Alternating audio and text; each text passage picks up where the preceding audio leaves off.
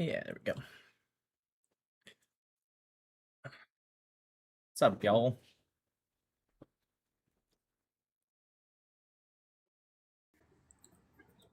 What's up?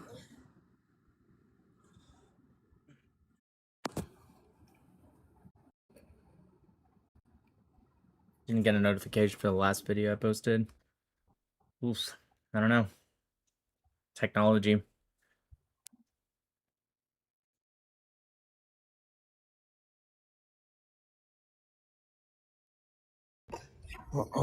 Chef, what's up? Hey Nick, man, I just want to first by saying that, dude, I love what you do, man. I've been watching your videos, and I just love it. But I want you to help me understand something, and just maybe from really be honest. I try to get your boy. I try to talk to your boy. I forget his name, but he kind of does a similarity what you do. I think he hosted the first part of you and Myron's debate. But yeah, I it's been hard to get up on this live to talk about it. But okay, I don't want to beat a dead horse here. So let me get this straight, okay? Israel. So I just don't. First, let me say this: I don't understand what's so hard about determining who's a good guy, who's a bad guy here. When Palestine, or let me say Hamas, flew over the Israel border, and I guess what did those nasty things to innocent women and children and killed them and all this and that and the other, and then Israel retaliated and literally blew them up. Why? How is it so? What do people, the Israel critics? Why is it so hard to determine? The bad guy here. I just don't get what they see from Gaza just literally coming over and just literally raping these kids and women and be chopping off their heads and all this, and Israel just retaliated. I just don't understand. Okay. What's your question for me? My question is, why is it so hard for people to not see Israel as the good guy in this war? Yeah, I mean propaganda. I just think it's the whole no Jews, no news kind of nonsense that we see in just about any other major things. But overall, to keep it simple, I would just say propaganda, as simple as that. Okay, and I just don't know. See, I don't see why Israel is also so hated like they are, like in a lot of Palestine supporters for this war. If they hell, you can't even the way they're protesting for Palestine. You can't even go to Palestine and protest this, man. They'll end your life for it. Yeah. Yeah, I mean, listen, we're just outnumbered. It's always going to be the case. There's 2 billion Muslims in the world already. Most of them by far going to be pro-Palestinian.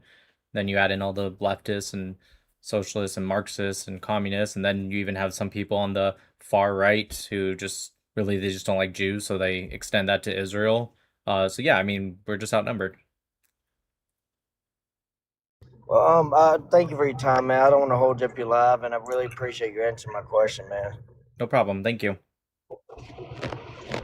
Thanks, Nagin. Thanks, Lammy. Everybody liked the live. I don't know why it's stuck at such a low viewer count.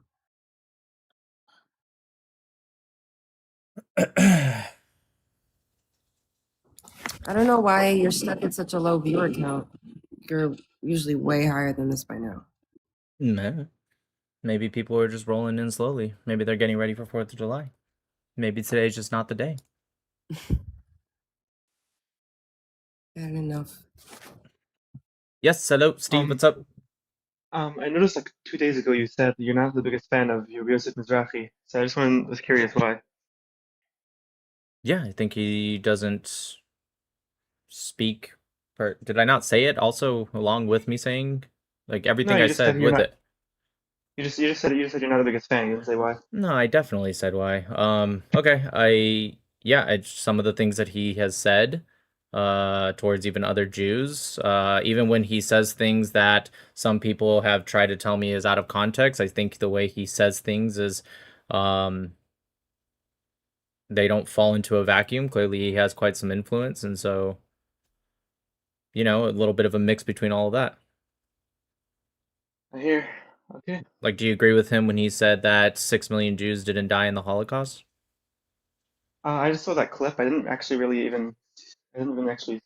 see what he meant when he said that. I thought like it was I thought Well, it was the rhetorical. context of what he meant is that he believes there's only 1 million Jews because he doesn't consider those that were killed for being Jewish. He doesn't personally consider them Jewish because they're not halakhically Jewish. I don't even know if he's right, if 5 million of them would actually go off of the idea that they're not halakhically Jewish, or maybe he just meant because they weren't pious slash religious.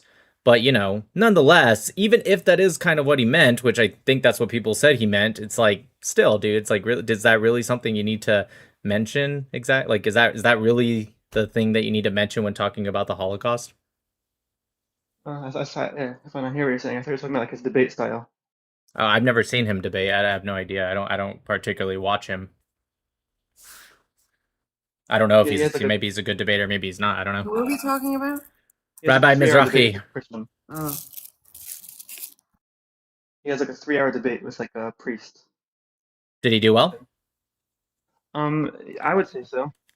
He's like 7 years old. More like actually like 20 years old. Why would you say he did well? I mean, I don't know. I mean, you might be right. I didn't see it. No, it's the point you see when you watch. You just see that like he's Right, but what about his debate style do you think made him do well? You agree. I assume you're Jewish, yeah? yeah. Okay, so obviously you're gonna agree with him more than the pastor, priest, or whatever. But like putting your agreement aside, like when you talk about debate style, that has nothing to do with whether you agree or not. You can disagree with somebody and say they debate very well. I mean, the priest ended up saying that like he hears his questions, he doesn't know the answers, but he believes there are answers. I mean, that's fair. What's wrong with that?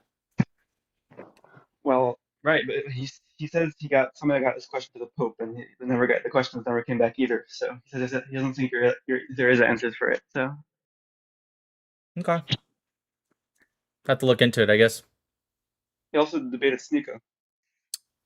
Okay, I mean, you could be really dumb and beat Sneeko. Like I know that was like my most famous like debates that I've done, but that's why I said when people are like, "Oh, you destroyed him," I'm like, "Thank you," but also like, shouldn't I? Yeah. I mean, it's not like he's smart. He's not even a good debater either. Right. Okay. Thank you. Thank you. Appreciate it. Yes, mommy, I'm right here. Yes. she wants me to keep the door open, but we can't do that. I would, but the echoing is just going to drive me crazy. Yeah. Hello, can you hear me? Am I audible? Sure can. La A. Yeah, you could just call me Anas. Call me Anas. Anas for short. Yeah. Okay, what's up?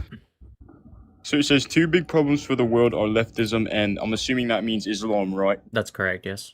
Okay, wait, one question. Do you know who Nick SWV is? You look like Nick SWV. SWV, you said? Yeah.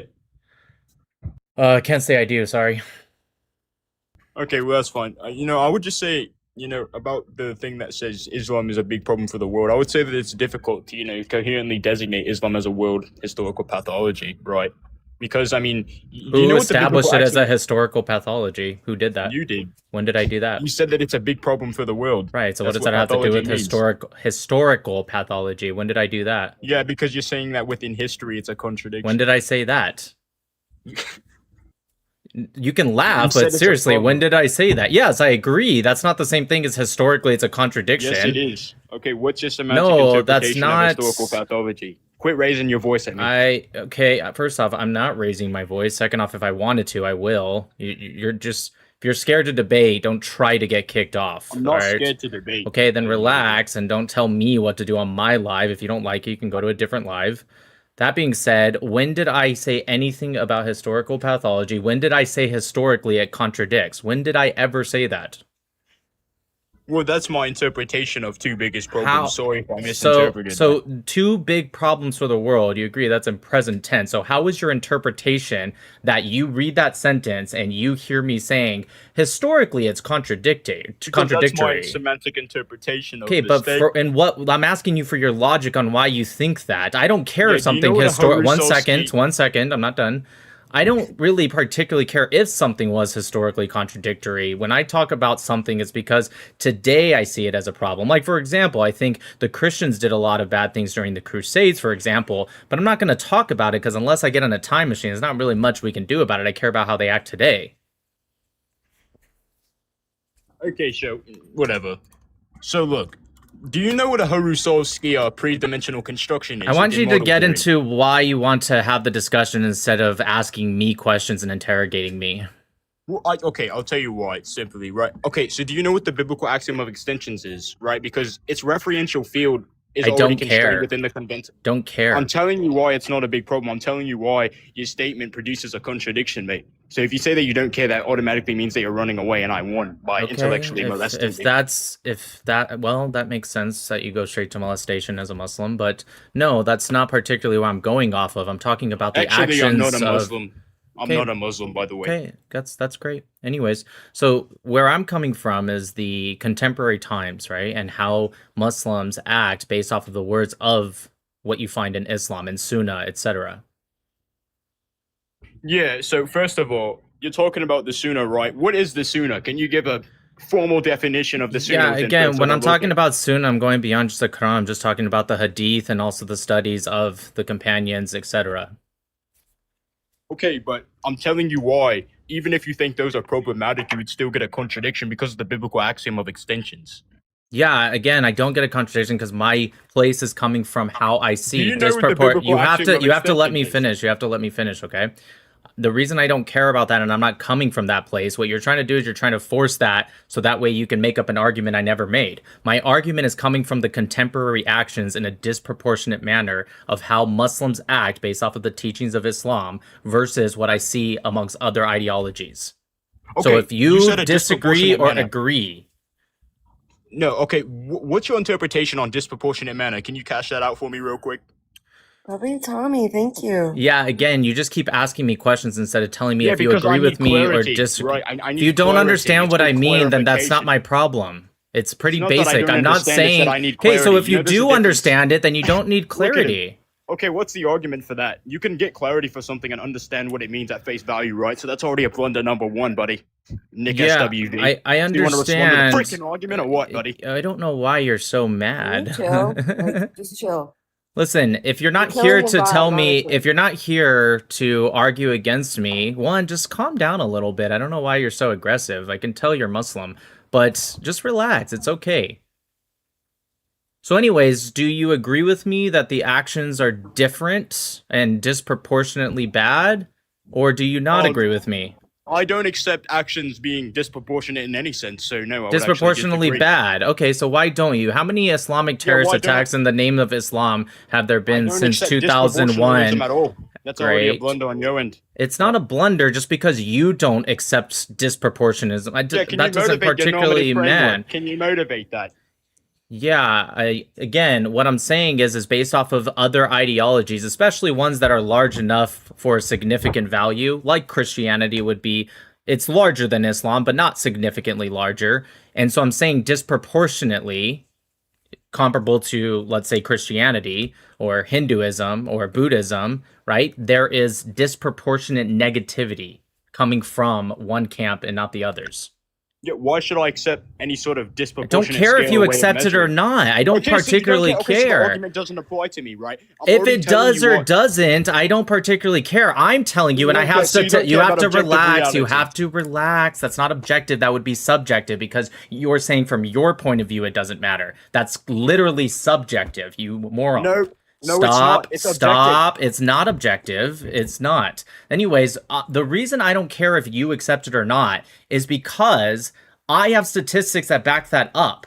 Now, if you disagree, then tell me why you disagree. But if your only argument up to this point, after arguing for like 10 minutes now, is just I don't accept it, okay, fine, you don't accept it, then we can move Okay, on. I'm not just saying I don't That is all accepted, you've right? said. That is all No, you've it's said so not. far. Yes, it has.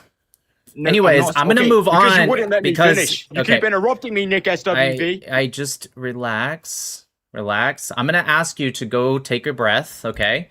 Come back in like 10 minutes because right now you're wasting my time and I have 7 people waiting to come up. So re-request after, splashing your face a little bit because you keep just screaming and yelling and you keep asking questions. Anyways, Yashad, go ahead. Hey man, can you hear me? Yes, I can. Ah, perfect. But you have an First echo. of all, Oh, sorry about wait 1 second. Is it better now? Yeah. Test. Yes, it is. Hello. Okay, perfect. I had a question. I want to ask you about like the MOU and like pretty much the bigger picture. And what I was asking is that what do you think of MOU as it is being developed right now with all of the things that happening in the Middle East from Iraq that's pretty much arresting all of these like corrupt politicians from what do you call it, the Lebanon, that Admiral Brad Cooper said that they're gonna work directly with the Lebanese army and like all of these stuff. And I want to see, do you think that does your opinion has been changed maybe a little bit toward like it's maybe like a bigger plan or still this kind of stuff pretty much? What's your question? I want to see that. Do you think that now that with the stuff that's start to happening, do you still think that this MOU it was just a bad deal, or is it maybe it's going towards like a bigger picture of this? Yeah, as I've said before, I do think that it's a bad deal, but I can't answer on where it's going because that would just require me to like predict the future, and I don't have that ability. Okay, fair enough. Thank you so much. By the way, I saw the interview with Julia Michael as well. That was fun as well. Thanks, appreciate it. Reluctant, go ahead. Well, I mean, I half agree with you that leftism is definitely a problem, but I don't see how Islam is any different than Judaism, being that you both marry children. Okay, when does Judaism marry children? You can view any country that Judaism is the prevalent religion. There's only one And see country that in you the are- world. Hold see on, that one you are second, one of one those- second, No, one second, no, one that's second. incorrect. It's not incorrect. That's incorrect. I'm It's- sorry that your just give me. propaganda would Okay, lead you to believe relax, otherwise. relax. Guys, one by one, please. Listen, Peaceful Tel Aviv conversation. is not the only. Listen, stop, you moron. You said country. Tel Aviv is not a country, you idiot. It's a No, city. it's Tel the Aviv capital is a of the country. city. You remedial Right. shit. Yes, you said country. You said look at any country, and then you said Tel Aviv. If you didn't mute me like a woman before I was Relax. done with my Just sentence, stop, dude. You're the one acting You like have a to woman. relax. There you go, Yes. muting Okay. me. To women. Yes, I'm going to continue to mute you as you continue to crash by- out. I need you to relax. raised by mom. I raised I by have mom. one question, okay? I'm You're gonna not give you even one more. Jewish, You you guys, fucking idiot. okay? I'm Everyone, sorry that you please lack the stop. emotional composure to Okay, act like a dude, man. I don't fucking care. I don't care about your emotions. I'm not your therapist. Stop being emotional. I'm just gonna ask you, okay? What country, other than Israel, is Judaism prevalent or the majority or whatever? Just give me one country that's not Israel. That's what I was trying to ask you, but you kept crying and isn't. whining. There is. Well, of course there There isn't. isn't, but he thinks there is. So I need him to stop being so emotional, relax, take a breath. You can come back up, but without crying and whining and bitching, answer the question. What other country other than Israel? Like you said, Hamza, there is none, but you have to answer that. If you consider the United States, because It's only the majority- 2% Jewish, so I wouldn't consider the United States. So then there is no other country except the homeland itself, the Holy Land. All right, well, I'm gonna see if he's willing to calm himself for a second, just enough to answer the question. I'm gonna give you one more chance, but seriously, calm down. Don't say anything, just answer the question. What other country other than Israel is majority Jewish? The Nazis should have burned you all. Do you have No, an don't answer say to that. the Hamza? Can you shut up for a second? I got it. It's That's fine. what I said. The Okay, Nazis should great. have burned you Okay, all. okay, but do you have an answer to the question? I don't care that you're crashing out and I you will realize you were answer an wrong. intelligent. Okay, I will go ahead. answer So an just tell me intelligent what question. country other than Israel, because you said all of the countries, you said only Israel. You said that's not true. Okay, so tell Hey, us. Cuck, would you stop speaking through your nose? Jesus Why don't you Christ. speak with your fucking diaphragm, you baby bitch? Are you just like upset that you were wrong, so you're just like crashing No, out on just everyone? man up and Okay, use your testosterone I to got speak. it. Cool. So can you answer the question? You're not going to offend me. I'm good. Can you answer the question now? Well, your whole existence is an I got offense. it. I That's got it. why I you were got it. raised I'm by your offended. mom. Yeah, it's horrible. Yeah. Anyways, Yada can you yada answer yada. the question? You put your ears. You put your Why are you fingers in your talking to this ears like a guy? child. Just seeing if you'll answer the question. I don't care that he. Oh, I'm sorry. Have fun dying of cardiac arrest, kid. You put your fingers in your ears like a child because you're too emotionally immature to deal with the truth and the fact that you are pedophiles just like Islam. Robot. You're a pedophile, bro. You're defending Wow. pedophilia. You got me. You got me. I did. Does this guy think I'm I Jewish? did. And you know the purge is gonna come with your Jewish ass flag. I'm sorry that you will all be on spires. Dude, you sound gay, dude. All right. Anyways, Hamza, go ahead. Yes, so there is no other country. There is no other country. However, people are people wherever you go. So you're always gonna find good and bad all over. But what's going on right now, I blame both the government, the IDF, and I blame Hamas being a Okay. Palestinian. Okay, because people are people. People have nothing to do with it. So all this destruction is costing lives and torture and all that, and it shouldn't be like this. It should So not why do be you like blame the IDF, and why are you both I siding blame- the situation? I'm blaming both IDF and Hamas for the destruction and the killing of people on both sides. That doesn't answer my question. Well, actually, it does. Mr. Doesn't. Nick. I said, why do you blame the ID? Okay, I'm gonna ask my question again, and I'm gonna say how you answered it. I want you to listen, and I want you to, with a straight face, tell me you answered my question. Are you ready? I Go ahead. asked you two questions technically. I said, why? One more time. Why do you blame the IDF? And why are you both siding the situation? And you said, well, actually, you repeated what you already said before I asked the question. I blame the IDF for the destruction, ... I didn't ask what you blame the IDF for. I said, why? So do you agree you answered my question, or do you agree you did not answer my question?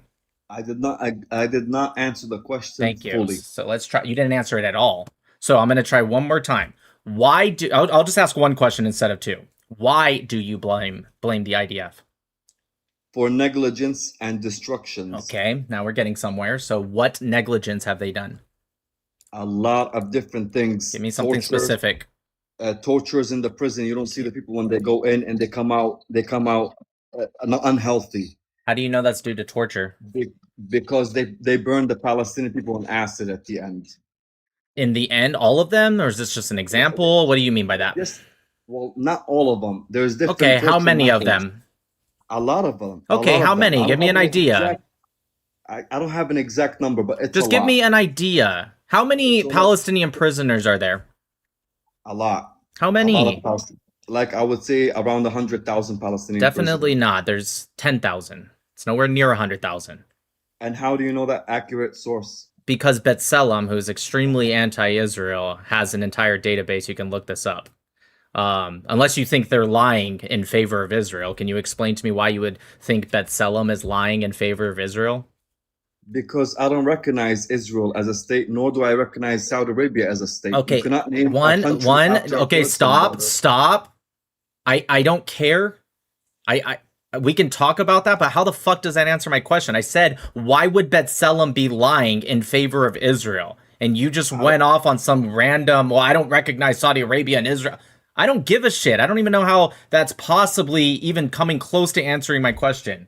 So I'm going to ask the question again. Do you think, and if so, why, would B'Tselem be lying in favor of Israel? First of all, I don't know who Salam is. B'Tselem, it's an organization that's pro-Palestinian and very anti-Israel.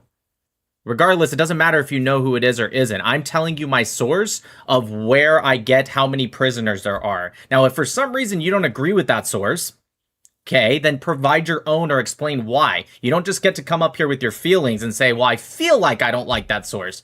I don't really care, dude.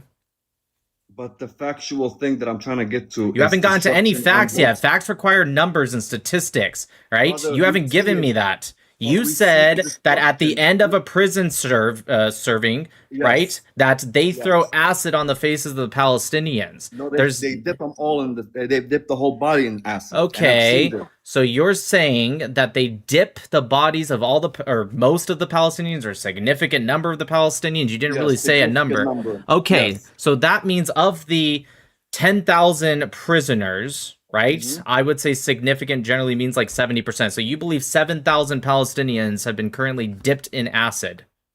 Somewhat. And can I you don't have provide the- a source I for don't that? Can I you don't have provide it. can you provide a source for that? Brother, either or. Can you provide a source? Can you provide? Okay, so where are I've you? seen a video. Stop I saw a changing video. the subject. I don't.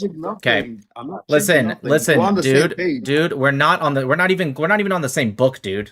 Okay? What do you- I need you, I get it. I don't agree with any of the shit you're saying, okay? But for us to have a conversation, you need to fucking stop trying to move past that conversation. If you really want to move past this part of the conversation, then say, you know what, Nick? I exaggerated. I was lying. I was wrong. I need to look more into it, but I don't actually know if I'm telling the truth. Or you can continue by saying, Nick, the reason I say that a significant number of the 10,000 Palestinians have been dipped in acid full body is because of this source. I'll accept a video. I can pull the video up right now. I can watch it and determine if that video actually backs your claim. I'll accept Al Jazeera. I'll accept Times of Israel. I'll accept a blog post at this point and determine, but I need to know where you got it from. Because right now, what it sounds like is you saw a video of maybe someone claiming that happened, and you're trying to expand that as in the whole Israeli prison system, and you're trying to get me to both sides the situation with IDF equally as much as Hamas. And I'm not going to do that unless you provide some kind of evidence. So stop fucking trying to move past the conversation and fucking man up and tell me where you got that information from. Go. Okay. I'm gonna do my research, and next time So I come you here, I don't will give it to actually you. know. Got it. I So will what have you're the telling source. me is you don't actually know what you said, and you're trying to trick me No, I because know I'm what I said. because I'm I not won't Jewish, trick you. I'm not an doesn't Arab, I'm not matter. Muslim, I'm not Palestinian. So You're a you're human trying being to at the spread end. your propaganda by coming up here with this bullshit. I'm Palestinian and I actually condemn Hamas. Look how moderate I am. You know what you guys do when you do that for people like me as someone ask who's a not question? no you cannot. For someone like cannot? me who's I not cannot, Jewish, then I'm you're not oppressing me. Israeli.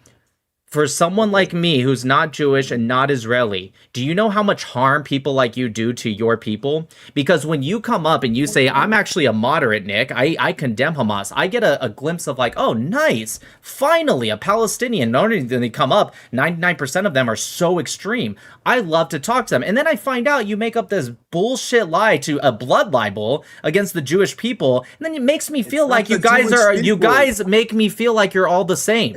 Because it's not even the- when I talk to a moderate Palestinian, you make up this weird thing that 7,000 Palestinians have been dipped in acid. Do you understand how insane you sound? It sounds insane, but it's not the Jewish people. It's not the Jewish people, nor is it the Got it. Christian Just or the half Catholic. of the Jewish Or the people. Muslim. Got it. No, Just not half even of the half. Jews. No, Well, half no, of the no. Jews live in Israel. No. So yes, No, yes, yes, no, no, yes, not at all. yes, Can you hear yes, me? definitely. Half of Can the you Jewish hold on? people live in Israel. Can you please hear me out before you interrupt Do me? It's half not the Jewish people live in Israel? It's not the Jewish Do people. half the Jewish people live in Israel? Do what? Do half the Jewish people in Israel do what? Do half the Jewish people in the world live in Israel? I don't know. You tell me. The answer is yes. And so you're saying the IDF, which other than a few exceptions, by far the Jewish people in Israel will serve in the IDF. So you are saying about half the Jewish people because you are saying the IDF. So don't sit here and tell me I'm wrong when I said you said about half the Jewish people because you did. So what's going on right now? Is it humanity? Is it humane or inhumane? What's going on with as Yeah. not Jewish, as a human being? Please talk Sure. to me as a human being. Yeah, so Not this as a is Muslim, not as a sure, I Christian, can not as a answer Jew. that. Yep, I can answer that. On both sides. Yep, I can answer just- that. You don't have to re-ask the question. I can answer it just fine with one time. Go ahead. Yeah, Go ahead. so this is a trick propaganda type question that Palestinians try to ask you to force you into a corner. And I want every pro-Israeli, especially those that debate this topic, to never fall for such a stupid question. War itself, question is stop. stupid? Yes, it is, and I'll explain why. It's stupid. Yes, right? it is, and I'll explain why. It's also Okay, explain. Go gaslighting. ahead. It's a very Go ahead. gaslighting question. Because war itself, even war run quote unquote perfectly, whatever that means, right? I guess perfectly as we established it with some imaginary community, right? War will always be inhumane. Always. Correct. Even if you run. I got it, Hamza. Thank you. I appreciate you backing me up here. Anyways, war is always inhumane. So when they ask you such a vague question, it's because they want to remove all nuance and context of this war. They ask you, hey, Nick, do you think, what Israel is doing in Gaza? Or sometimes they'll say, do you think what's happening in Gaza, you think it's humane? I'm forced to say, well, no, just because I think war in general is inhumane. Some Correct. cases, not all the time, but some aspects of war are inhumane. So then they go, see, Nick Mattel, the big Zionist debater, just said it's inhumane. How about instead of asking such a trapped question and gaslighting question, why don't we ask, do I think what Israel is doing is justified? That would be yes, absolutely. As a Zionist state, yes, but as a Jewish state, no. As a Jewish state, they should be going significantly harsher on you guys. Well, it's not. You are us. correct. They're not acting like a Jewish state. If it was the Davidic line and we were under Davidic rule, you guys would have been pushed out a long time ago, as they should have Yeah. done And a you long guys- time and- ago. And you guys would have been, either or. Any way you see it, it's still a bad result and a bad answer. I agree. What happened to Because Gaza either in or. what happened to Gaza in the Tanakh? It's not just Gaza. You said it's not a brother. Jewish. It's You said it's not a Lebanon. Jewish war. What happened to the Gaza in the It's a Tanakh? Zionist- What book was it it's a in? Nick? Zionist war. Book of Amos. No. I'm saying you said it's not a Jewish. And you guys are not even the real Jews, bro. You Okay, guys fine. even We're not the real Jews. Whatever. It doesn't matter. But the I'm point is, telling what you. happened to Gaza in the Tanakh? In the book Think of the Amos. Book of Joel. Book of Amos. Amos. Yeah. What happened to Gaza? You said not Jew. It's Tell not me, a Jewish tell war. me. Tell me. I can read it for you. God brought down lightning and sulfur On Gaza. and destroyed Gaza because the people living there were trash. The Goyams. The Goyams no, are the living there. Philistines. Uh-huh. No, not the Goyim. They're not the same Philistines. Philistines, brother. It's a different kind of group. Those Okay. Philistines, they left. Hamza, the Philistines in the Tanakh are Hamza, the Philistines. Hamza, not the same you're, Philistines as- Hamza, you're You guys are trying mixing to things up. interrupt him so much that you think his argument is about the Philistines. It's not. You're correct. This was about the Philistines, but that's not Hammer's argument. He's telling you because your statement was you're not acting like the Jewish state. You, me, and Hammer in this case are agreeing with you, and we're telling you what happened to Gaza when people transgress. I'll read the verse for you right now. It said, "Thus said the Lord, for 3 transgressions of Gaza, for 4 I will not revoke it." Because they exiled an entire population. See, the people at the time, they actually kidnapped people and brought them in and then sent them into exile. Sounds pretty close to what you guys did on October 7th. Anyways, an entire Samson. population. Just an example. Wait, hold on, Samson. stop. Hamza, hold on, I'm not done. Which they delivered to Edom. I will send down fire and sulfur upon the walls of Gaza, and it shall devour its fortresses. And I will wipe out the inhabitants of Ashdod and the sceptered ruler of Ashkelon. And this is Sounds good to this is me. what Hashem said. This is what Hashem Sounds good to said. me. That's correct. This is what Hashem said. Sounds good to me. Well, the book of Amos is not the Torah. It's not like God gave Well, that it's on okay, Mount what's that? Sinai. Uh-huh. But Wait, yes, you're it was telling me written. your God didn't destroy cities? My God and your God is one God. No, That your no, believe creator me, and my Allah is not creator is Hashem. one I creator. guarantee you Allah is not Hashem, but that's not the point. What do you Didn't mean? Allah It's interpretation destroy- of different languages. What are you talking Didn't about? no. Your That's God is not our hypocrisy. God. What do you mean Your God is our not our God. I can prove it. Okay, prove it. Prove it. Is In- your God the God of Israel who revealed himself to 3 million Jews at Mount Sinai and chose the Jewish people to be a light amongst the nations, amongst all And the look, people of the world? brother, it's not the Jewish people. Excuse me, I asked you a question. Ask.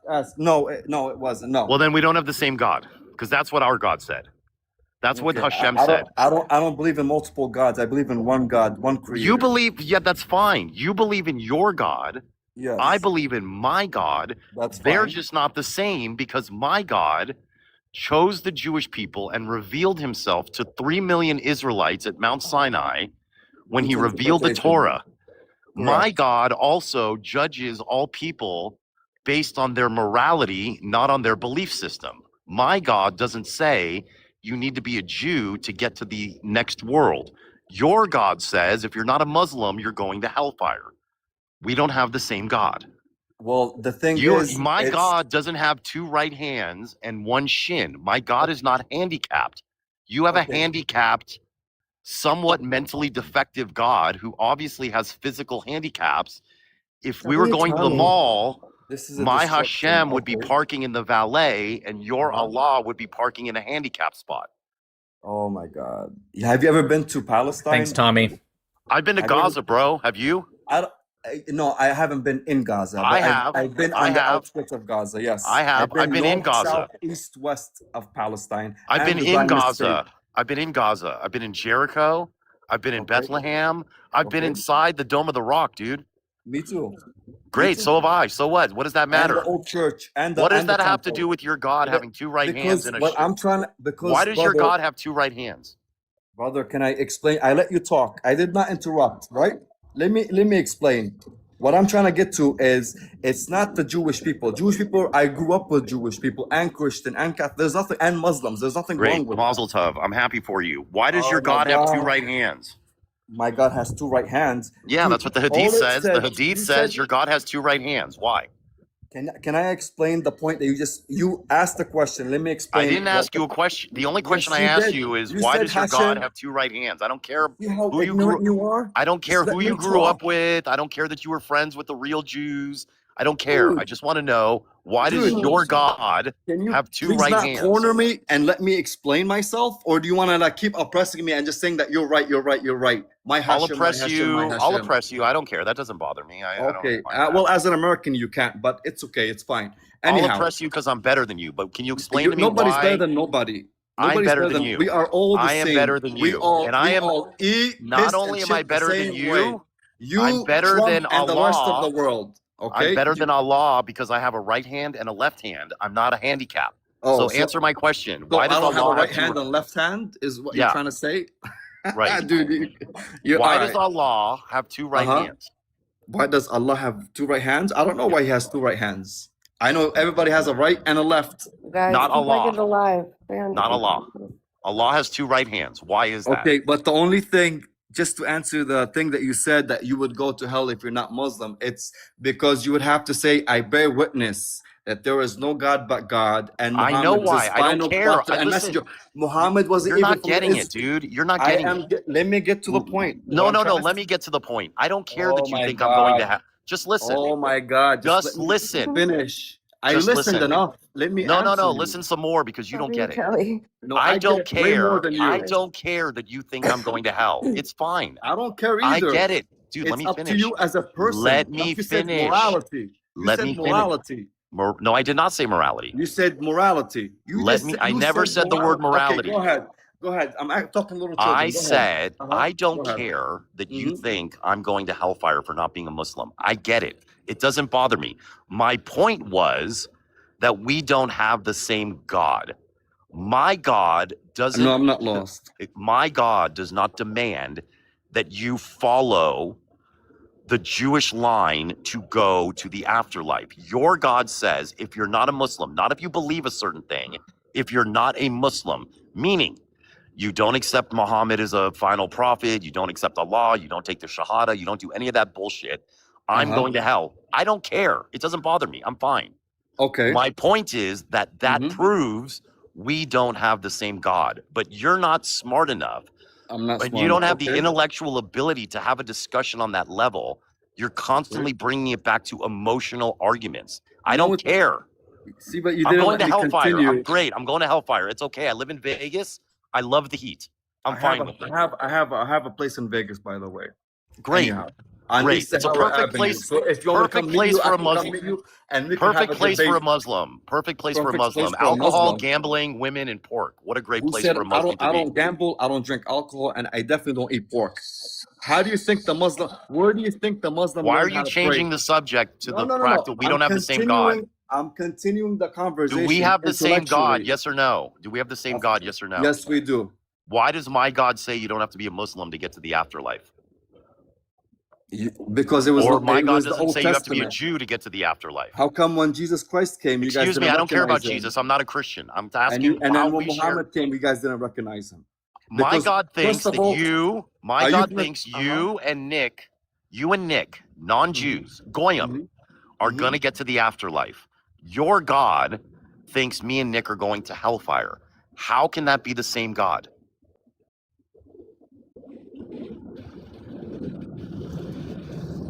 You put me in the corner because this is a question. I want to answer it, but you're gonna still talk back and trying to shut me down and not let me get my own freedom or my own speech.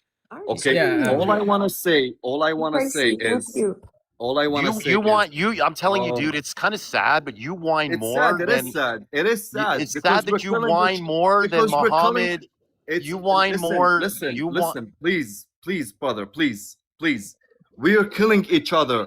What's the end I'm not result? killing Hamza. anybody, dude. I'm not Yes, killing we are. anybody. Hamza. I'm not killing Yes, we anybody. are. Hamza, Yes, we are. Hamza, relax, okay? Listen, this is not a this is not a Miss USA pageant or something where you're, just saying things, okay? He asked you a specific question. If you don't know and you want to move on, right, to a different part of the conversation or a different conversation, just say, you know what, Hammer, you raise a good point. I don't know the answer. I'll look into that and we can move on. Or you Yes. can say, Okay. Hammer, You know, you're Hammer, right. Yes, you know what, Hammer? Your question, I'm gonna have to do research on it. However, my question is there a way that we could all live in peace? No. Okay, I don't really care No. about. I don't care about this whole peace talk stuff If like no, that. then if no, Doesn't then matter. no. Then we can't. No. Then till the last day to the last drop of blood, then we will never end. And we will What's always defend our Dar? freedom. If you think we Because can we're live in freedom. peace, okay, fine. If you Yes. think we can live in peace, can you Because I explain know to you're the? not an Israelite. Okay, I'm great. an Israelite. You're not Fine, you're an Israelite. Great, Yes. Mazel tov. Good for you. Go make Aliyah. Okay, See how that Mazel works tov. out for you. All right. You guys have Yellow. such a Go ahead. serious identity. Let me ask you a crisis. question. It's actually sad, and I feel bad. Let me for ask you a that. question. If you Because think he's we can racist. Yeah. if you He's think we can racist. coexist, if you think we can have peace, Of course we could you can. explain to the classroom what Dar al Harb and Dar al Islam. Dar al Islam, Dar al Harb and Dar al Islam are? Dar What are al-Islam. those two? Dar al-Islam. Okay. The Dar al-Islam means the house of Islam. Right. Okay. And then what's the other one? Dar al Harb. Dar al-Harb is the house of war. Right. So what happens between the two? I don't know. Please fulfill me.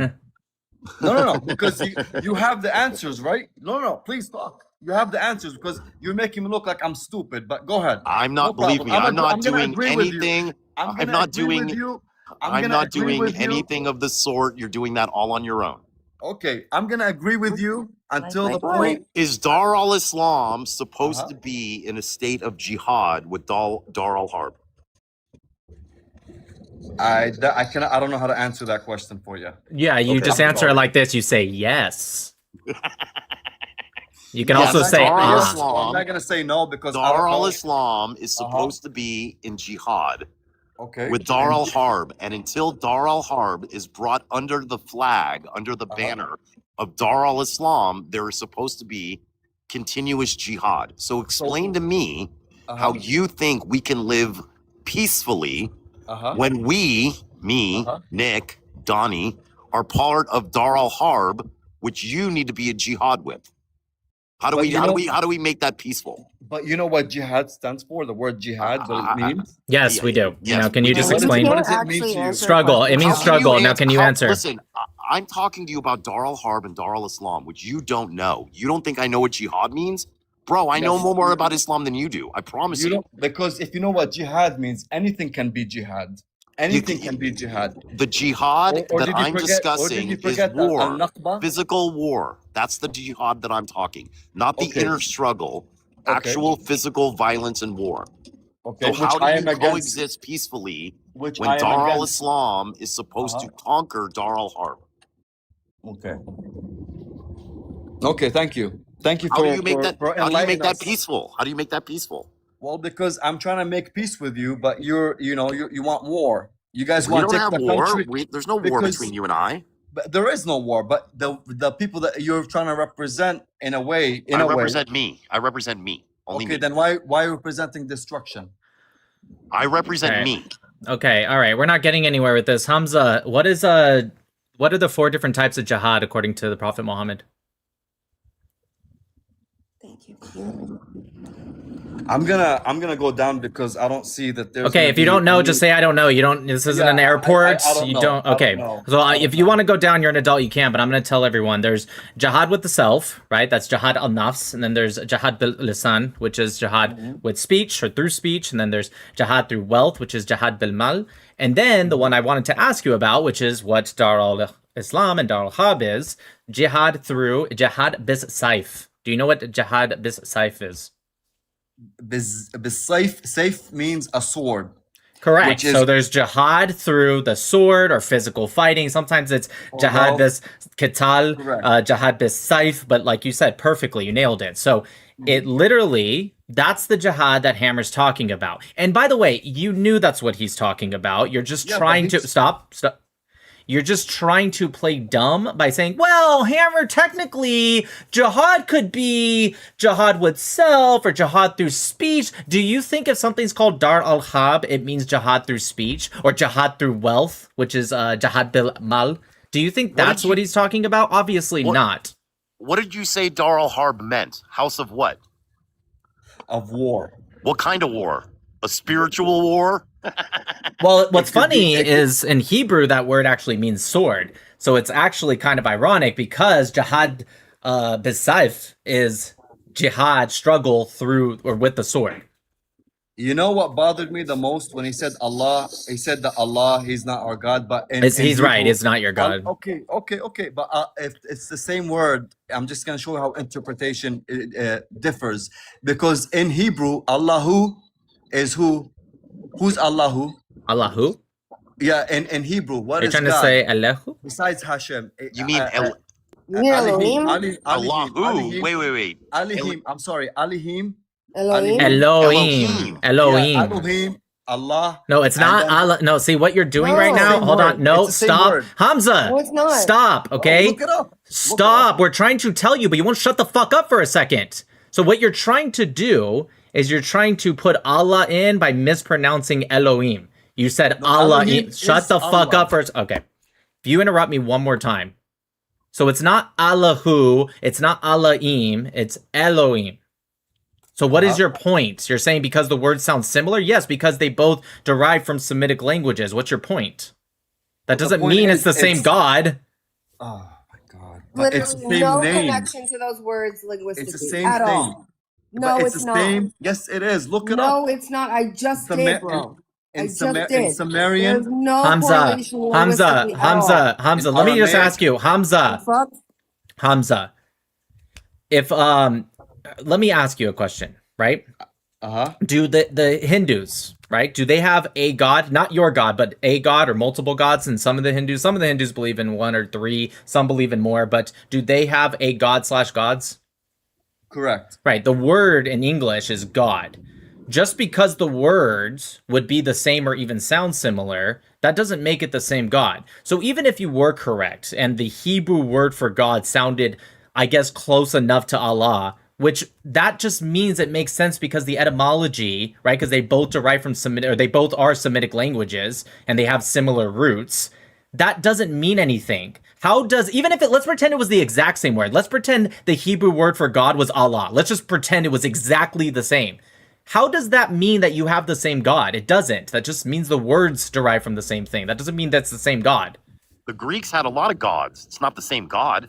Correct. Right. Okay. So what's your point? But it's the same word. It's the same word.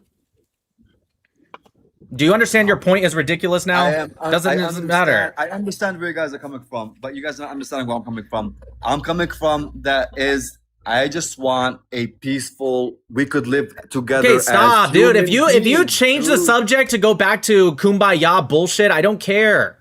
I don't care. I care about It's not a action, not problem. words. It's not a problem. It's okay, brother. May God bless you, and may God bless all of you. Okay, have a good day. Yeah, and may the mashallah. Holy Okay, Spirit you be really with don't you. have to announce your departure, dude. It's not an airport. Ah. I love how Okay. every time they like don't understand an argument, they just go back to like, why can't we be friends? Like, dude, I don't stop. Hi, Rabbi. Hello. Hey, so just a simple point. Where have you Of course they been? have a similar. Of course they have a similar name. They stole everything good in their religion from Judaism. That's true. But I grew up with a TV show called like Newlyweds or something that had a guy named Nick. I'm currently watching a show with a guy named Nick. That doesn't make them the same person. For example, No. the guy on Newlyweds was a guy with a pride haircut who was married to a woman way out of his league. Oh wait. Okay, but there are also We differences missed you. between the two Nicks. I'm just gonna let him get it all out because he's been gone for so long. So just get it out. Also, I'm Okay. sure tell him about how I didn't mention you in some interview that I'm sure I had recently. At least Nick Lachey, when he does an interview, mentions me. So Nick just because Lachey. two people Nick are Lachey. named Nick does not make them the same person. Just because you name your God after mine doesn't make them the same person. So all we need to do is say, well, who is this guy named Elohim? Well, Elohim says, I created you in my image and I ask you to follow in my way. Be holy because I am holy. Do justice because I am just. Seek out the poor, the widow, the orphan, because I seek out the poor, the widow, the orphan. Respect your parents. Treat your neighbors right. Okay, 1 second. Let's check up this other guy with the Allah name. Search out between every rock and tree and find a Jew and kill them. Marry the 6-year-old. No, that's not the same guy. I understand they have similar Definitely not. sounding names. But just because two people are named Nick doesn't mean the same person. Unless he has like dissociative identity disorder or something. I don't know. But Yes, Rabbi Lit. For those on YouTube, if you guys don't know, this is Rabbi Litvin. He's a great guy. He used to come on my lives a lot, but then he decided to just disappear for like a couple months. How's your shoulder or collarbone or shoulder? Arm. Arm. Wrist and broken. Ouch. This guy did an interview with inside of the emergency room after Massey lost. Who was it with? ITV. ITV. He didn't mention me, by the way. But anyways, he did an interview in the emergency room after breaking his arm to talk about how Massey lost. That was Certainly didn't mention me. pretty G. For sure. Joe. Certainly didn't mention me. Mm. Okay.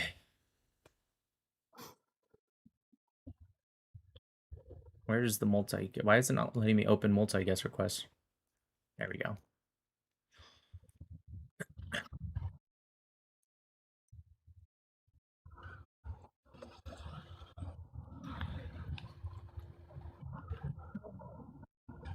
hey, Jane, I love you. So while Nick's figuring this all out, everyone in the comment section, are you getting soccer fever like Nick? Nick called me up today to tell me, after I've been telling him for years how great soccer is, he's like, soccer's pretty cool. I'm really digging this shit. It's great. I like soccer. I like soccer. I'm like, no kidding, bro. I've been trying to tell you. Great match by Team USA. Bullshit red card on Balogun. But Belgium on Monday. With the 10-man team, still scored that second goal. Balls. Heart. I love soccer. Heart, grit, determination. Great. I've been really touched by the kindness and the recognition everyone showed. For example, Iran and Egypt played in the gay pride game, and they finished the game with a 0-0 tie, which is the gayest thing I've ever heard. So that's DJ just so said nice America doesn't love soccer. We love to competition. recognize that culture. That's true. To Yep. the guy that said let me up, I disagree. I tried, but you didn't connect. So text RODG. We That do your- love competition. We do love winning, but I think people are recognizing how fast and intense and the physicality that's involved in soccer. A 0-0 match can be more exciting than a 3-0 match. So it really depends. That's true. That is true. I still can't get over though how much they do flop, but you know. They do.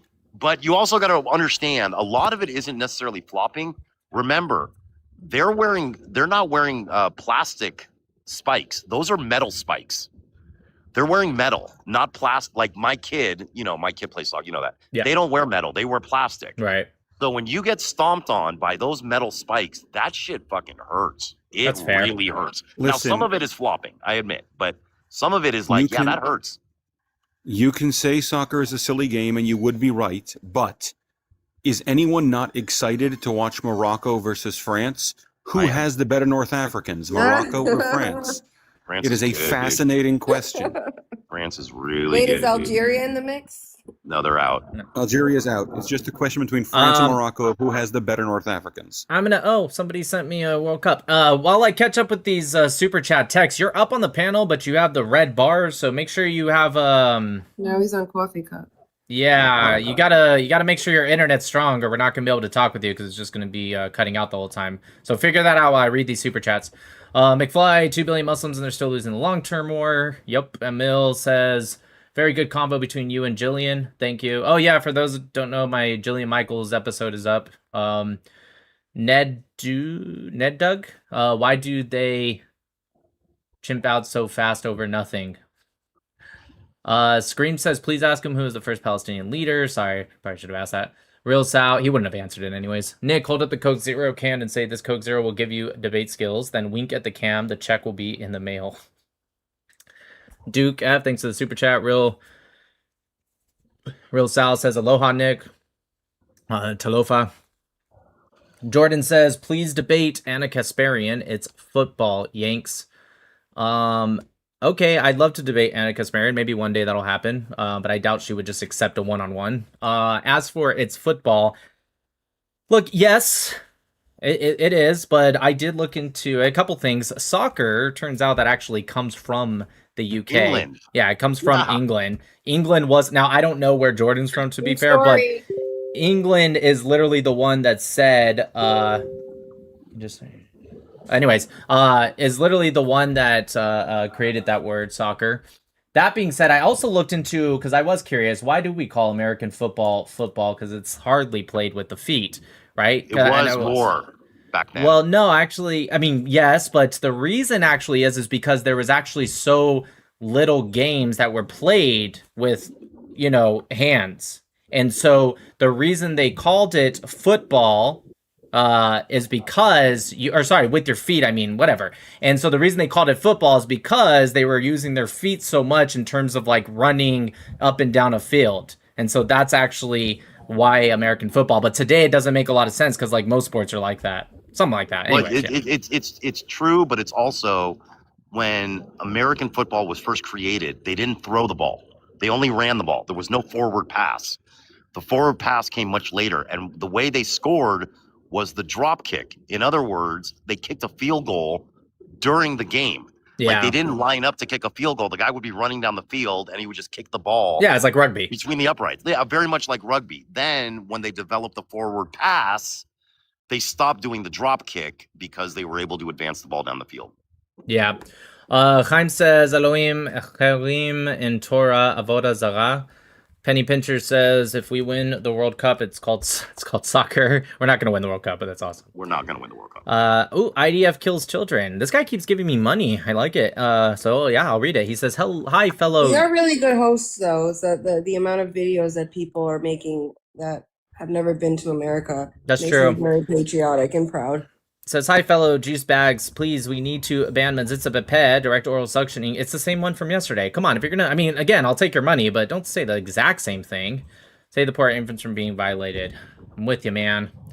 Free Palestine, I think, or whatever. Mayan says, welcome back, Rabbi Lit. And the Real Sal says they used to punt a lot, which is why it was called football. They would run up the, yeah, exactly what Hammer said, for like 2 yards, so they would punt always after 3 downs. AJ, stop, you crazy. Okay, Tex, you there? We can't hear you if you're speaking because you're paused right now. You need to come back into the app. All right, Tex, gotta drop you, dude. Oh, nope, we couldn't hear you anyways. It's all cutting in and out. You gotta fix that, dude. You gotta get some Wi-Fi or get in a better spot. I don't know, something. Corn Hey, Nick. Dog, what's up? How you doing, senor? Good. Do you think it's too late to save the country from communism? What, this country? No. Yeah, Did they, U.S. did they take over or something? Did I Yeah. miss Yeah, it? I was like, what happened? Who's the president? Is he a communist? No. Maybe I missed something. I'm referring to whether is socialism going to take over the whole party in 2028 or 2028? The Democratic Party? Yeah. It might have something with them, but not in as a whole as a country. No, it only works in. The problem is, this only works in areas that are really, really blue. Yes. If they want to compete in purple and light red districts, this shit won't fly. It's good in New York. It's good in Denver. It's good in LA. It's good in Chicago. But try winning as a congressperson in Iowa or, North Carolina with this kind of crazy shit. So will they take over the Democratic Party? I think there's going to be a civil war. We'll see who wins, but they're not Amongst going the to take over the Democratic country. Party, you mean? I'm sorry? A civil war amongst that party, pretty much? Yeah. Because I was thinking about that, but how do we explain Graham Plattner? Or do you think Susan Collins is going to wipe the floor? Susan Collins is going to win that. She's going to win. The She always wins. She always wins. Remember, all the stuff that came out on Plattner, that wasn't from her. That was from Democrats. That was Democratic Oppo research. Now that the general election is here, now Susan Collins is going to bring out the really, believe me, there's more to come. That's just the shit the Democrats were using against him. Man, that's even scarier because Susan Collins probably has a whole arsenal. Oh, dude, she's got a machine up in Maine. She'll win. I know that Hakeem Jeffries and the Chuck Schumers, they're like terrified of that wing, quote unquote. But I'm thinking if the Democratic Party actually puts up AOC, that's going to be a landslide win for whoever's on the right. Puts up AOC for what? President? Yeah. You're kidding. Stop. Okay. If the Democrats Their minds aren't running to dumb, places dude. like- yeah. No, The, they're dumb. They're dumb. but Not the people. Not the people that yeah. write the big checks. Right. That's what I'm saying. I'm not talking about the people that we see. I'm talking about the people behind the scenes. The Jews, of course. Hey, you know how the Jews own all the banks, right? Of course, yeah. That's what I've been told. Only the good ones. Only the good ones. No, the only bank we own is the West Bank. Alhamdulillah. That was a West good one. Bank. That was a good joke. That was a good one. Yeah. That was a good joke. That was a pretty good joke. But Pretty good. the last question I was going to ask was, I'm sure you're very well aware of Massey and Ro Khanna's Israel derangement syndrome, and my understanding was that this would take all the 3.3 million in aid that they were 3.3 billion, excuse me, that they were trying to cut out with that amendment. Was that did that get squashed completely? It's not gonna pass. And it wouldn't matter. Trump would veto it, so it doesn't matter. It's just to make a statement like, look, this is what we push for. It's just to appease they know it's not going anywhere. Okay. What's interesting is Massey was always this nuts. Like, this is not new. If you followed Massey, he's always been trash. Ro Khanna was actually somewhat moderate because he represents Silicon Valley.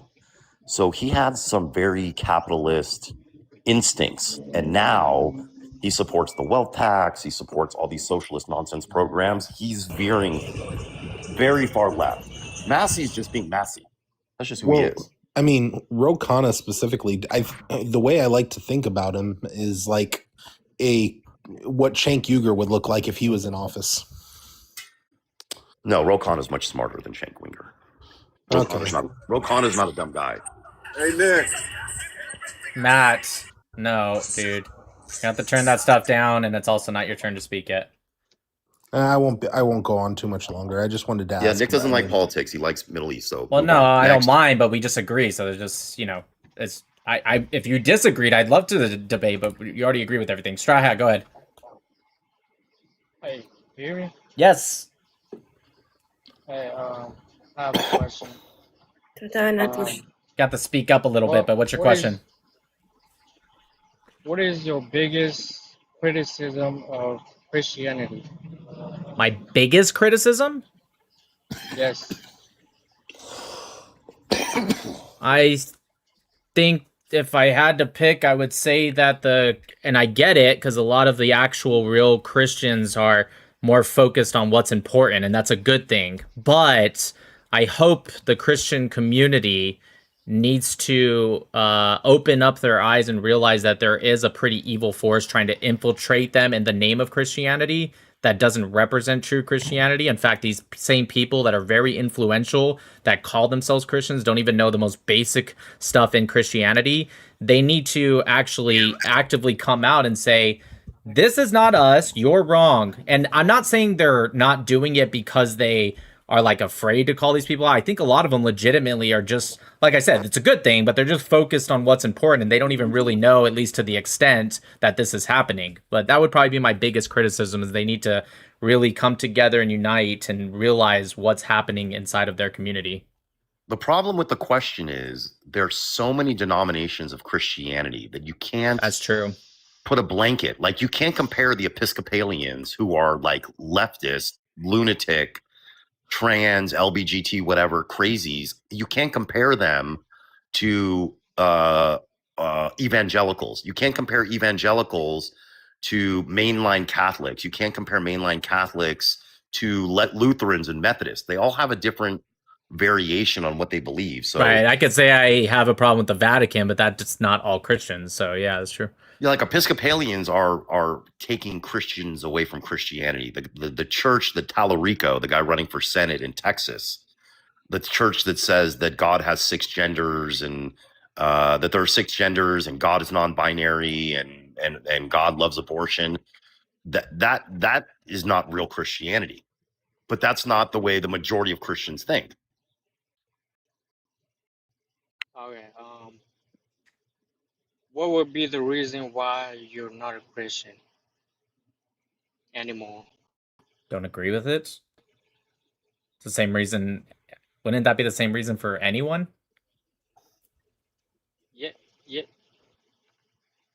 Yeah, but you left, right?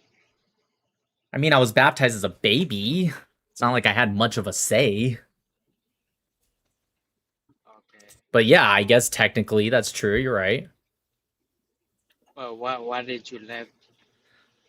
I've gone through this a lot, dude. It's I'm gonna go ahead and move on to something else, or unless you have a different question, because I talk about it a lot. I'm sure if you listen enough, you'll probably hear me go over it again. All right. Anything else? See. No. All right. All right. Thank Have a you. good one. Bye bye. Cremo, what's up? I got you, Iranian. No worries. I love Hoshi. Love you, girl. Cremo, you there? Oh, hello. Yes, hello. Oh, hey. Yeah. So I was listening to your theological discussion earlier with Hamza, and I was wondering how you reconcile what you guys were saying about the God in Islam with certain passages which explicitly refer to him as the God of the Jews and the biblical prophets. No one said he was the God of the Jews. Who said that? No, it makes explicit references to him as the God of biblical prophets like Abraham and Isaac. The God of Israel. The God of Israel is the proper way to say it. Oh, okay. Yeah, excuse me. But he's the God of, he's everybody's God. He is God. Right. He is the right. God of Israel, but he is God, period. He's not the God of the Jews. He's the God of humanity. Right. Yeah. I'm just saying that they're the explicit references to God as the God revealed to Abraham and the biblical prophets.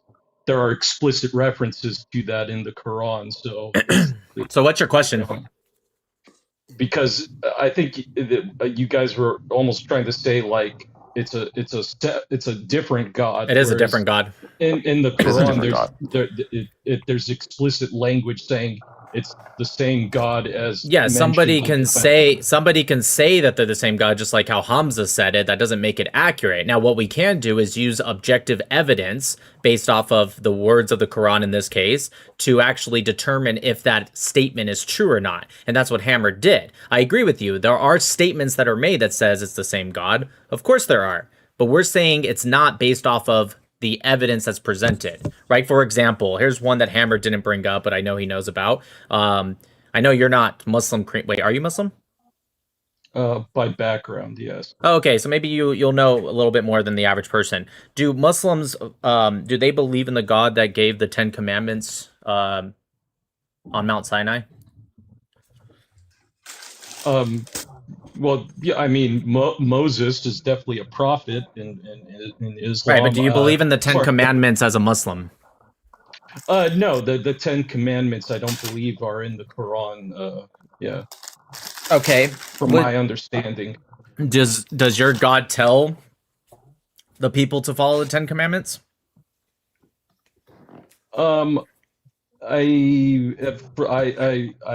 This is just, like I said, not claiming expertise here, but I know that in the Quran refers to Jews as the people of the book, and Christians as well, and that they should follow their book.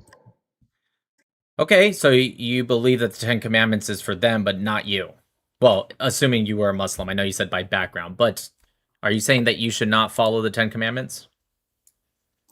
I mean, I suppose it's not specific for Muslims, no.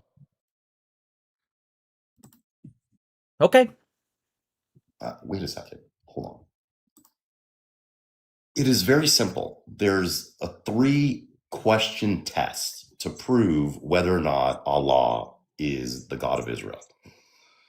Okay. And they fail the test. So it's not the same God. Okay. It's not the same God. The fact that they reference it later doesn't mean it's the same. No, I understand. The God of Israel revealed himself to 3 million Israelites at Mount Sinai and gave the Torah through the 10 Commandments to the Israelites and chose them to be a light amongst the nations. Is that Allah? Do Muslims believe that was Allah? The answer is no, they don't believe that. Okay, no, totally understand. Yeah, the way I've always sort of understood it myself is that both religions are monotheistic, okay? But Judaism is monotheism for a specific people, okay? No. Whereas no, it isn't. No, and that goes to my 3rd question of the test. The God of Israel judges all humanity by the same moral standard. God of Israel does not judge people on their beliefs. He judges people on their actions. Allah judges people on their beliefs. You could be a murderer, a rapist, a child molester. You could be all the bad things in the world. If you're a Muslim and you ask for forgiveness, you're going to paradise. If you're a non-Muslim and you live a life like Jesus, you read to the blind, you feed the poor, you house the unhoused. If you don't believe in Islam, you're going to hellfire. The God of Israel does not think that. Do you think God's going to judge the IDF soldiers putting bullets in babies' skulls? I think he will judge them. Yes. Sure. That wasn't me, by the way. Okay. Yeah, we know it wasn't you. Yeah, God would judge everyone. Them, absolutely. And guess what? They're still going to get to the afterlife. Okay, no, the distinction I was making, I wasn't trying to suggest that according to Judaism that God doesn't judge everybody by the same moral standard. What I was getting at in terms of the theology, Judaism was monotheism for a specific people, for that specific people to be sort of, I guess you could say, the example of monotheism for the rest of the world. Yes. Okay, in terms of Okay. theology. Okay, and then when Islam came around, it, I guess you could say, took that ethos and attempted to universalize it to everybody. But they didn't. They changed it. The reason I asked about the 10 Commandments, just so you know, is the fourth commandment, right? To keep the Sabbath holy. Do Muslims do that? No, obviously. Why not? They don't do it. But they don't. They just. I mean, it's not Why a part not? of their tradition. No, I get it. I get it's not, but why not? I couldn't tell you. Because I don't know why the Sabbath? Well, I'll tell you. The Sabbath is the day of rest, right? Because that was the Sure. seventh day for God. Do Muslims believe that God rested on the seventh day? I'm not sure what the No, creation they don't. narrative is. They don't. They don't believe. There's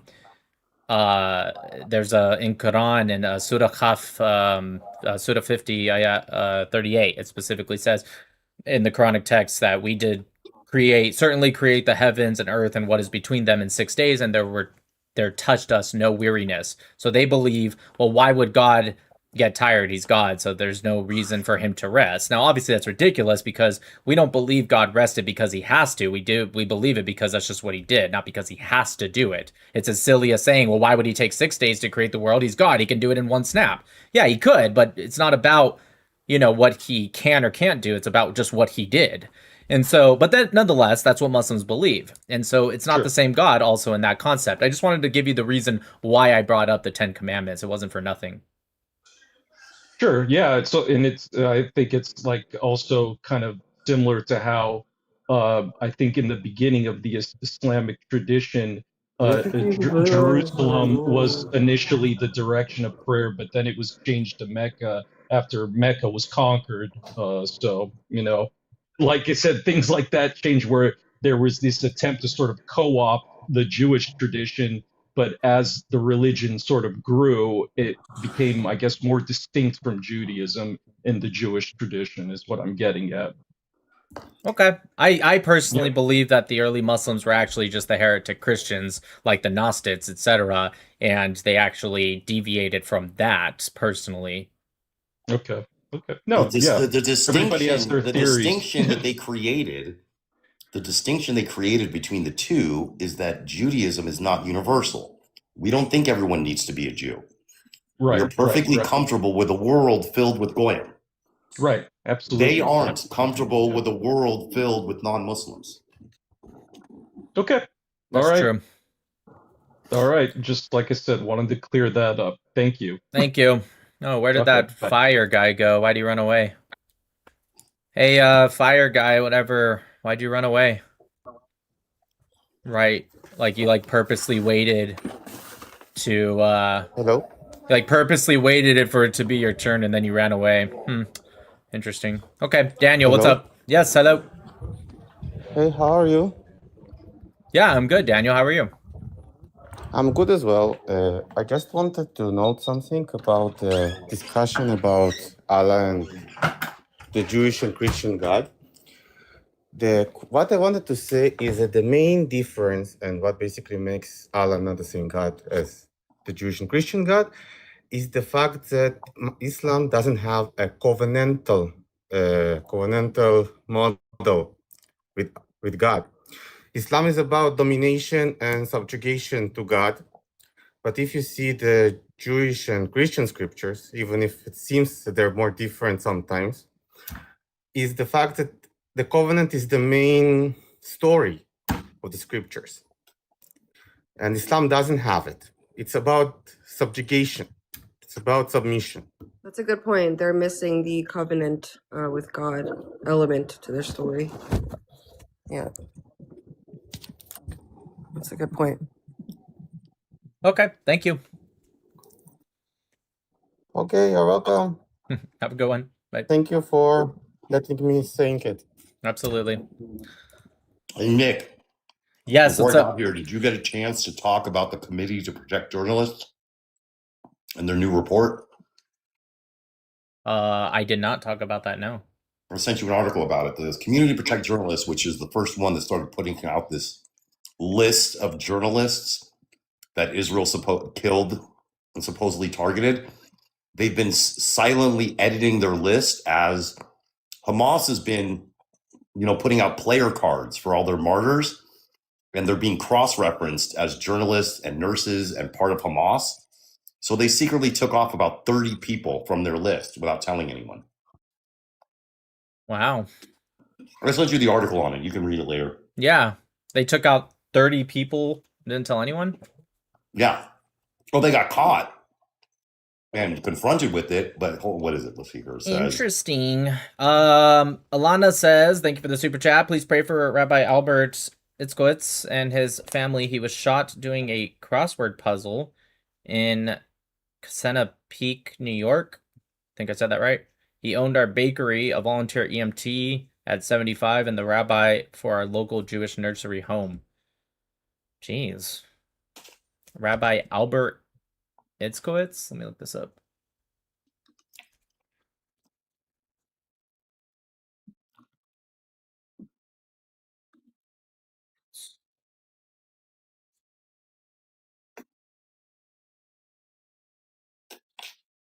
While I look this up, Jonathan, thanks for the super chat.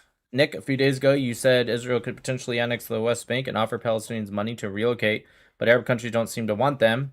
Wouldn't they just end up in Western countries?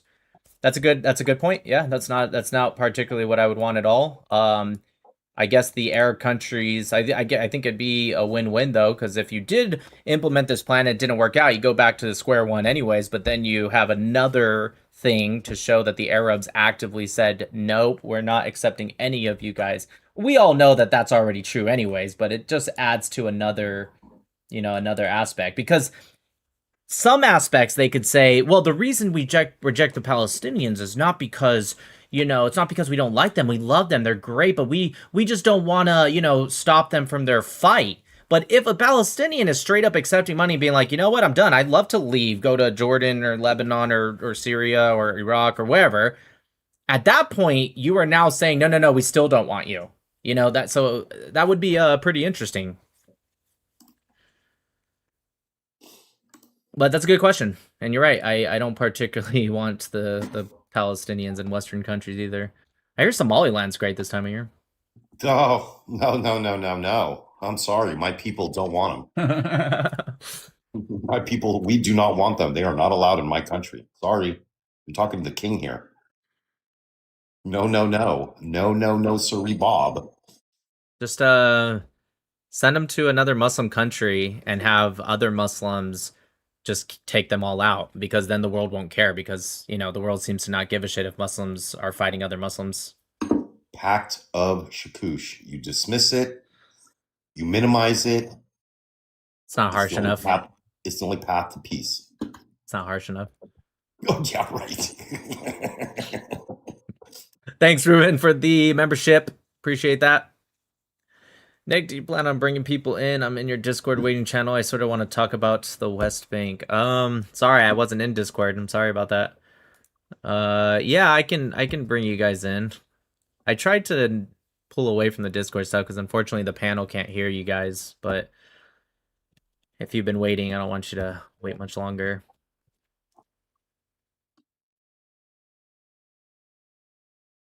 Oh, that's good. Let's see here. Let's get to Discord.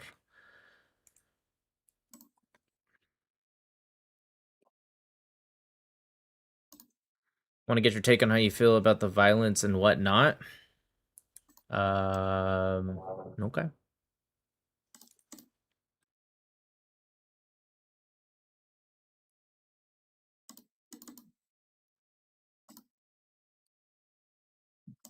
Walking away for a few moments. I'm just putting my phone down. Hello. Okay. Hello. Mods, Yes, Greek. Mods, just keep a lookout.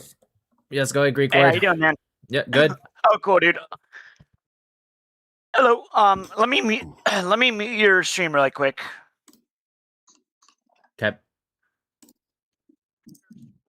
Okay. Yeah. Sorry, I got something in my throat. I wanted to get your take on what's been going on in the West Bank. Like, how do you feel about like the settler violence going on there? Like, just your take on the West Bank. Do you think like there should be like a two-state situation going on? How do you feel about the violence that happens in Chicago or Los Angeles or Florida, any city in Florida? I don't like it at all. Okay. Well, there you go. That's my answer. I don't like it. Okay. Do you think well, there that's should pretty be? fair, dude. Do you think there should be any special attention beyond just like, hey, I wish that didn't happen? No. I mean, like, I just feel like there should be some type of outcome where, like, these people can somehow like get representation. They have and, representation. Well, they have like the Palestinian Authority, right? But Yeah. but What from percentage I of what percentage of when you say settlers, that's your way of, whether it's conscious or subconscious, that's your way to kind of minimize the fact that they're just Jews living in Judea and Samaria, right? It's your way of No. trying to, yeah, no, it is, right? If you can take away the humanity of someone, it makes it a lot easier to say we should ethnically cleanse them out of that land, right? And so, which is what the two-state solution would be. It would be taking all those Jews and forcing them out of Judea, which is insane, right? So my question to you is, how many Jews, as you call settlers, what percentage of them living in the West Bank, quote unquote, do you think are doing these violent acts?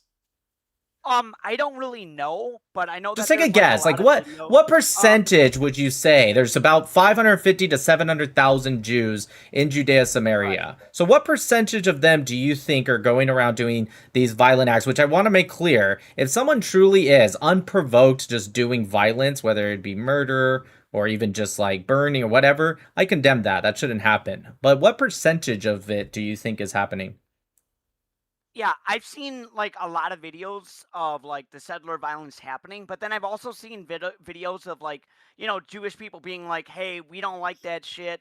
We want to have like Palestinians at our wedding. We want to." Yeah, that's awesome. So what percentage of the 550,000 to 700,000 do you think are going out and doing violent crime? It's really hard to throw a number on it, Nick. Yeah, to be I'm honest just with you, asking. but I'm I not would saying say, you like, better get it exactly right or I'm punishing you. I'm just getting a general. I never really thought about like putting a percentage on it. Fine. How I about this feel like- question? What percentage should it be for us to talk about it so heavily? Right? Like, for example, the reason we talk about violence in Chicago is because compared to the average city in America, it is pretty significant. So we as society have determined, and if it got even worse, let's say, I know I'll never get there, so I'm going a little extreme right now, but let's say like 50% of people were doing violent crime in Chicago, it would probably be national news and we'd be talking about it and the federal government would get involved. Martial law might even be established. Like, what percentage, going back to the settlers, what percentage should it be for us to talk about it so much to the point that we are advocating for ethnically cleansing the Jews out to create a state of Palestine? Wait. Hold on. I didn't even say that we should ethnically cleanse the You Jews said or the anything two-state like- solution. What would that be? No, why did that automatically assume that people should be ethnically cleansed? Oh, I you didn't know want that the you Jews had to live in the state of Palestine is what you're saying? No. Okay, I'm so saying, then you'd have to get them out of there. It's either ethnic cleansing or they stay there. I don't understand. You can't really have both. So you don't think like if they had a two-state solution that the Jews there would just stay there if they wanted Right, to so stay you in do Palestine? want the Jews to stay in the state of Palestine, if there was a state of Palestine right there. Well, if their settlement is a legal settlement, then sure. If it's one of these illegal settlements that Well, they say have all of the sprung up out of settlements. Hold nowhere- on, stop. The Palestinians would say all of the settlements are illegal, so that doesn't make sense what you're saying. But before we go off this little rabbit hole too much, you still haven't answered my question. What percentage do you think it should be for us to be talking so significantly about this subject? Like it seems to be a daily thing. Settler violence. It's so insane. So what percentage do you think it should be? Is it 50%, 10%, 5%, 0.001? Like what percentage should something be for us to talk about something so much? I didn't know we were talking about it so much. We are. So can you answer the question? Because this is like the 30th time I've asked and you keep avoiding it. Okay, I mean, I think even like maybe 5% would be enough to talk about it. I mean, I don't Okay, so understand 5% would why be there the has to be like points. a high Great, that's percentage. awesome, perfect. So 5% would be the number at which we should start talking about it. That's fair. Okay, great. Now that you've answered that question, can you tell me what percentage of the settlers do you think are doing violent crimes? I don't really know. Yeah, I'm asking you what you think. Yeah, but how can I make a decision if I'm not don't asking know? you to make a decision. I'm asking just what do you think it is? Since you believe 5%, you must believe it's at least 5% or higher, because you said 5% is the minimum at which we should talk about it. Which I understand. I'm asking you to give numbers, and you're over here like, why does it have to be a specific number? It doesn't have to be. I'm just getting a general idea. Yeah, but I Stop. don't understand Stop. Stop. I'm trying to get a general idea, and I promise you I'll wrap it all together and put a nice little bow on it for you. But we would have been done 30 minutes ago, not literally, if you would just stop trying to deflect and just answer the questions. I promise you it'll make sense to you, at least I hope, at the end. So, 5%, you must believe it's at least 5%, because if you think it's less than that, you've already kind of debunked yourself. Why are you talking about it then? But what percentage of the settlers, again, there's 550 to about 700,000, okay? What percentage do you think are doing violent crimes? And I want to make sure you understand, I'm saying do you think, as in a rough estimate, as in you don't have to get it perfectly. I'm just asking for what you think. Okay, I would say maybe 30 to 40%. Okay. I don't know. Where I I'm got at it. right now is Perfect. So I that's know. what you know what I think. mean? So you But- believe, okay, stop. So you believe somewhere, let's say there's only 550,000 settlers. So you believe somewhere around 150,000 to 200,000, I'm doing like kind of quick math here. You believe 150 to 200,000 Jews are doing violent criminal acts in Judea, Samaria. Does that sound right to you? I don't think that would be the actual number breaking That it down. would actually, it's just math. 30% of the number, that's just basic math. I can get you the direct number if you want. Here, let's get the direct number because I just did quick math in my head. Times 0.3. Okay, 165,000 would be the direct number. So I was about right. So do you think 165,000 Jews are doing criminal, violent acts in the West Bank? I don't think that number is right. Okay. Okay. What I'm just saying is, if So, I can talk for a minute.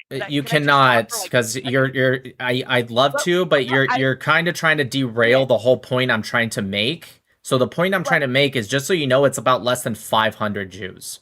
And so it's 0.00001%. I don't know the exact number, but it is a fraction of a fraction of a fraction of a percent. And by the way, most of it is in area B. If you interrupt me one more time, I'm going to drop you. Just listen. Because right now I feel like you're just here to argue and you're not here to actually understand, because I'm giving you statistics and numbers that you can, by the way, independently verify. I promise you I'm telling you the truth. And you're over here just like, shut the fuck up for a second. Take a breath. Just listen. Okay? I heard your I heard it. I got it. So how about we learn a little bit right now? Okay? We good? Sure, man, but I feel like I Mashallah. haven't been given a fair shake yet. Like, I really don't feel like that. Are you here to like have a discussion to get to the truth? Or are you Yes, here to be that's fair? What I want to do. That's why I don't Are wanna you go off here on to? a statistic. Awesome. That's wanna great. talk. Shh. That's great. So if you are here for I'm actually just trying to learn, statistics would be a perfect thing. I think what you just said was the most insane thing you've said up to this point, that I'm here to learn. That's why I don't want to talk about statistics. That's insane. But if you're here to get a fair shake, that tells me you're just here to argue. Now, if you want to argue, fine, I'll go into debate mode and I'll crush you either way. But are you here to debate, or are you here to actually ask, Nick, what do you think about the settler violence? Which one is it? No, it is. What do you think about the settler violence? Okay, so It can I definitely talk is, about it but- then? Sure, but would you let me go on after you're done? I will. I have, dude. I would have been done. I would have been done like 10 minutes ago if you would have just shut the fuck up for a second. I'm gonna be real with you. I would have been done a long time Why ago. are you I've spent. being so I just aggressive, dude? because you keep interrupting me, and I find it to be incredibly rude. Right? And I get it. You're here to spread a narrative. I understand. But if you come up to me and you say, hey, Nick, I'm actually here for a conversation, I took myself out of debate mode and went into, well, let's talk about like the statistics and where I'm coming from. And you have spent more time interrupting me than actually listening. So of course I'm starting to get mad with you. I'm trying to calm myself a little bit as I'm clearly calm, but at the same time you're being fucking rude. It's just rude. Okay, I feel like I only had like one sentence, and then you went off about like statistics and how many do you think? Yes, The percentage of obviously, this, yeah, like, okay, got it. know? Obviously, when you ask somebody a question, you're saying, I'm here for a discussion and to learn. Naturally, that person answering is going to speak a lot more. If I ask my teacher one question, I mean, I'm an adult now, but let's put myself back into like college age. If I were to ask my teacher a question, I might also only get out one sentence and they can go on for a whole fucking hour. That's how that works. I understand. I just didn't think you would ask me like a hypothetical of like, what do you think? How many percent? What percentage do you think is like common and stuff like that? I just wanted to talk about it in general. I got you. So can I get back to what I was saying? Like I said, I would have been done by now. Yeah, go ahead. I just wasn't expecting all the Great. numbers. All right. Yep, I know. Go ahead. Statistics and facts are hard. Anyways, so back to what I was saying, right? So it is a fraction of a fraction of a fraction of 1%. And by far, most of that crime is being done in Area B. Like, of the crime that's being done, like 95+% is in Area B. Okay? And so, though I do condemn that, when you ask me, not just, hey, what do you think about it? And you on top of that say, hey, do you think we should go about a two-state solution because of, I'm sure, other things, but also because of this? I find, and this is my point, I'm getting there now, I find that question to be very silly because you're asking me, hey, Nick, how much do you think about to the point that we should ask your opinion on a solution about 0.0001% of criminals? Like, that's why I find the question to be silly. Okay, that's fair, dude. I feel like that even if the like percentage of like how many people are actually conducting the violent crime, which I'm glad that you're willing to condemn, I didn't know that you had the belief that like a two-state solution would automatically mean like ethnically cleansing the Jews out of the area. You got to remember that what I wanted to mention is that like I started all this with being like pro-Israel. Like looking into the whole conflict, and I have been, but what I've noticed is on a lot of videos on YouTube, and like ones that aren't like cut deceivably, I know there's an argument for like somebody will like throw a stone and then click record when somebody responds to it, not that sort of shit. But I've seen videos where like journalists are like, I'll give you an example. A journalist went to a funeral because some man was shot by a Israeli settler. I don't know how he was shot. I don't know if like he did anything. But during the funeral, like the Israeli army came and they like told everybody, "Hey, look, y'all got to clear out of here. This is now what we call a military zone." And like what that means is basically like you all have to listen to us. You can't really question. You have to leave. And they started throwing like flashbangs when people were like walking away, you know what I mean? Mhm. And it's just a lot of these videos, Nick, I'm seeing, dude, it's really like warping my like view of like what's going on in the Your area. view is because- being warped because of a probably still out of context video of them throwing flashbangs. That's what's warping your whole entire there's, view. No. There's plenty of more. Like Well, generally, people, when they give examples, are going to give their best example first. So is that your best example? If that's what is causing you to warp your whole view, please stay on the pro-Palestinian side. We don't need it on this side. Dude, Nick, like, come on, man. No, I'm being dead serious. That should be something where you say, hey, I'm supportive of Israel, but I don't agree with that. You said your whole view got warped because of at least that, amongst other things. I think that's insane. No, the idea by what I mean by my view is that like the idea that like the West Bank is just like a minute issue, that it's not like something that people are facing every single day. Yet there's videos of people like being harassed by settlers coming down from a valley, and when the IDF show up. How many videos have you seen? Again, I've seen general number here. I've seen like 6. Okay. 6 videos. Okay. So let's times that by 100. Let's call it 600 videos. Once again, do you understand that's a fraction of a percent? Sure, but So hasn't this I issue been just, and going by on? the way, that's just assuming every single video is 100% in context and is against what the quote unquote settlers, like I said, just Jews living there is what you mean. Uh-huh. That's assuming that 100% are 100% in the context of the pro-Palestinian narrative, which obviously not. Even you said earlier, yeah, they're not always going to be the context and blah blah blah. But Yeah, you have to know what I you're just looking took your number. I times it by 100. I gave it the impossible standard of being 100% accurate. And even then, it's a fraction of a percent. Yes, I don't want people being violent, whether they're Jewish, Muslim, atheist, whatever. But why do you think that there needs to be an entire major shift of a solution? I mean, so major that we're creating in an already land that exists, we're creating an entire state. Why do you think that is the response to something that is relatively minor and it's only being examined under a magnifying glass to make it seem like it's actually this extremely huge thing, when in reality, like I said, you can just look up the numbers. I'm not lying. The numbers show that it's actually a very minor thing.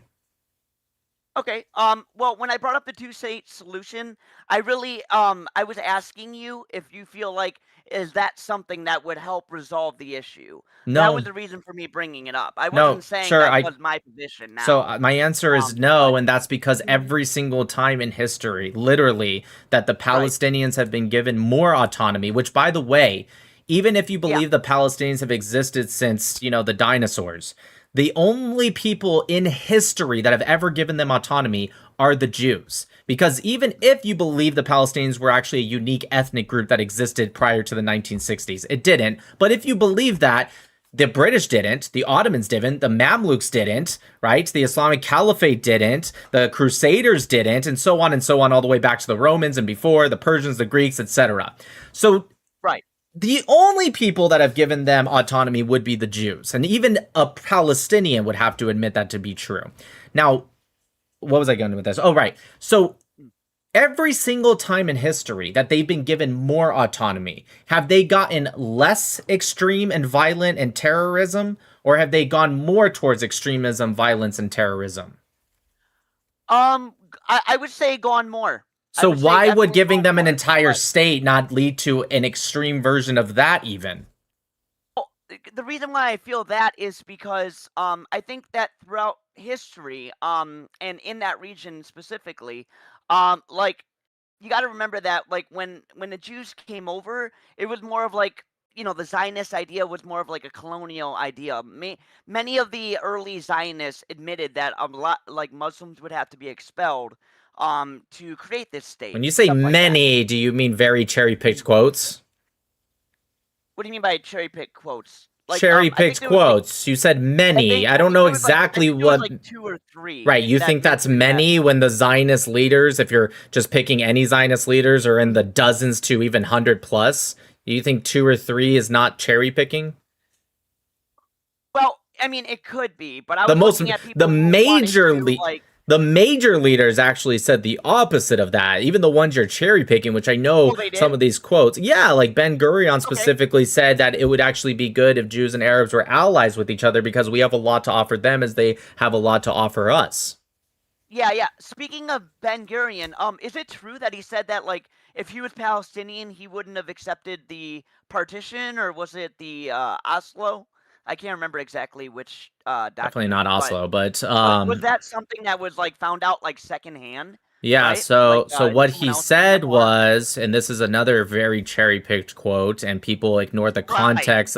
People ignore the context. So what he said was not that. By the way, Oslo was after him, but what he said was he understands, and I'm paraphrasing here, what he says is he understands why they think the way they think, but he was coming from a place. In fact, there was another quote from Bibi Netanyahu where people also cut up his quote where he said recently, yeah, if you have the mindset to, blow up a bus and create terrorism to cause problems and blah, blah, blah, blah, blah, people also cherry pick that quote from Bibi to try to say that he's saying that when in reality, both him and Ben Gurion in this case were talking about because of the Arab culture and how they teach each other and their children, that's why we understand why their mindset is the way it is. But people remove that context and, try to try to imply that they agree.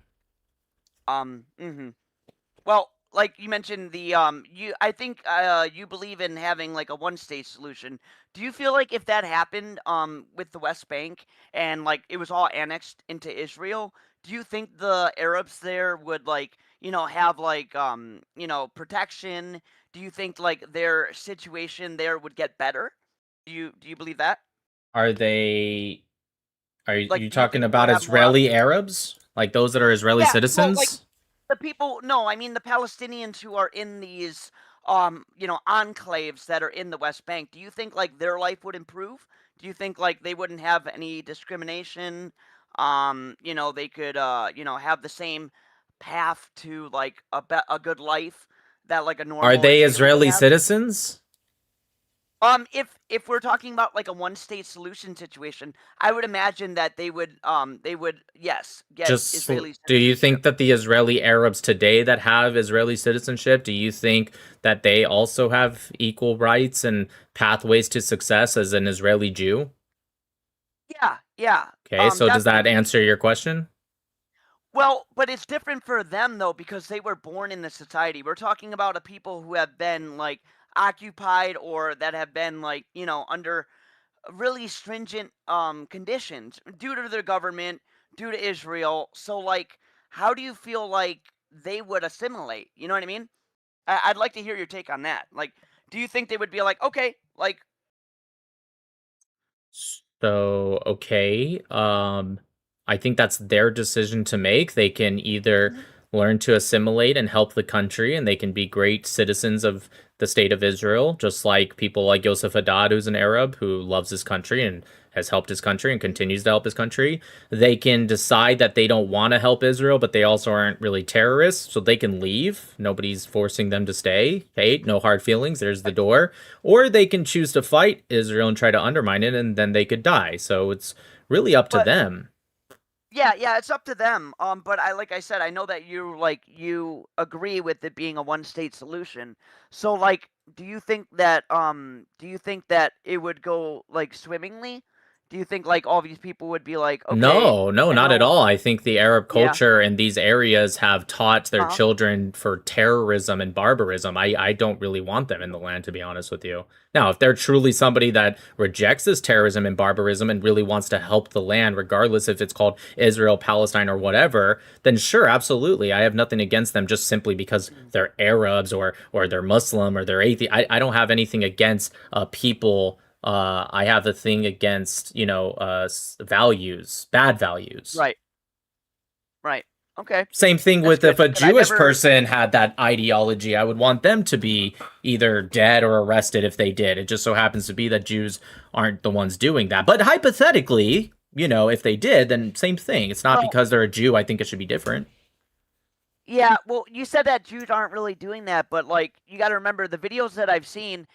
What happens when the camera's not on? Like, when they wake up I think that's and they have. irrelevant. Well, it's not irrelevant because we're talking about like a crime that's being committed from settlers. Yeah, So I'm not like talking about crimes like burning stuff down, although I'm against. I was talking about like terrorism, like raping women and then raping their corpse after killing them. I was talking about taking a 9-month-old baby and yeah, strangling it with their hands. I was talking about shooting a 10-hour-old baby. By the way, I didn't make any of this stuff up. That's actually all those things are examples of the October 7th attack and what followed. They actually killed right. a 10-hour I've seen it. a 10-hour-old baby. I was talking about that. If a Jew were to do Yep. that, yeah, they should absolutely be arrested, or if they started to attack, be killed. Absolutely, 100%. Right. I feel like that sometimes some of these settlers do get away with it though. Yeah, like They what? mhm. What was that? Yeah, like what? Oh, like there was this settler who came to this lady's house. He came to this lady's house. He while the husband wasn't home, he hmm took a knife. He like tore up their entire house, like ripped out their cushions in their sofa, like just broke everything, and then like their only water tank that they had there, he completely like fucked it up, and then he left, and then when the Okay. husband came So back, so he's what's like, what's "What the the hell name of this happened here?" person? I want to know where this specifically was. Where is this Yeah. person? Do you know where it I was? It was in the West Bank for sure. Yeah, but you have to tell let me, me was see it the in area A, B, or C? I find it interesting that I was talking about necrophilia and grape, and you countered with that. Now, don't get me wrong. That's awful. He shouldn't have done that. However, I want to make sure you understand how different those two scenarios were. Oh, sure. But nonetheless, I'm curious. The reason I ask is because I'm about to blow your mind about why sometimes these Jews, settlers, do not get arrested. And I can explain this, but first I need to know where specifically it was.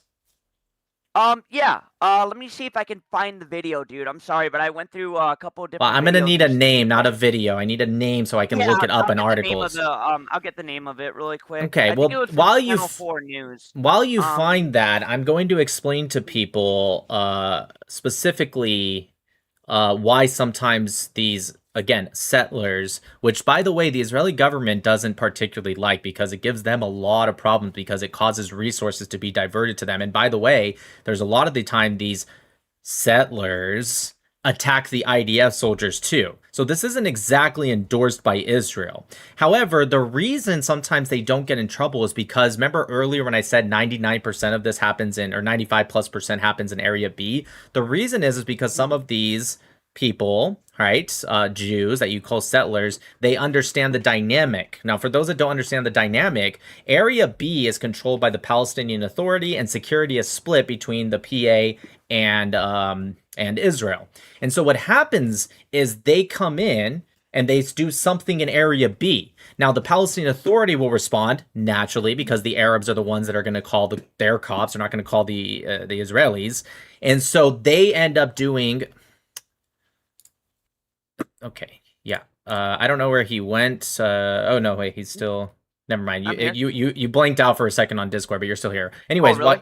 yeah, it's okay. It's just Discord being weird. So anyways, while you look that up, so what ends up happening, long story short, is they the Palestinian Authority ends up doing an investigation. Now, even though there is kind of a partnership between the PA and Israel through the Oslo Accords, it's not exactly very cordial. And so what happens is they will determine, based off of their evidence and their police investigation, blank, blank, and blank. When Israel says, well, we can't just take your word for it, which is totally fair, you need to give us this information, a lot of the times, that doesn't happen. They're like, nope, we're not doing this. Or if there's, God forbid, a death or something, they'll do an autopsy and they're like, hey, we need to do an autopsy too. We're not going to take your word for it, just like you wouldn't take ours. And they'll go, nope, we're not giving you the body. And so what does Israel have to do? Just like an American, just like any country would do. Well, we don't have the evidence and you're not giving it to us. Case closed. And what ends up happening, and by the way, the Palestinians do this on purpose because they know that's how any a good judicial system would work, right?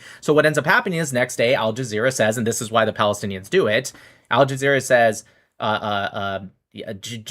settler accused of blank let off by Israel. And is it a lie? No, it's not a lie, but of course they're not going to add the context in.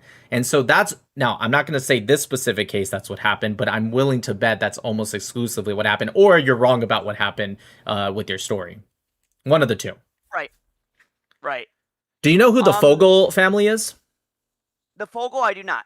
How about Shalhevet Pass? So, no, I do not. Just find it interesting. You don't know about the Fogel family where a Palestinian went in and slaughtered their baby and the family in the West Bank. I find it interesting you don't know the story about Shalhevet Pass, where a guy in Hebron took a sniper rifle and went up on a hill in Hebron and shot a 9-month, some reports say she was a 10-month-old baby, out of her stroller right in front of her dad, who was also injured because of the bullet. I just find it a little interesting, but nonetheless. Well, I've seen violence. I've also looked at violence committed by the Arabs in that region too, onto Jews as well. But like I'm saying is that like it's going back and what happens to forth them? constantly. What happens to them? What do you mean? Like, do you know who the mayor of Hebron is? I don't, dude. The Like I mayor said, is a guy who killed I think it was a dozen or maybe a dozen to 14 mostly yeshiva students back in the 80s. He's now the mayor of Hebron. Oh, really? And they get paid, by the way, even when they do go to prison, they get paid. In fact, 900 plus members of people that were active on the October 7th attack are either being paid while they're in prison, or if they were shaheeds during the October 7th attack, their families being paid. Over 600 of them are now millionaires because of this Yeah, payment. what was that like called pay to slay, right? Pay Wasn't for that called slave like pay to program. slay? Yeah, that's Yep, right. yep, I've heard about that. That's for sure. Yeah, I mean, like, here's the deal. Like, I think it's going on both sides, you know.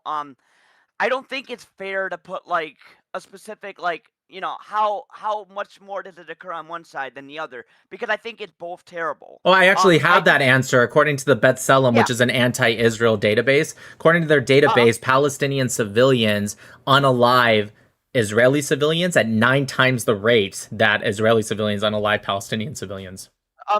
that's interesting, dude. Can you share that to me, man? Yeah, go to I'd B'Tselem. like to.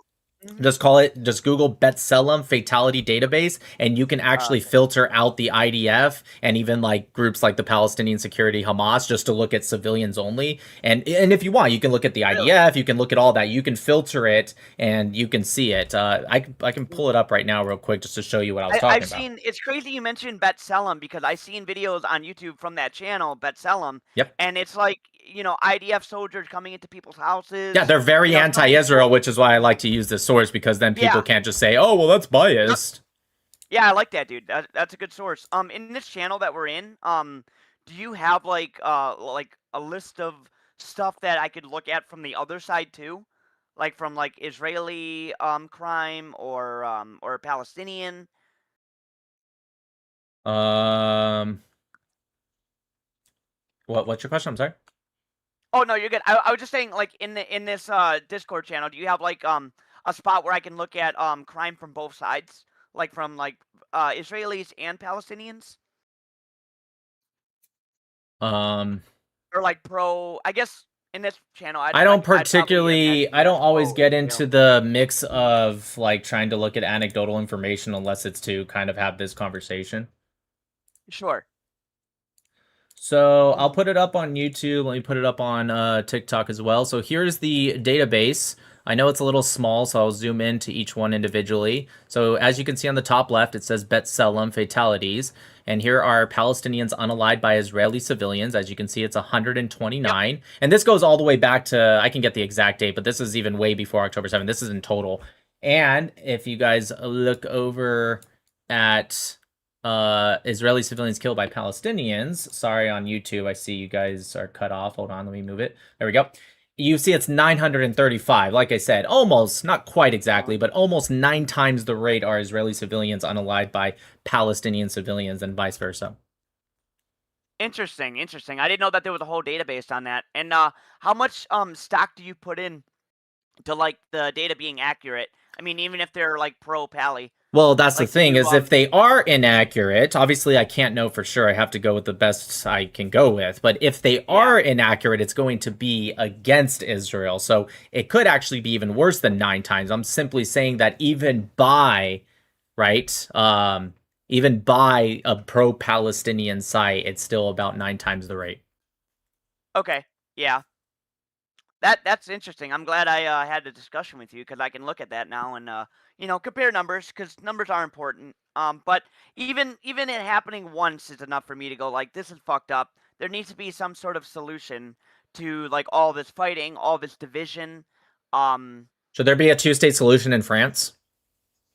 There's a lot of violence going on right now with and for the past recent years of Muslims, grape gangs, violent attacks, criminal acts from Muslims against the native population of France. So should there be a 2-state solution in France? Because then it would maybe solve and lower the crime rate.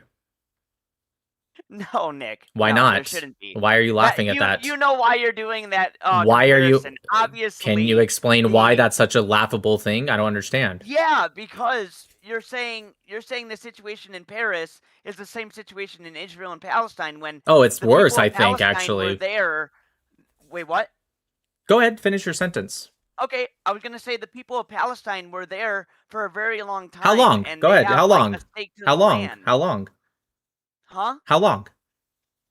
Probably some people thousands of years. I No. mean, I I'm don't see talking about the reason why- general. I'm not saying some people. Some people may be the same in the land of France, and some might only trace their ancestry back a couple decades or something. I'm talking about the general amount. How long have the Arab population been in that region? I mean, Arab expansionism happened like the 7th century That's because correct. of Islam and all that. Okay. But I mean, I don't know. I do know that they were there for a very long time, pretty much the same time as the Jews were. I mean, Oh, everything definitely, came from the definitely Canaanites. not. No, not even close. That's not even close to accurate. The Jews were What do you mean? definitely there way before them. What? Oh, you said the Jews? Yes, you said about the same time as the Jews. Definitely not. Oh, well, I mean, they weren't called Palestinians at that time, right? Ah, what But were they called? well, they came from 100 different tribes. I mean, they say that like Jews came from Canaanites, Muslims came from Canaanites, or Jews came from Arabs. the Hebrews. Yeah, but like Okay. at the time, there was so many different tribes in that area that there were people who were Arabized when they came. There wasn't that like, many 7th tribes century in the area. First off, if you're talking about the tribes of Israel, that would be 10 in the north, 2 south. That'd be 12. You're going with the Canaanites still. There wasn't that many. There's the 6 original ones. But if you're going with the expanded definition, we're talking about maybe a dozen, give or take. So that's also not true. Yeah. So which one do the Palestinians come from? Is it the Jebusites? Is it the Edomites? Well, I don't have the actual name of the tribe itself. So then how do you but know I they thought came were from like, them? Weren't they like Philistines? Okay, so the Philistines And were European invaders. That's what their name means, actually. It means invader. So you think that the Palestinians are European invaders? well, I didn't know that they weren't, but I thought like I'm trying to think about the people that were in the Levant. You know what I mean? In the Holy Land at the time. Okay. But Well, I they agree. A were lot of them are Levantine, but that's because they were in Syria, some in Jordan, but mostly Syria, Lebanon region, what is today Syria, Lebanon, Egypt. In fact, one of the most famous last names in Gaza is actually Mizrahi, which means of Egypt. Oh, really? I didn't know that. Yes. And so, yes, I assume there are some Palestinians that definitely did, maybe their ancestry was majority or if not exclusively Jewish, and maybe they converted to Christianity or Islam later or both. I accept the fact that there are some individuals that have that. That's probably true. But as a whole, it really doesn't matter, because when we talk about indigeneity, we're talking about your ethnic group and your ethnogenesis. Their ethnicity is Arab. Do you agree? Yeah. Okay, so Arabs come from, where's the ethnogenesis of Arabs? From the Arabic Peninsula, from Right. Saudi Arabia. That's correct. Saudi Arabia, Yemen area, the Arabian Peninsula. So that's where the Palestinians come from. Even if, let's say, some of them were truly like Canaanites that were there the whole entire time, you actually reject and give up your indigeneity when you assimilate into the dominant culture. In this case, for them, it'd be Arabs. So even if you were correct, which Not you're not. Mizrahi, babe, Masri. Sorry, Masri. Mizrahi is the Hebrew. My bad. Masri. Masri is their last name. And yes, it means of Egypt. But yeah, you actually reject your indigeneity. So even if you were kind of right, which you're not, but even if you were, it doesn't really matter, because one of the 7 requirements of indigeneity is to form non-dominant groups within society. So if you don't form that non-dominant group and you assimilate into the dominant group, you're actually rejecting your indigeneity. Right, but the Palestinians, or like the Arabs, let's just say, because when I mentioned the Palestinians, I meant the Arabs had been in that land for thousands of years. Definitely not thousands. I guess the Nabateans got what do you there mean by not about thousands? 2,000 years ago. Well, the 7th century, do you think that was 2,000 years ago? Because thousands would mean a minimum of 2,000 years. I don't know when you think the 7th century was, but it wasn't thousands of years ago. Yeah, but they had Arabs were there since like the time of the Bible being like by the time like So, Jesus walked. kind of, yes. There were the That's what I'm Nabateans. saying. Well, okay, but you're still wrong. So the Nabateans, who King Herod from the Bible, his mother was a Nabatean. That is true. They were kind of proto-Arabs that migrated to that land. But do you know where they settled and had a kingdom in? Wasn't it Canaan, right? No, it was Petra in Jordan. So, sure. Now, did they live partially sometimes in what was today Gaza, or even back then it was Gaza? That is true. They actually helped build a port there. But that's not where they actually settled. Where their kingdom was Jordan, actually. So you're still wrong, even if you're going with that. And by the way, that was a minority. We're not talking about the majority of the Arab migration. This is a very, very exclusive minority example that you're trying to use. Mm-hmm. Well, the point is that like the people there, the Arabs that were there, the tribes that were there, from it being originally, you know, Canaan. They have history in the land. The whole point was that it's an inept comparison to Okay, France so if having a it two-state solution compared okay, to, so let's you know, go Jews with let's coming go with back to let's their go with homeland. let's You go know what I with mean? hundreds of years, okay? Or let's say 1,000 years to meet somewhere in the middle. If the Muslims in France, if they continue to stay there, and we fast forward about 1,000 years, and there's still violence between the Muslim community, by that point, I think they'll take over France. But let's say hypothetically they don't. Let's say there's still violence between the Muslim community and the native community, or the indigenous community, I should say. Would you then advocate for a two-state solution in France now that it's been a little longer? I never really thought about it like that. Never really thought about it, like looking at it in that type of framework. But I would say no, because the difference is that, like, they don't have ancient history. I mean, even if you fast forward 1,000 years, we're looking at our time now and what we know about, like, what happened in the past. That is a little bit more grounded and rooted in, like, you know, religion, in, like, you know, Well, so is France. Have you ever heard of the Battle of Tours? The Battle of Tours was in France, and it was when the Muslims actually had a lot of history there. That's the first major battle in Europe that they lost. In fact, a lot of historians believe if they won that battle, they would have taken over all of Europe. Really? That's correct. It's called No, the Battle of I didn't even Tours. know about that. Why was there a battle there? Like, Because the Muslims were trying to expand. Oh, okay. Interesting. I never heard about that happening in France. Yeah. That is awesome, dude. Because I like history, man. So, like, hearing that makes me want to look into that too. But no, I mean, to get back to the point of the whole point of me asking you was because I wanted to find out, like, what you think would be the best course of outcome to quit all of the violence that's happening there. Because from what people are saying, Why does there is have to that be it a happens solution? pretty common. Why does there have to be a solution? Listen, that depends. What are you willing to do to stop violence? Is violence truly the most important thing? Or stopping violence, is that truly the most important thing above all other things?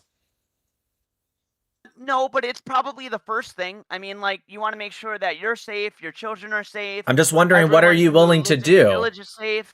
What are you willing to do to stop violence? Like, for example, if you were to ethnically cleanse out all of the Jews out of the land, that might stop violence. I don't think it would, because I think the Muslims would just start attacking each other like they do everywhere else, but that could stop the violence. If you ethnically cleanse all the Muslims out, that could stop the violence. Maybe not. It just depends on what you're willing to do. Are you willing to genocide a people to stop violence? You could genocide all the Jews in the land. Maybe that might stop the violence. You can genocide all the Arabs in the land. Maybe that might stop the violence. I don't know. Why does everything have to have a solution?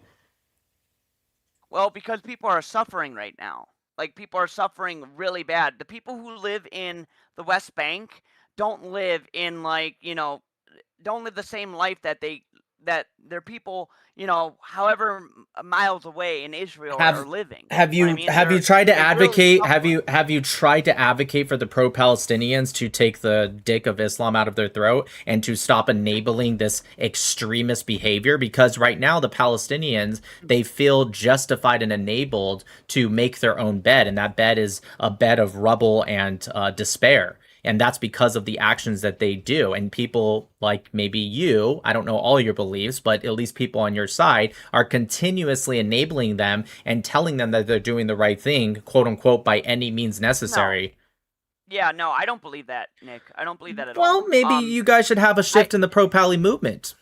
I wouldn't. I'm not, dude. By the way, I'm not pro Pally because I want to have people live a safe life and not be subjugated to occupation and stuff like that. You know what I mean? Like, I don't think that Who's makes occupying me a them? pro Pally. I think that just makes me a human. Who's being. occupying You know them? what I mean? Who's occupying them? Well, not in the specific areas that are outlined. It's okay, but, you can say it. You doesn't- can say Israel. Hold on. No, I'm saying no. Honestly, it's not even.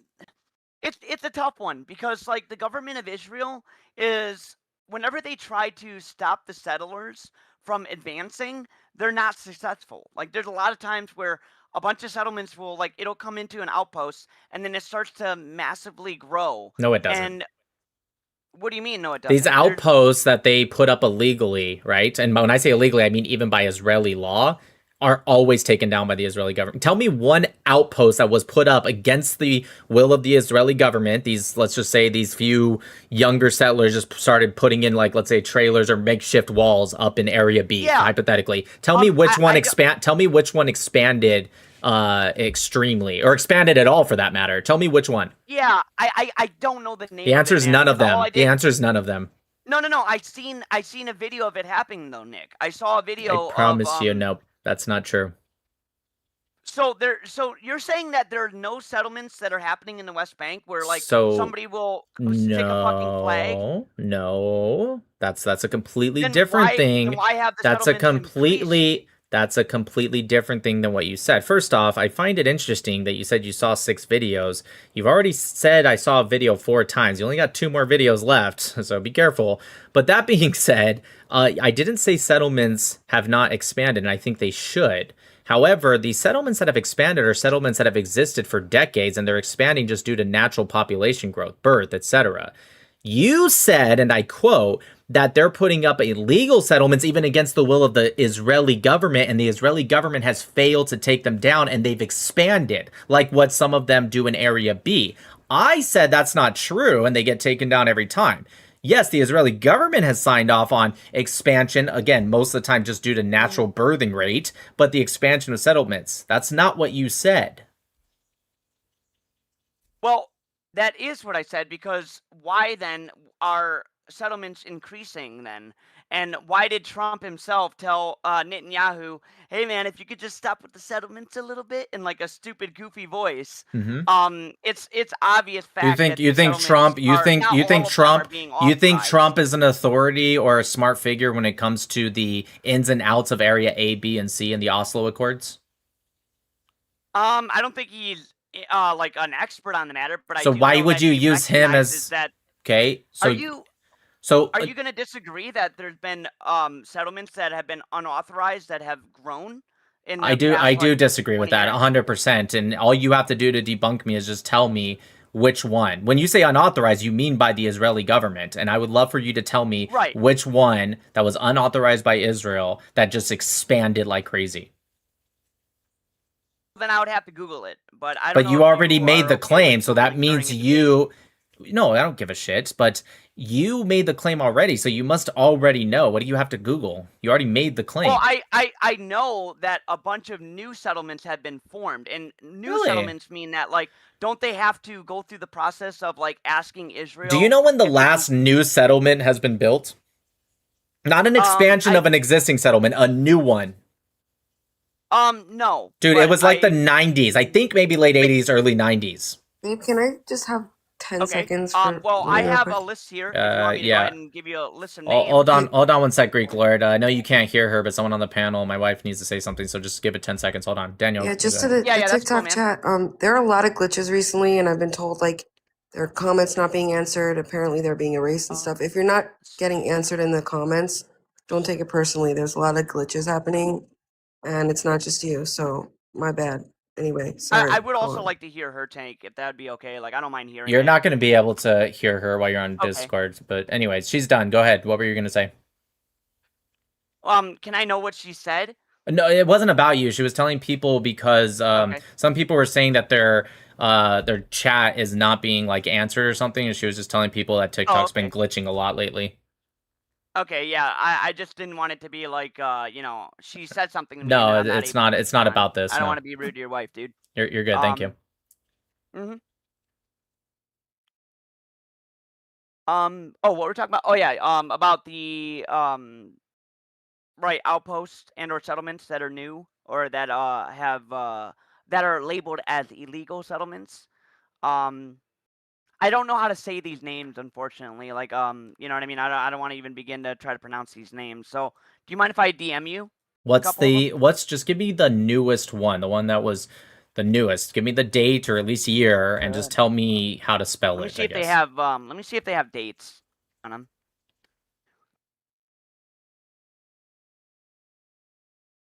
Settlement.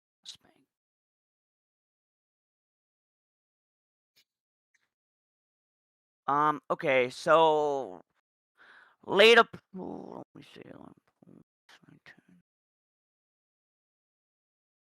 Well, according to Reuters, 34 news sites, Thank you, Marine Mom. secretly approved Love you. You're establishment great. and/or Love you. retro legislation. No, Well, I want the ones that agree. aren't Okay, hold on. I Yeah, I want the ones agree. that aren't. Right, Yeah, I I want the agree ones that that aren't. Smotrich has authorized them, and I love that for him. That's absolutely incredible. But you're not talking about these ones that have been authorized recently. If that was your argument, I would have agreed with that. You said that relatively recently, right? And by relatively recent, I'll give you in the past 10 years. I'm not going to be a dick and be like, it better be last year. Like, last 10 years or so, you said that there was an illegal, like, not authorized by Israel, right, settlement that was put up by, I don't know, some group of settlers, and by they I mean Israel, the government failed to take it down, and now it is expanded into a living settlement. That's what I'm asking for. Right. Illegal settlement. So some of these, I don't know, they don't have dates on them, unfortunately. But here is a couple. I'll send you a couple here.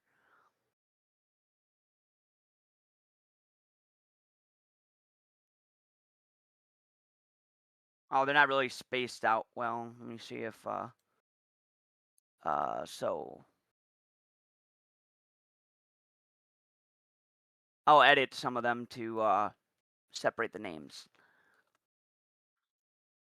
Yeah, so I can just tell you right now, out of all the ones that have been established, And then here's a couple.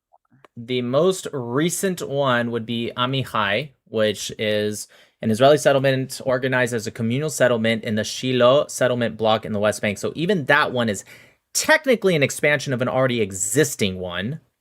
However, you can sort of argue it's kind of new because I don't know, it has a different name, I guess, but it really is just an expansion of the communal settlement that's in Shiloh already. Okay, that was that's 8 years ago. That's the most recent one, and even then, it's really just an expansion that's in the Shiloh block, right? Then before that, we have Rehelim, right, which was established in 2013, and that one is in northern Judea, Samaria. It's located right on Route 60, and it's between Kafat Tapuach and Ali, which is east of Ariel. That one is under the jurisdiction of Shomron Regional Council. So I would say this one is probably because in 2021 it was legalized by Benjamin Netanyahu.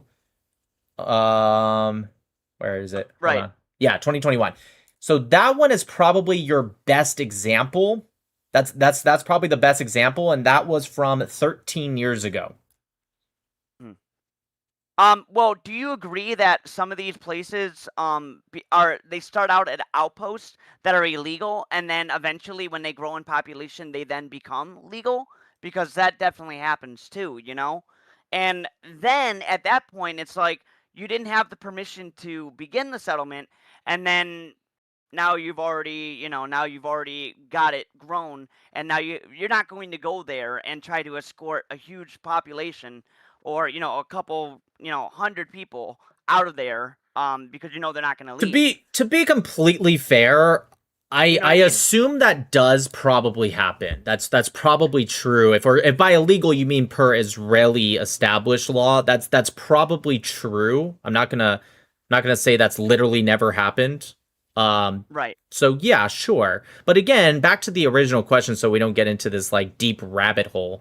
Who exactly are they occupying? Because I reject the fact that there's an occupation at all.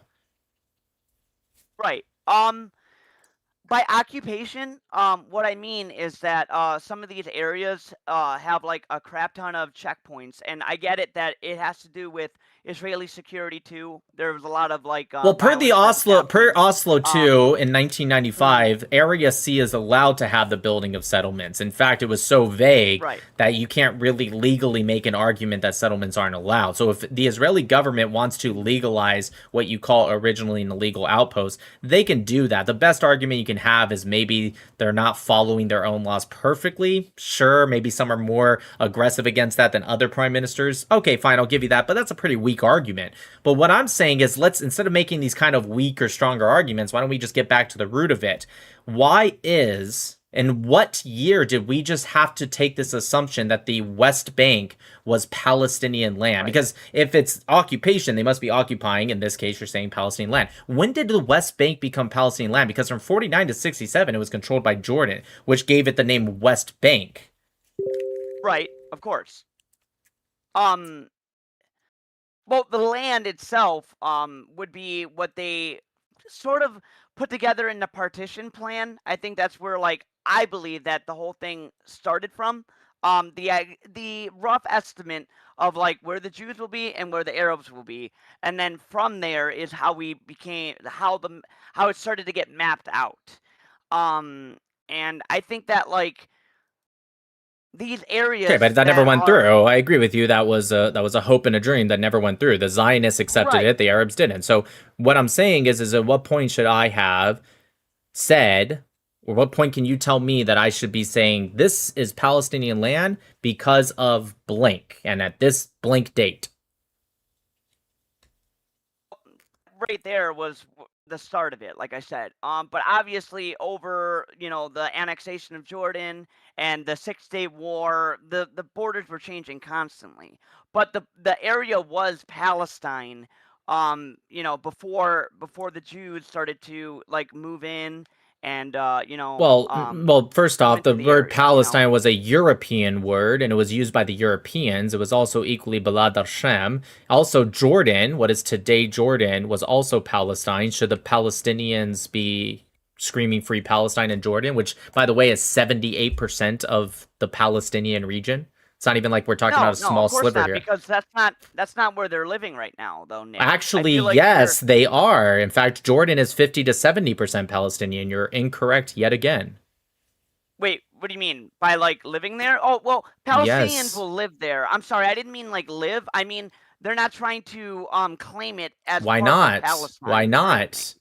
Your argument to me just now was that the name, at least by the European standard, not the Arabs, which they are, but the Romans were the one who gave the okay, name. kind of, but there's a little bit deeper than that, and that was in reference to Gaza, and it was in reference to the Philistines. So you're just wrong again. But before we go down a different rabbit hole, what I'm saying is that your claim, your argument to me was that, yeah, that's a good point, Nick, but the land was called Palestine. Okay, again, regional name, not country, not entity. And two, it was the European name. The Arabs didn't refer to it as that. In fact, most of the time, almost exclusively, keyword almost, when someone said Palestinian at that time, they actually were referring to the Jews, not the Arabs. But I digress. Your claim was that it was called that. I countered by saying, yes, so was Jordan, and yes, they absolutely still live there. In fact, they make up the majority of the population there. And we're not even talking about a small little sliver that I'm cherry picking. It was 78% of Palestine. So my question to you is, why aren't they pushing for that? Because I think the people in Palestine, or like the people in Jordan, the Palestinians that live in Jordan, they're content with the Jordanian government. They're kept in, a lot of them are kept in camps, and they're not given citizenship, and they're treated as second-class citizens, and they're not allowed to hold certain jobs. Wait, the vast majority of them are? I can give you the exact percentage. I never said the vast majority, but that's regardless. Are you saying it's okay to do it as long as it's not like 70% of them? Is that your? No, I mean I think it's wrong altogether. But I'm saying like, is that what Palestinians are like living?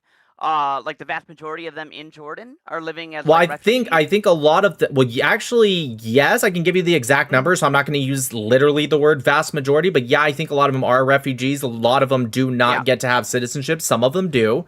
I don't have the exact numbers, but I think that's irrelevant. I think you're trying to ignore the point I'm making by trying to weasel your way out of it a little bit.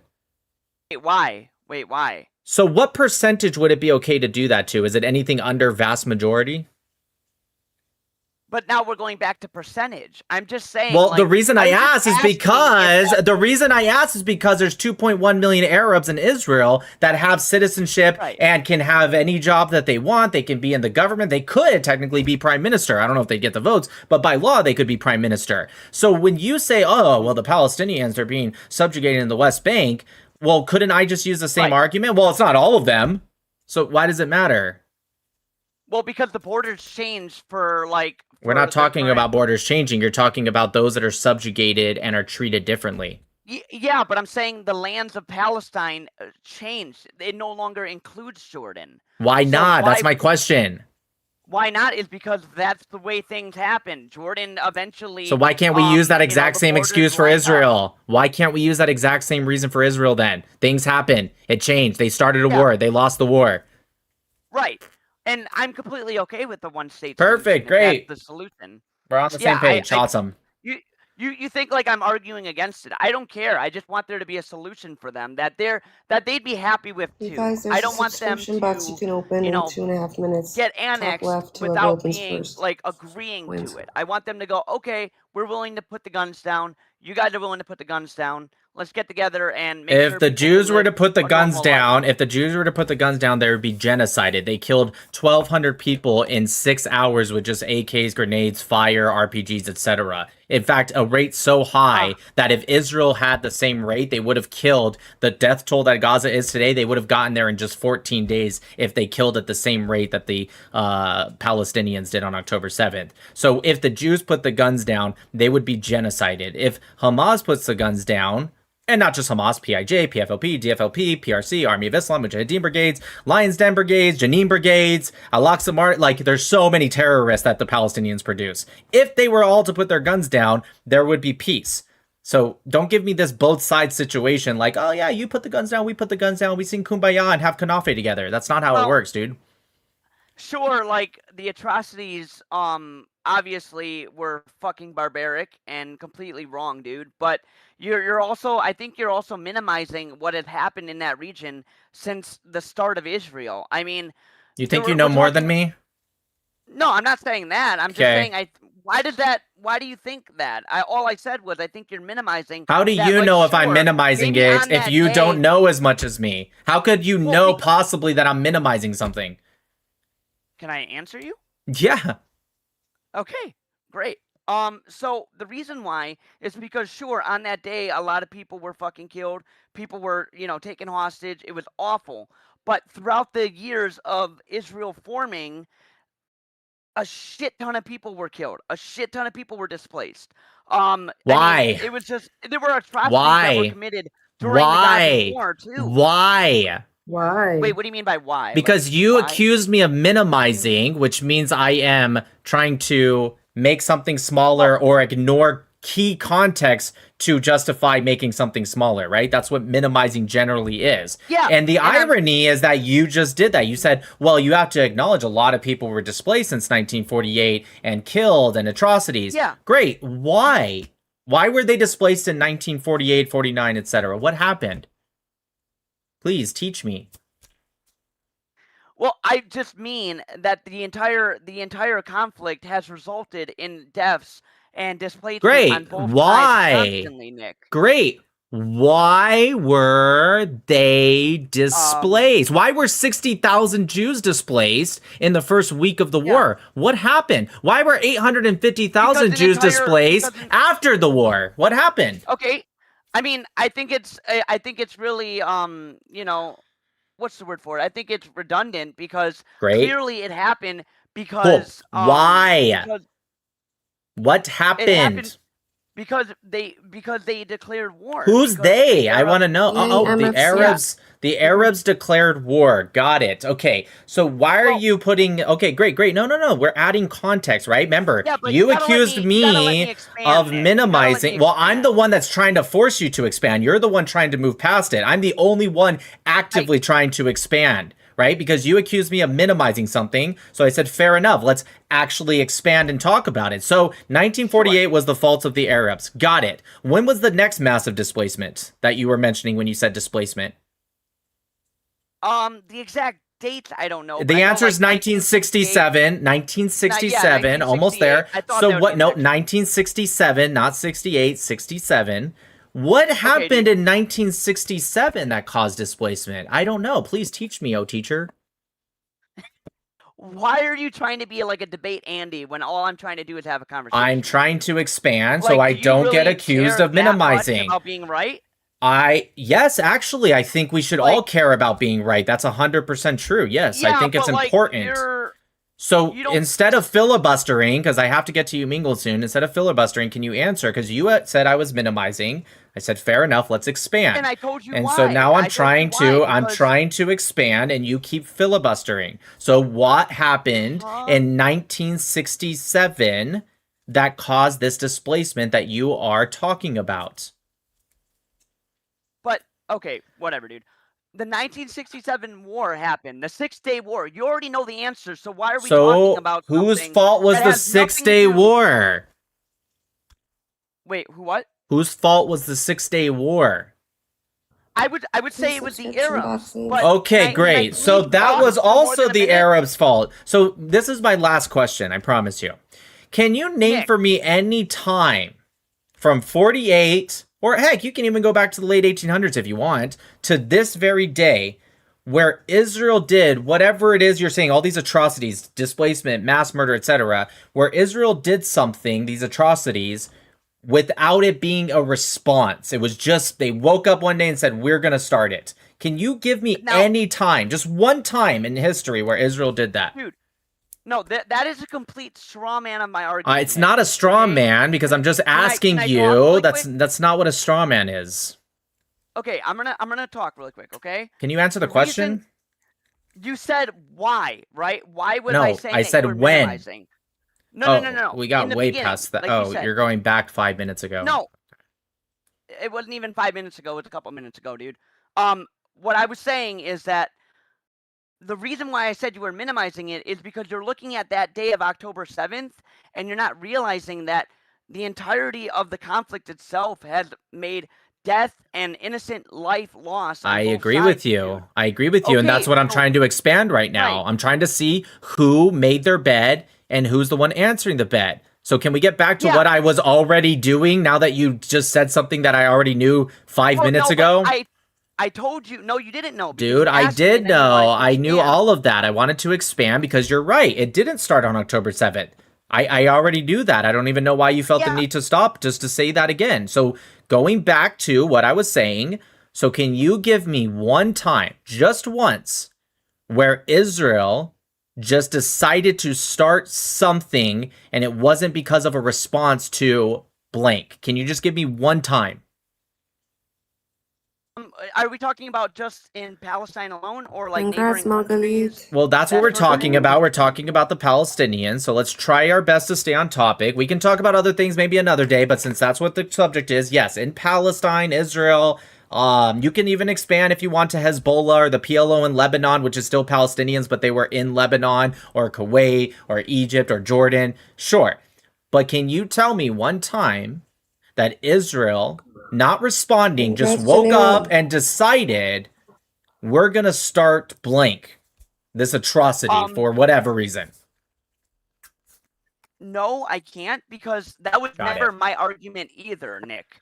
That's why I called it Got a it. straw man. I never once claimed I got it. that the Jews woke up one day and decided to kill people. I But never what said you claimed that. I never said you You claimed that. did. I didn't You say just that. did. I Then why are never we said talking that. about, like, who Sure. started it? Sure. I'll explain why I brought that up. Because you, in your attempt to accuse me of minimizing due to talking about October 7th without acknowledging the history before October 7th, I answered that by saying, fair enough, let's go through the history and expansion to see if there is some kind of understanding of doing the October 7th attack. And you answered, I didn't say this is what you believed, never once said that.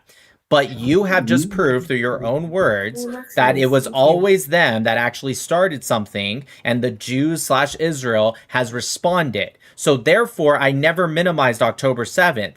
it would be a minimization if I ignored something that Israel did and they did start something for no reason and it wasn't a response. And then October 7th was the response. Then you would be correct. So what I did was I effectively demolished that argument of me minimizing it, because it would only be minimizing if I ignored that it was a response to something. But if it's only a response to a response, then it doesn't actually matter.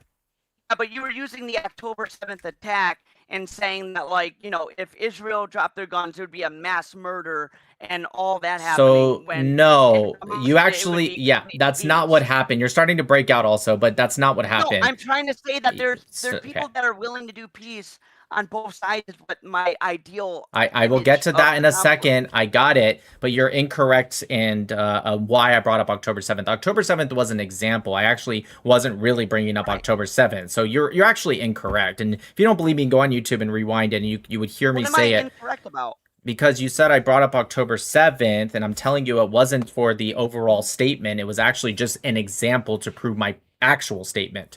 That being said, you said there are people willing to do peace. Sure. Out of all of, and this is actually going to be the last question, I got to move on. Out of all of the Palestinian organizations, right? You can pick the PA, Hamas, PIJ, PFLP, DFLP, PRC, Army of Islam, Al-Aqsa Martyrs Brigades. Just pick one that exists today. There's dozens of party/organizations/groups. Can you tell me which one is the most peaceful from the Palestinian side? The most peaceful? Yeah. Unfortunately, the PA, they're not really a good. They've been working with the Israeli government on certain things, on giving intel, stuff like that. But I really wouldn't want Abbas running it. Like I don't. Got think it. So I don't really Abbas care. would Okay, make so it great, perfect. as- I'm not asking what you want But- to happen. You're breaking in and out, so I'm gonna drop you, but I'm gonna answer. So I hope you're still listening. But I don't care what you want. Okay. You are correct. That probably, ironically, is the most peaceful, as in the least barbaric, if you will. And even they spend more money on terrorism than they do education. That's actually a true statistic.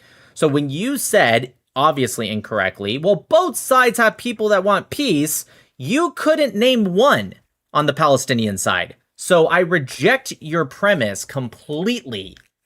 Now, if one day there is, I would say at that point it's too late. I have no interest in the Israelis making peace with the Palestinians because I have no interest in rewarding barbarism and terrorism. All right, you guys, I'm headed over to Umingle. See you guys over on YouTube. I do not believe I'm doing anything tonight, but I will do more streaming soon. Just gotta figure some shit out. All right, see you guys over on YouTube. Hey, Choats. Bye-bye. Love you guys.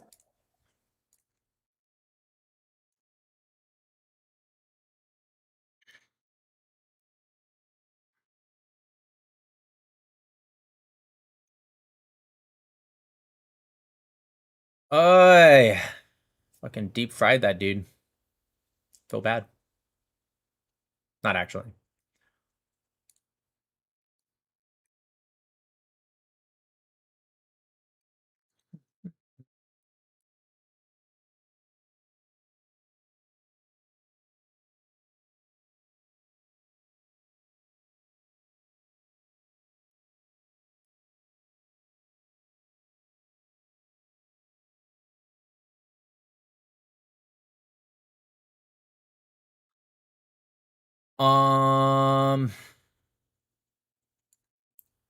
Just so you guys know, my video with Jillian Michaels is out. Here's the kind of beginning sort of trailer. Why do you think that foreign governments are using Israel-Palestine as a crowbar in our civilized society? Every single buzzword you hear comes from Operation SAG. Yasser Arafat was a KGB agent with the code name. I'm sorry. Yeah. What? Nick Matau has spent 12 years as a nuclear-trained Navy submariner. And when he got out of the Navy, he stepped into a different kind of warfare, the the online political debate space. So don't give me this shit about America first or Israel first when your side is literally supporting a people that declared death upon us and literally celebrated on 9/11. Like, don't give me that. He's been dismantling bad arguments from the left ever since. Now, he's one of the sharpest pro-Israel voices in political discourse today. But the actual strike wasn't even on the hospital. It's technically right outside of it. But if you read Al Jazeera, it'll say this was struck, and then people like you turn it into destroyed. And he's taken on everyone from fringe anti-Semites to mainstream pundits, and they keep losing. And as always, guys, if you're liking the show, please be sure to like, share, comment, and subscribe. Let's get into it. Keeping it real with Jillian Michaels. Keeping it real with Jillian Michaels. I have not watched it, but that's just because I was there. I already know what was said. That being said, I want to say Jillian Michaels, for those that are wondering, because people ask me what she's like in real life, she is legitimately, and I truly mean this, one of the sweetest, nicest people that you could ever speak with. She actually just messaged me today. She messages me once every so often, just a few days, just to like she's a busy woman, and she is so incredible. She sent me a voice note because of my Instagram, and she's really pissed off that they banned it. Legitimately, she's really incredible. And no, she didn't pay me to say that. She actually is. She's very nice. Let's see. Let me catch up with the super chats and we'll go over to you, Mingle. Where is it? Where's the last one I read?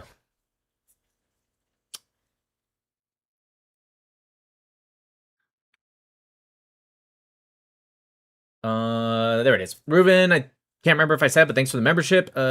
Deja said, "What is your take on New York freezing rent? God bless." I'm against that kind of nonsense. I get the idea, but because I understand the context and where by he, I mean Mamdani's trying to go with it, yeah, I'm against it.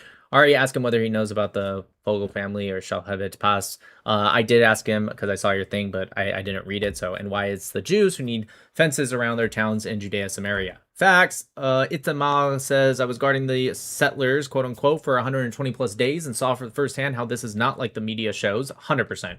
You're correct. The sad thing is, even in Israel, we are brainwashed with the same quote unquote settlers hate, and even I fell for it in the past. You're so true. There's a lot of Israelis that actually say it. It's a scary amount how many, and I'm just like, I always go into Judea and Samaria multiple times every time I go to Israel, and it's not even close to that. Yes, I know, and a lot of times they're just young kids. They are a lot of the times are doing stuff that I'm just like, dude, I wish you wouldn't, because you end up gaining nothing, but you end up giving the other side ammo to use it for all of Israel, quote unquote. But yeah, K Sash says, I have family in Judea and Samaria. Their homestead farm shed grove was torched by Arabs from the nearby village 2 weeks ago. Jeez, this is a repeating occurrence. Yeah, and you're never going to see that on the news. But if you guys respond and do it, it'll be all over. Made me smile. This guy should pay you for a history lesson. Made me smile. Said, that's a lot of things this guy never heard about. Maybe time to listen instead of continuing to debate. Facts. McFly, this point Dexter spent the last 5 minutes on Google trying to disprove Nick, and he's still not finding answers. Huda Funk says, yo, you got to take one more Discord, my man, Bill Will. I really wish I could, and I'm so sorry. I know you want to come up, but like, I'm already very late to you, Mingle, and the crowd goes crazy if I don't do you, Mingle. You guys are going to lynch me if I don't do you, Mingle. Sammy says, one, you say Israel is struggle with God. Why? Being direct with God, truthful is what Israel means. Okay. I can look into that, but that's what it says in the Bible. It says you have wrestled or struggled with God, therefore your name will now be Israel. So that's why I say that. But okay, I'll look into it. Maybe I'm wrong. Who are the Jews really? Number 2, where are they originally from? So they say they're the descendants of Jethro, but that's their belief. Number 3, after 67, Judea and Samaria was a no man's land, or how does it work in law? So yeah, actually it would work before 67. It was the UPJ principle, which is customary international law, that would have actually stated it for the land of Israel. It says as it was is what it means. And so therefore prior entities, those borders actually go forward with new evolving entities, in this case, the state of Israel. So when Jordan annexed illegally, by the way, and I'm not just saying illegally out of bias, it was literally illegal. When they annexed it from 49 to 67, and there was just an armistice signed, and they pushed Jordan out in 67, they would technically, by customary international law, just be gaining back the land that they already had per customary international law. Now, the concept and the problems come with the Oslo Accords, which was a huge mistake, because now that is what's known as treaty law. Treaty law works with customary international law, but generally will actually outrank that. So the Oslo Accords is actually the framework that technically it's under right now. But that's a good question. Rasquando says, Tekubin PCC is all over that. Okay, I don't even know what you're saying, bro. I'm gonna be real. Itamar says, funny thing is I also live in Judea, Samaria. And Jordan says, we were in the waiting room for ages, buddy. All good. Please say sorry to the missus. I was spamming her on Instagram asking questions. I'll let her know. Sorry, I know you guys were in the waiting room. I saw there was like 4 of you. I would not be able to have gone through all that.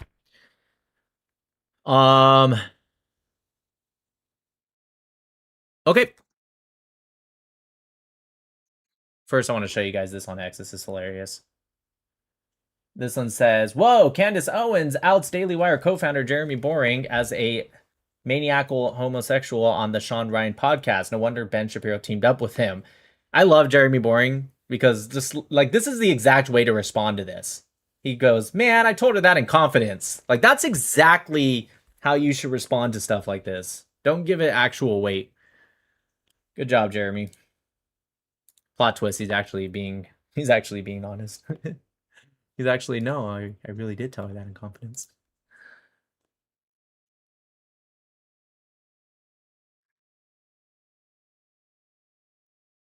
All right, let's just get straight to it. Wow, I connected you the first time this time. That never happens. I'm the first person? Yeah. That's it. You're going to have to turn to a Muzzy, and I'm going to turn into a Jew. All right. All right. Love you, babe. Allahu Akbar.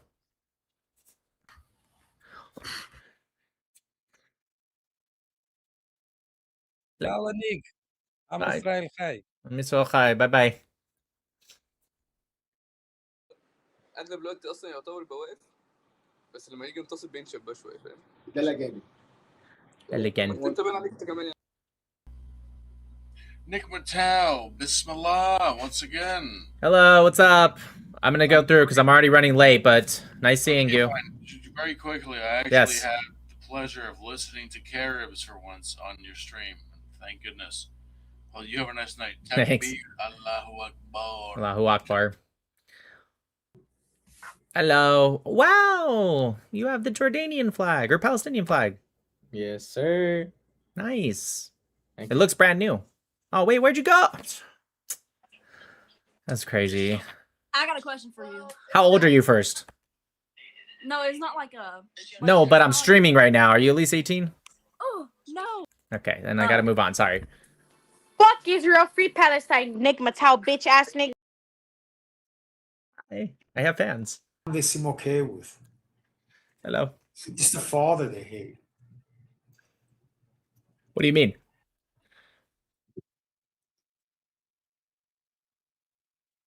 Oh, I'd be pissed. Okay. Fuck Israel, nigga.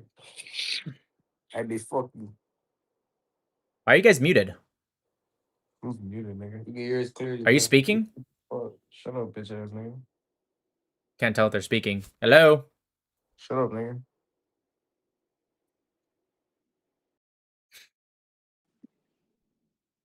I like your suit. I don't like your flag. Which one? Nora, she actually thank you. My nigga, why they skipping? You just skipped. That was a tranny. What's up? How you doing, brother? What's up, dude? How you doing? Can't complain. Fair enough. What you up to? Talking about politics and Israel, Palestine. Oh, what do you like to talk about in that specific context? I'm pro-Israel and I'm right-wing, so I argue against people that are pro-Palestinian or left-wing. I mean, it tends to be that way nowadays. A lot of Israeli people or supporters tend to be Republican. I'd say right wing, not necessarily Republican, but yeah, for sure, that's Sure, true. yeah, I guess that'd be the better way of saying it for sure. Yeah, it's because the left is aligning themselves with like Islamist regimes and stuff like that. So I mean, you know, I think there's a correlation there. I mean, it's a little hard not to. I mean, the current regime and the current political party is very much turning to Israel, so it's a little hard not to be. What do you mean? I mean, we see a huge shift in people like Trump showing support for Israel, so it's hard. You know, it's the party's surrounded with a lot of it now, so I think it's a lot hard not to be pro Israel and Republican or right wing. Oh, I thought you meant it's hard for the left to not align with Islamists. Oh no, not at all. I don't agree. Yeah, no, it's not hard for them. That's fair. Are you right wing? But then, yeah. Are you But, pro I Israel? I mean, you have Bibi in your corner, but I don't know if that's for a different reason. It could be a trolling because you hate Israel or because you like Israel. I don't know. I just have BB because he likes to watch and make sure I don't do anything. You know, he likes to make sure I don't go off the rails. Nice. You're getting that 7,000. Hasn't hit. It has not hit. I'll talk to him. Hopefully. He had the little swastika. I will show you Little mini one. Beep. Okay, I actually can't hear you. Eh? How to fix it? Oh no, I can hear the guy in the top right, but the guy in the bottom is I can't hear. Yeah, we want how to fix it. That's not my problem.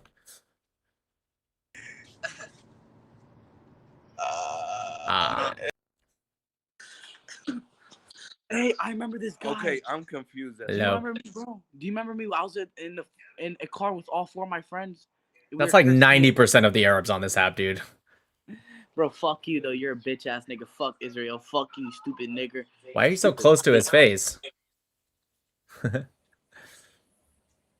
the fuck am I looking at, bro? Are you talking about the flags? قصة إسرائيل من أمك ابن شرموطة. Bro. Target. Target. No, just listen. Who the fuck is that? What are you asking me, bro? I'm saying, who is that on top of you? Who's that black guy? He's not black. What is he? Who's that colored guy, dude? It's the king of Somaliland.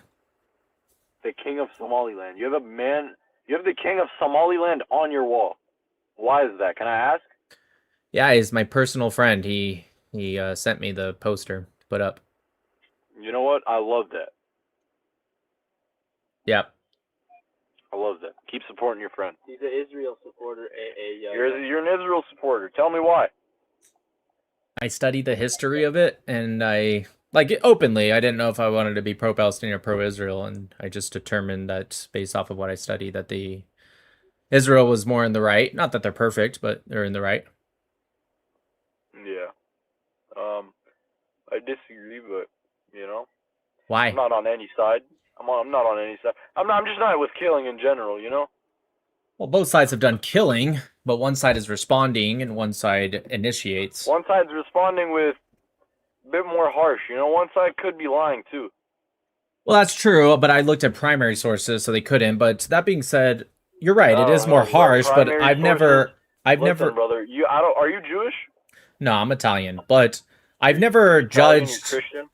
I've never judged wars based off of like which side is more harsh or not. No, that's ridiculous. Never. Honestly, it's about who starts it too, though. Yeah, I agree. The Arabs started it. Well, you can't just say that because it goes way back. Okay, when did it start?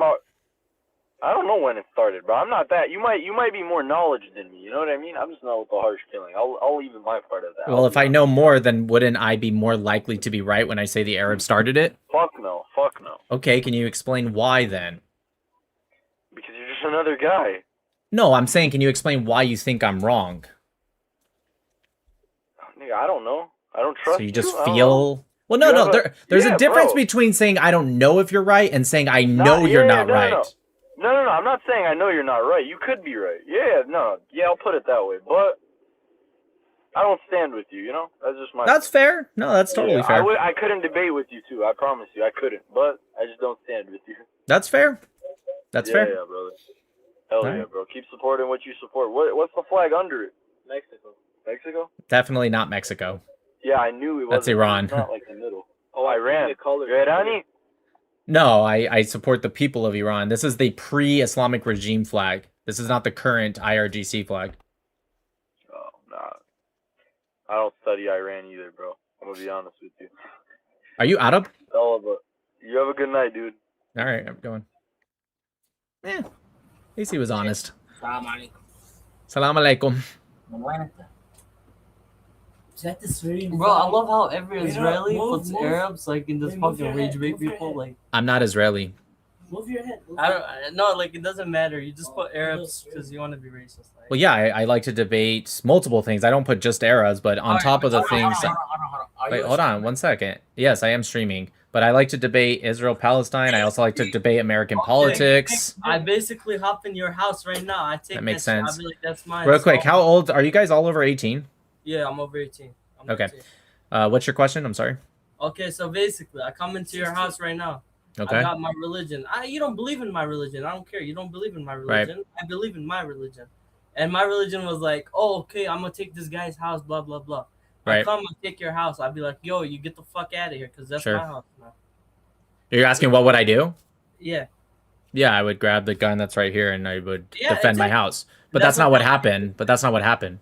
What happened? So, do you know what percentage of these houses were actually bought by the early Jews prior to 1948? Okay, what they basically did was... Wait, hold on. Can you just answer that? I answered your question. Yeah, I know the percentage about it. It was all of them. They bought them, and 90+% of the houses were by Arab absentee landowners. They were Arabs not even living in those houses. So I agree with your hypothetical, but that's not what happened. And also, even if that's what happened, it still wouldn't be a good analogy, and I'll tell you why. In your hypothetical, you're telling me what's happening right now, and I have to protect my house.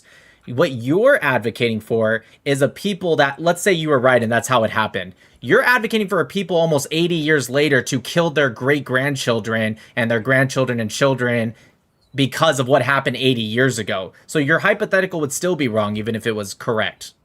Okay, so I know Palestine sold their land, which is like, I know they did that thing where they sold their land to the Israelis back in the... They got greedy with money, basically. And Well, then kind of. There was no Palestinians at the time, but yes, Arabs individually sold land. That's true. Exactly. Sure. For example, here in America, Michigan, for example, Dearborn. Of course. Who owns who owns businesses? Who owns the land? Who owns everything here, like the properties? Are you talking about on individual level? I know Dearborn is very Muslim, so I assume you're going to say Muslim, Arabs, etc. Everybody, and like I'm telling you, 95% of the businesses are owned by Arabs here. Okay. Our cops, our things are all Arabs. Do you think real quick, this is a perfect example. So since they bought those and they own those, at least buildings, not the land, but the buildings, do you think indigenous Americans should come in and start slaughtering and kidnapping you guys because you came into their land and bought stuff? No, that's not a good. Why not? Yeah. Why not? Because we bought it. We worked for it. Like, Oh, interesting. So if you buy it, then it shouldn't justify attacking them. Huh, that's interesting. I like how you're smiling because you just realized. Okay, keep going. You're doing good. All right, but what happened between like Israel and Palestine is after they bought those lands, okay, you guys took over. Why don't those Palestinians that still live there have the rights they deserve? Yeah, You know what I sure. mean? So sure. I can answer that. So the ones that didn't attack or leave, there was 150,000 Arabs that stayed through the war and didn't attack Israel and they didn't leave. Guess what Israel did with those Arabs? They still killed them. They still No. shoot- Nope, they gave them all citizenship, and that's what makes up 20%, 21% of Israel today are Israeli Arabs. They are the descendants of the ones that stayed. You know what happened is, even if Israel took over a country that's already existed, why did they replace the name of that country? Well, actually, no, there was no country of Palestine. You think there was a country of Palestine? There was a country of Palestine. Really? Okay, what were the borders? The border was between Jordan and the Red Sea, I think. Was it? When was Jordan created as a country? 1800s. Definitely not. It's only 1946. It was 2 years before Israel. Exactly. Who bought this? Right. So you're actually incorrect about the borders of Palestine. Furthermore, can you Google, since you have your phone in your hand, can you Google Palestinian Independence Day and can you read for the class what it says? The class? Yeah. Oh, you guys are the class. Well, also the 2,000 people watching, but yeah. Can you read 1,000. Shout out my Instagram. All right, Palestinians. You said what? Palestinian Independence Date? And don't lie, because I'll know if you're lying. Just tell me what it says. November 15, 1988. Okay, so that's 40 years after Israel. I thought you said it was a country before Israel. Because they all took over. Okay, but if it was a country before Israel, then why would the Independence Day be 40 years later? Okay, 1988. It's an Independence Day. You know what independence means? Sure, that's when you become, again, they're not internationally recognized fully, but at the time, that's when they independently became their country. By their own metrics, at least. Okay, it became a country, but like... You said it was a country before. Alright, but that's when they become independent. Like, they were before a country, but... They were never a country. Who was the leader then? If they were a country, who was the leader? I'm not sure, to be honest. Okay, there wasn't one. You know who controlled it in 1947? Do you know which entity actually controlled that land? Who did? The British. And you know who controlled it before the British? The Ottomans, who were Turks. And before the Ottomans was the Mamluks. It was King George. Yeah, that's the British. That's the British, dude. Yeah, I know. Yeah, and then before that was the Ottomans, who were the Turks. But that still doesn't explain what happened now. What's happening Well, now. that's a different argument. Your argument was that it was a country before. Hey, I want to tell you something else. Us Arabs right now, we own most of the stuff in New York. New York, I know it's Jewish too, but us Arabs too, we own a lot. What does that have to do with what we're talking about? No, that's what you're basically saying, because, okay, I basically own that. I own that. But the difference is what you're talking about are. I'll explain the difference. What you're talking about are businesses that are owned. When the Jews were buying land, they weren't just buying houses or businesses. They were buying land. That's the difference. The Muslims in New York or the Jews are not buying land in New York. They're buying land. No, that's incorrect. Maybe on an individual level, there might be some places up north, not New York City, but they're buying, like I said, businesses. And really by that, they're leasing the property so they could run their business. But I get what you're saying. Yes. My uncle by himself owns 20 businesses. Owns the land. Again, that's not the land, dude. That's not the land. I promise you that's not the land. He owns the land of the property of the No, he does not. No, it's not leased. It's not leased. We got money like that. We don't do lease. He does not own, and even if he did, it wouldn't be the land, it would be the property on top of it, because that's how New York has their political system. You cannot buy the land. Now, maybe, I don't know how the districts outside of the 5 boroughs work, so that I'd have to look up. But I assume by New York, you meant New York City, the 5 boroughs. Israel and Palestine. Yeah. What does it matter to you? Like, I don't know. Here in Michigan, like, most of these people, like, they own the land. They own, like, most of Do you think they should be kicked? Let's say you're right. Let's just say they own the land, okay? Do you think they should be kicked out by the indigenous population? Or killed? That's what you guys are doing now. Well, actually, no. You're actually, stop. You're advocating for the opposite. You're saying that you admit the Jews did buy the land, and you're saying that that still justifies them coming in and attacking the Jews because they're occupying even though they bought it. You then said in Michigan, 1 second, almost there, 1 second.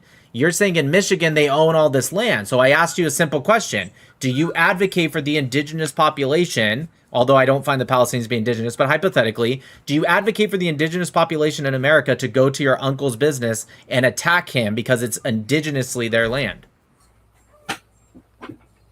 If it's their land on paper, yeah. On paper. So why are... Okay, so you understand you're debunking yourself, right? Who on paper owned at least a lot of the areas of the land? Okay, let me tell you something else. Okay. What's happening in America right now in Michigan? People, what's his name? That white guy. when he comes to Michigan and debates that Arabs should be kicked out the country. I have no idea what you're talking about, dude. I'm not sure. I think this is kind of irrelevant. Are you talking about Nick Shirley? Probably. Okay. Yeah, This is kind of irrelevant, so let's go back to Israel-Palestine. Right? So it was not a country before. They've Hold up. never... Okay. Okay, so between Palestine and Israel, okay, they took over the land. Okay, we know it. But there were still Palestinian farmers that still lived there. They owned their land too. And the ones that continue to stay there were all given citizenship by Israel. Not all. Yes, they were. That's I don't what want- makes up the Israeli Arabs today, dude. There's more percentage-wise Israeli Arabs in Israel than there are blacks in America, percentage-wise. Yeah, but they have no rights. They don't have no Yes, they do. They could be the prime minister if they got enough votes. They can serve in, and many of them serve in the government. They don't have to serve in the IDF, but they can, whereas Jews are forced to, right? In fact, dude, yes, they tell me one right an Israeli Arab doesn't have that an Israeli Jew does have. freedom of speech. Yet they both have that. How the fuck they know? If you Well, say shit first about off, when you say freedom of speech, are you talking about like the First Amendment of America? Yeah.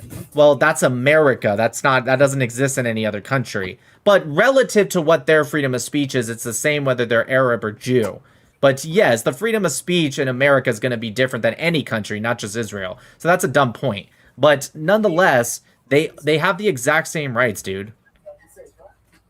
They can be doctors, they could be nurses, taxi cab driver. Dude, University of Tel Aviv? Well, that's not Israeli Arabs. Those are completely different. They're under a different jurisdiction. There's literally 4-year-olds there. Okay, so what you're doing is you're getting debunked on one point, so you're trying to change the topic to a 4-year-old getting killed. That's a completely different topic. Yeah, you guys are scared about that. You guys don't want to talk about that topic. No, I have no problem talking about any topic. Dude, I've been doing this for 5 years. I've debated people much bigger than you, and I don't mean physically, I mean literally. And so what I'm talking, I have no problem talking about any of these topics. I'm simply saying that you keep changing the topic every time you get debunked about something else. Would you like to change the topic? Yeah. Okay, what would you like to talk about? Gaza. All right, what about Gaza? Freaking 4-year-olds getting bombed. Starvation. Okay, let's start one point at a time, okay? So with 4-year-olds getting bombed, okay, do you believe Israel is targeting, I don't know why we said specifically 4-year-olds, let's just say children in general. Do you think they're like looking through a satellite being like, oh, there's that 4-year-old I was looking for and bombing her or him? They leave free targeting, which is a war crime. You have to target something specifically. They leave. Yes, I agree. They are targeting something specifically. So now that's, no, wait, hold on. You just brought up a very good point. You're right. You do have to target something specifically. So my question for you is, does Hamas, right, who they're primarily fighting, there's other terrorist organizations in Gaza, but who they're primarily fighting, can you tell me, does Hamas have any military bases or areas that they separate themselves from the civilian population of in Gaza? Yeah, they don't. So where do they do their fighting from, or rocket launching, or whatever, their operations from? Where do they do that from?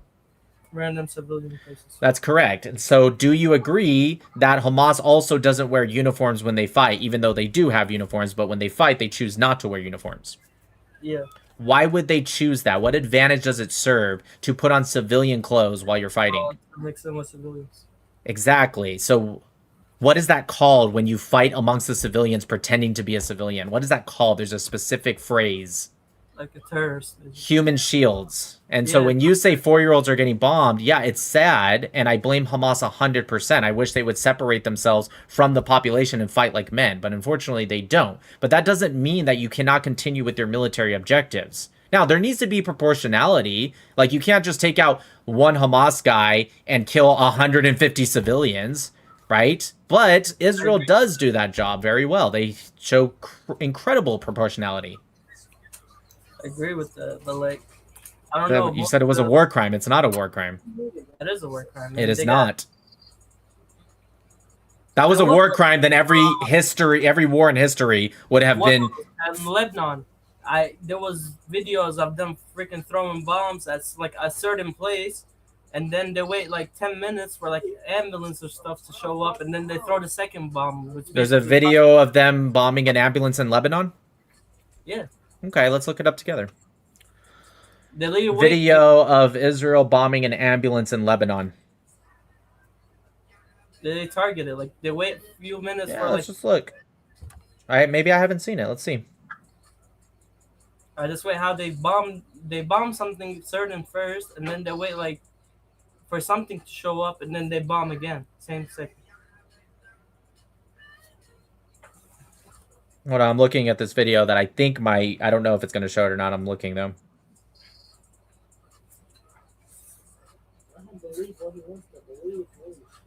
Wallah. Carlos, you win the argument, bro. I'm like, let him believe what he wants to believe. Alright, chill out, wait. Chill out. Chill out. I just wait. Yeah. Get on, fucking. Yeah.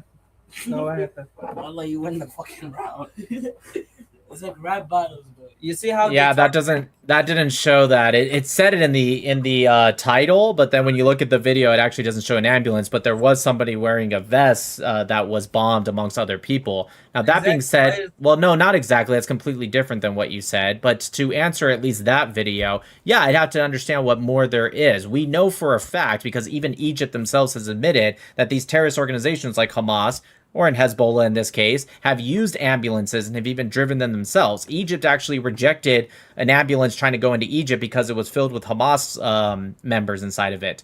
And so I think, once again, it's terrible that this has to happen, and Israel has to make the judgment calls on a specific time period, right? Now, that being said, this is how I will answer the question, because I don't know the context of that video. I do know that you were wrong that it waited 10 minutes and then bombed an ambulance. But to add to the context of that video, if Israel, or not Israel, an IDF soldier truly was looking through a scope or a satellite or whatever, and they truly were like, there's an ambulance, fuck that ambulance, and just bombs it, yeah, I think he should absolutely be thrown in prison, for sure. But that doesn't justify this idea of classifying it as all of Israel. Okay, but them bombing South Lebanon, does that have to do anything with Palestine and Israel? It has to do with that. Well, yeah, actually, kind of. Hamas is a proxy group and the PIJ of the IRGC. Do you agree? And Hamas is not in Lebanon; it's something else. In Lebanon. Well, we'll get to that in a second. Just because there's another group attacking them doesn't mean I'm saying it's Hamas. I'm asking you, do you agree that the IRGC, Hamas, and PIJ are proxies of the IRGC? Do you agree? Yes. Okay. Do you agree Hezbollah is... I got you, dude. Do you agree Hezbollah is a proxy of the IRGC? Yes. Okay, so why should Israel, who Hezbollah has been launching rockets into Israel since October 8th, 2023, why should Israel not have the right to respond back to Hezbollah? Because they were committing war crimes, and they were fighting against those war crimes. Like,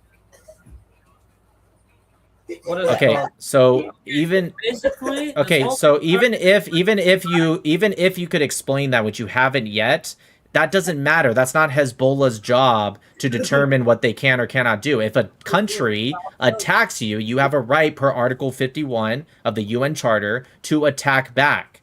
So I'm asking you, why doesn't Israel have the right to attack back? Because they're in the wrong. Okay, again, that's your opinion, and I respect that you have an opinion, but that's not based in any legality whatsoever. So can you just either say, I don't know, or give me the answer that you think actually makes sense other than just, well, I think it's okay. Oh, how many times did they go into a peace agreement and then Israel starts bombing again? Okay, tell me how many. Are you talking about with Hezbollah? Yeah. Sure. How many times did they go into a peace agreement where Hezbollah didn't break it? Four times now. Okay, so that's absolutely bullshit. You pulled that out of your ass. And them First off, they haven't even been in a peace agreement 404 times. Okay.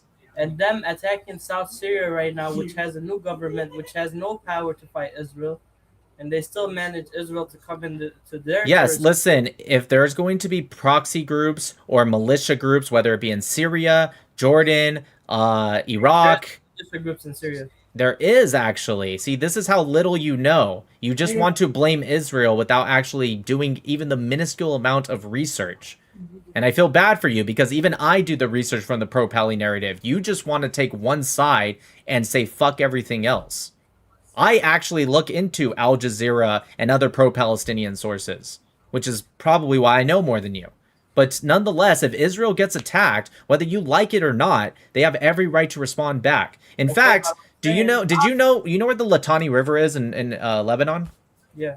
Do you agree that in 2006 there was a security resolution by the United Nations that said all groups must disarm south of the Litani River to the Israeli border? That was 20 years ago. Hezbollah has been launching since then. So if after 20 years, Israel finally says, not 1 week, not 1 year, 20 years, Israel finally says, you know what, we're done with it. We're going in and taking this cancer out. Who are you to say that's wrong? It's been 20 fucking years, dude. And why the fuck Israel care? Like, Do you think Lebanon should make the decision? hey, Wait, can you answer that? Do you think Lebanon should have the say about what happens in their country? Well, guess what? The Lebanese president and prime minister actually just signed a deal with Israel to fight Hezbollah and disarm them. So now what is your excuse? Because Lebanon actually agrees with what Israel's doing. So what's your excuse now? Did you know that? Did you know that Lebanon actually signed a deal with Israel to disarm Hezbollah? I actually didn't know about that. Well, again, this is what happens when you don't look at both sides. So I agree with you. Lebanon should have a say, and it turns out they agree with me They agree with you? with the things that I'm saying. Yes, they disagree with you. How do you feel about Iran occupying Lebanon right now via Hezbollah? Do you think occupation is bad? Occupation. Oh, you don't know anymore? Now you have to think about it? Negative IQ. Like occupation towards what way for them to occupy Israel? Why do you keep sliding off screen? Anyways, what you know, I'm talking about Hezbollah is an Iranian proxy group, the IRGC. They are currently occupying Lebanon via Hezbollah. Do you think that's okay that Iran is occupying Lebanon? No. I don't Okay. support Iran. I never supported Iran. Okay, so what's the problem with them attacking Hezbollah? So what's the problem with them attacking Hezbollah? There's no problem with that. Great, I'm But glad we're on the problem same is- page. The problem is when Israel targets somebody, they want to go for civilians. They want to go for everybody. That's what I like. Okay. How many on October 7th, the 6 hours of the majority of the attack, how many people were killed in those 6 hours? I think 320, more, less maybe. 1,200. Yeah. If you were to get, what's the death toll of Gaza right now, even if you include all terrorist deaths? Over 1 million. Over 1 million? It's Palestine? It's 72,000, dude. Did you just say over 1 million? That would be half of all of Gaza, dude. Jesus, you guys know so far. Do you find it interesting that your side knows so little compared to the people that are pro-Israel? Do you think maybe there's more people that are pro-Palestinian because of a Hey, lack of knowledge? To be honest with you, I don't really care about this topic that much. That's why maybe somebody older than me would know. But I don't. Hey, Amber, to be honest. Amber, shut your bitch ass up. Okay.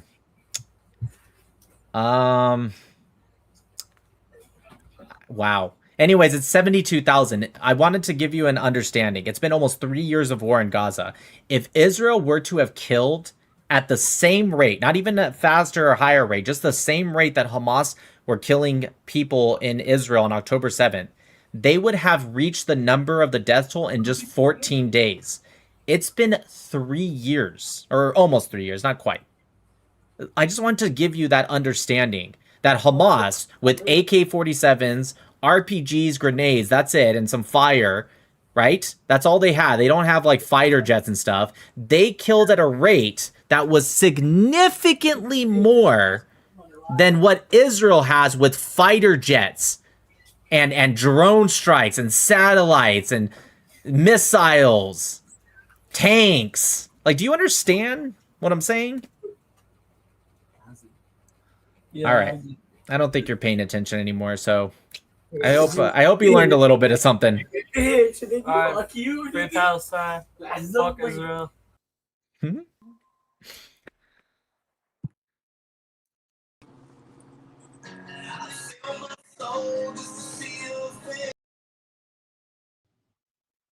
Yo, free Palestine, nigga. From what? From Israel. What's Israel? I don't know. It actually doesn't exist, but So then what are we freeing Palestine from? from them niggas that bombing Palestine every Who's single that? day. Who's bombing Palestine? Israel? Who's that? It's Israel. What's Israel? I don't know. You said it doesn't exist. Yeah, it doesn't exist, but you know. But it does they claim- exist? They don't exist, but they claim themselves. They to don't Israel. exist, but they exist. Huh, this is really... No, I'm no, having a listen- hard time understanding. Like, can you explain a little bit? I don't know who the fuck you think you is, bro. I You swear to God, said it doesn't listen to me. exist, and then you said it does exist. I'm Listen, just a little listen, confused here. I'm Listen to listening. me. Don't ever talk to me like that, because I'll smack the fuck out of you. How are you gonna Okay? smack me? Listen to me. Listen to me. I don't know who the fuck you think you is. I don't give a fuck if you're from the IDF or fucking Israeli, whatever the fuck. I'm not you is. Israeli. I served in the U.S. military, not the IDF. Nick, I don't know your name. Bashar. what? Nick. Wait, hold up. Somebody want to talk to you. She's trying. Oh,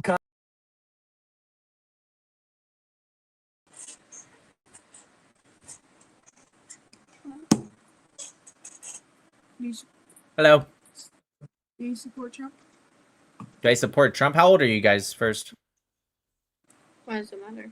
Well, I'm streaming right now, so if you're under 18, I'd rather not have minors on the stream. I'm 18. Is she 18 at least? Yeah. Okay. Yes, I support him. I'm not like this big MAGA person where I think I need to deify the guy. I have criticisms of him, but I do support him as the president, yes. What does that mean? Like, what do you support Wait, about what are him? you streaming Like, what policies- YouTube and X. Which Wait, policies? What's your YouTube? Sure, Nick Matau. Nick, M as in Mike, ATAU. Sure. One thing I support about him, I think he could do a better job at it, is the border security.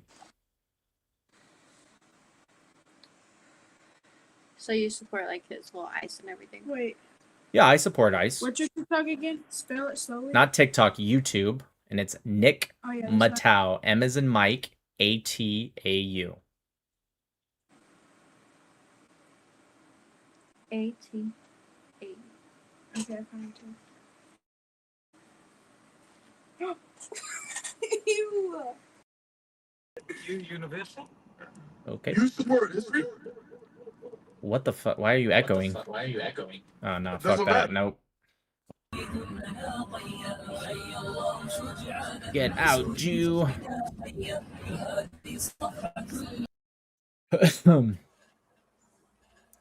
Oh, you were just the guy from before. No, I haven't talked to you before, have I? There was a guy with your... Was it his face? It was his face, right? On the corner. Someone just had your face on their video. Unless I'm tripping, Haven't you maybe it wasn't. debated on? I've seen you debate on like TV before. Yeah, that's probably true. What show have you been on? Like, was it an interview? Was it multiple things? I don't really know which one you're talking about. Maybe Jubilee? I don't know. Yeah, that's where it was. It was on the Jubilee with Green. What's his name? Glenn Greenwald. Yes. Yes. That was you. That was me. I was the one that he conceded to in like 20 seconds. Right. That's what you do. You debate. Well, I'm an engineer, but yeah, I do this also.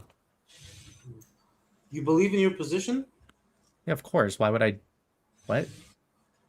I don't know. I'm Glenn Greenwald. He seems he's more honest.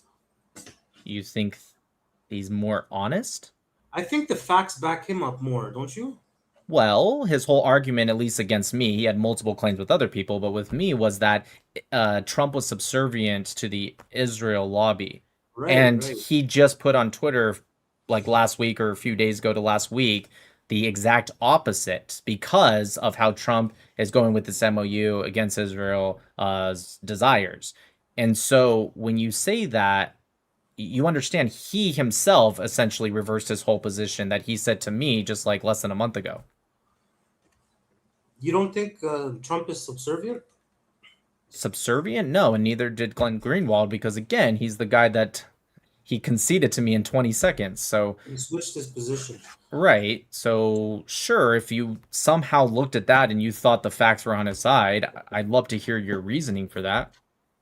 aside from the debate, I don't know much about Greenwald and the positions he takes, but Well, let's talk I'm about not- the subservient. Why do you think Trump is subservient to the Israeli lobby and not just someone who has similar agreements and values with the people that are in the... When he said Israeli lobby, he was really just talking about Jews, but sure, the Israeli lobby. No, the Israeli lobby, it's separate from Jews, right?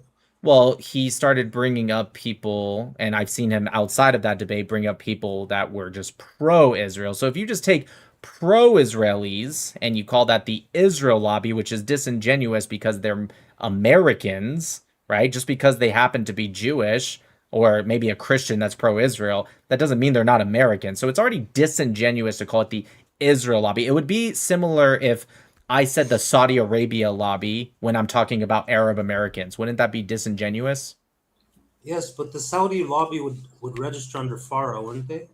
When has APAC ever That's you're taken a proving my position- point. APAC is an American lobby, like you just said. If it was an Israel lobby, which there are Israeli lobbyists that are registered under FARA, that is true. You just proved my point. When has APAC ever taken a position that opposes the Israeli government? Why would they take a position that they're called the American Israel Exactly. political yeah, so why would they go against they are advocating for the Israeli American alliance? Why would they go against that? How? In what way does it benefit Americans? Sure. So do you know who General Keegan was? No, American Okay. general.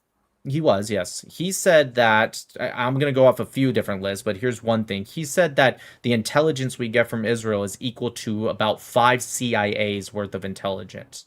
So that's one thing. We do about $55 billion in trade with Israel, $24 to $25 billion in exports to Israel. That's them putting money into our economy. Israel is the number one. When you look at Israeli-founded companies, they're the number one in the world that hires Americans on American soil. It's about 255,000 American jobs. By far, they're the number one per capita than any other country in the world, including our allies. So there's another thing. What else?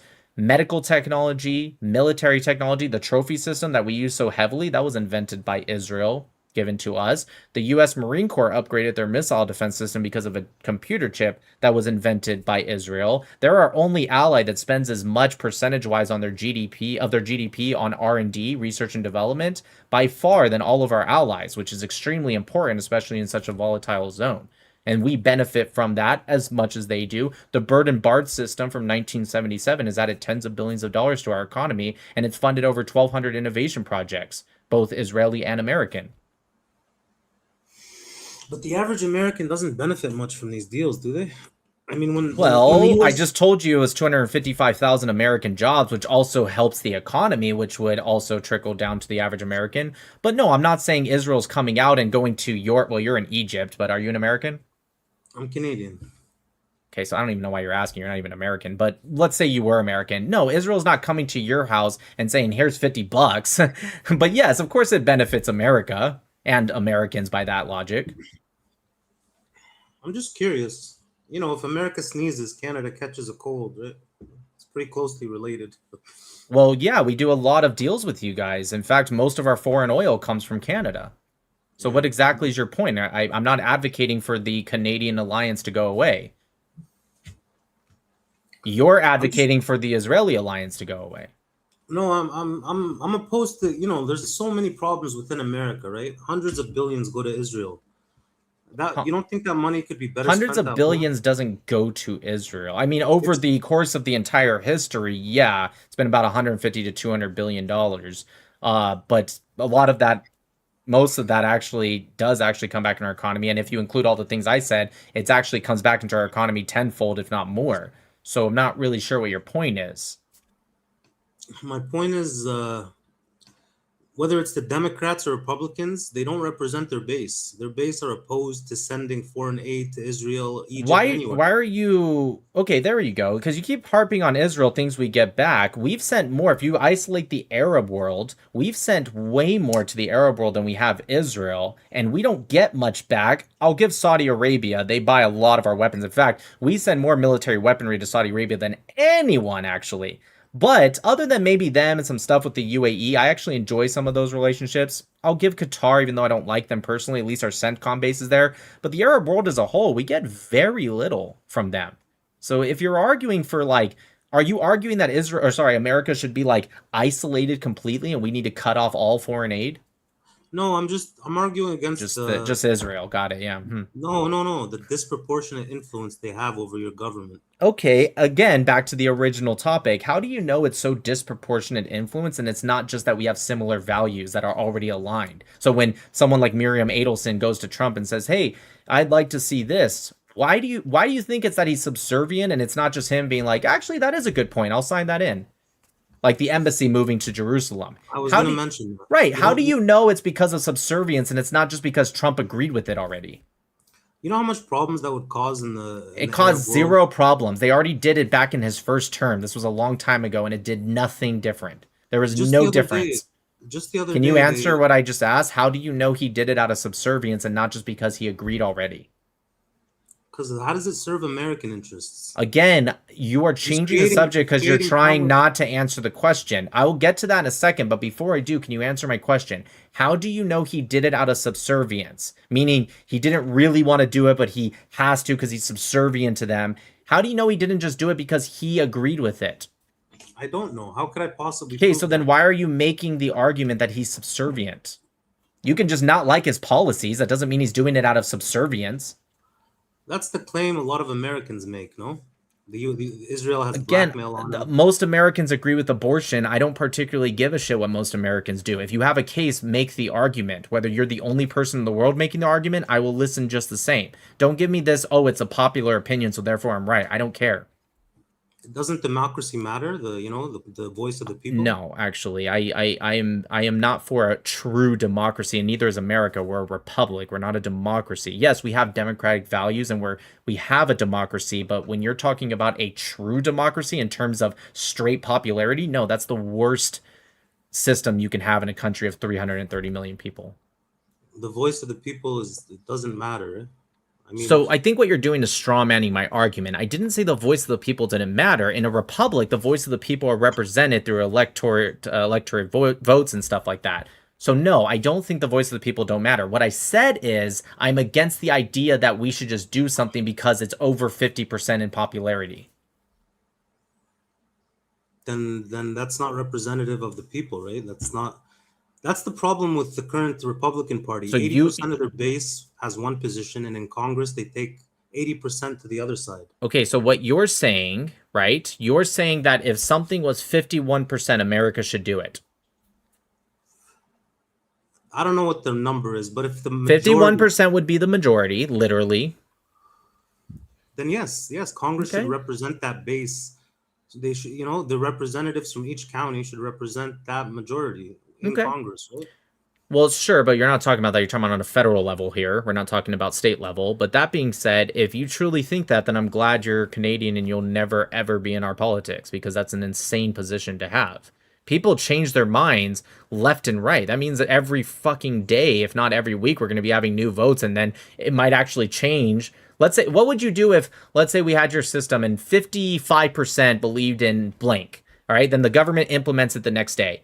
And then let's say after 2 or 3 weeks, all of a sudden it flipped and now it's 52% in the opposite direction. Do you flip it back immediately? How does it work? I want to know how your magical system would work. That would be representative of democracy, right? Okay. So do you think that's an efficient system? Yes. I think the government works for the people, no? They represent the people. Okay. And this is why I'm glad that you're in Canada and you could never, ever have any influence in our policies because that's an insane system. In fact, we know it to be insane because even in ancient world, they found this to actually work. It actually causes detrimental effects in a society. So even in the ancient world, you live in 2026 and you're saying something so stupid. They figured out thousands of years ago that this doesn't actually work. And even in places that promoted democracy, even figured out that it couldn't work how you just said. And you're here 2,000, 3,000 years more advanced, or you should be, and you haven't even figured it out. So what do you advocate for? Congress does... again, I like having a republic system. We're a constitutional republic. It is. It's influenced by money in politics. Yeah, again, I don't think you understand what a constitutional republic is. Lobbyists pay money. The lobbyists would be part of the Iron Triangle. Do you know what the Iron Triangle is? No. Never heard of it. Okay. You're starting to make more sense the more I speak with you on why you know so little about this. I'm not American. I don't really care. Yeah, just so you know, Canadians have the same exact thing. Your government has it. Egypt also has it. Of course, You don't have to be American to understand this basic concept, dude. Canada's a parliamentary democracy, though, right? There's a parliamentary. That's true. What is the iron? What is it? The iron circle? Yeah. I would look into it, but it has to do with Congress bureaucrats and lobbyists and how they actually give and take from each other in a 3-point system. It's just look into it. It's I can explain it, but it's just boring, and I'm live right now. It's how they give and take, right, from each other in a 3-point system each direction. You're live? Are you streaming this? Yes. It's gonna appear on what, your YouTube channel? Well, it's already on YouTube. Like, I'm live, so it's not like it's going to. It is. Oh shit! How many people are watching? 2313. Damn, son. Anyway, brother, take care. Have a good one. Enjoy.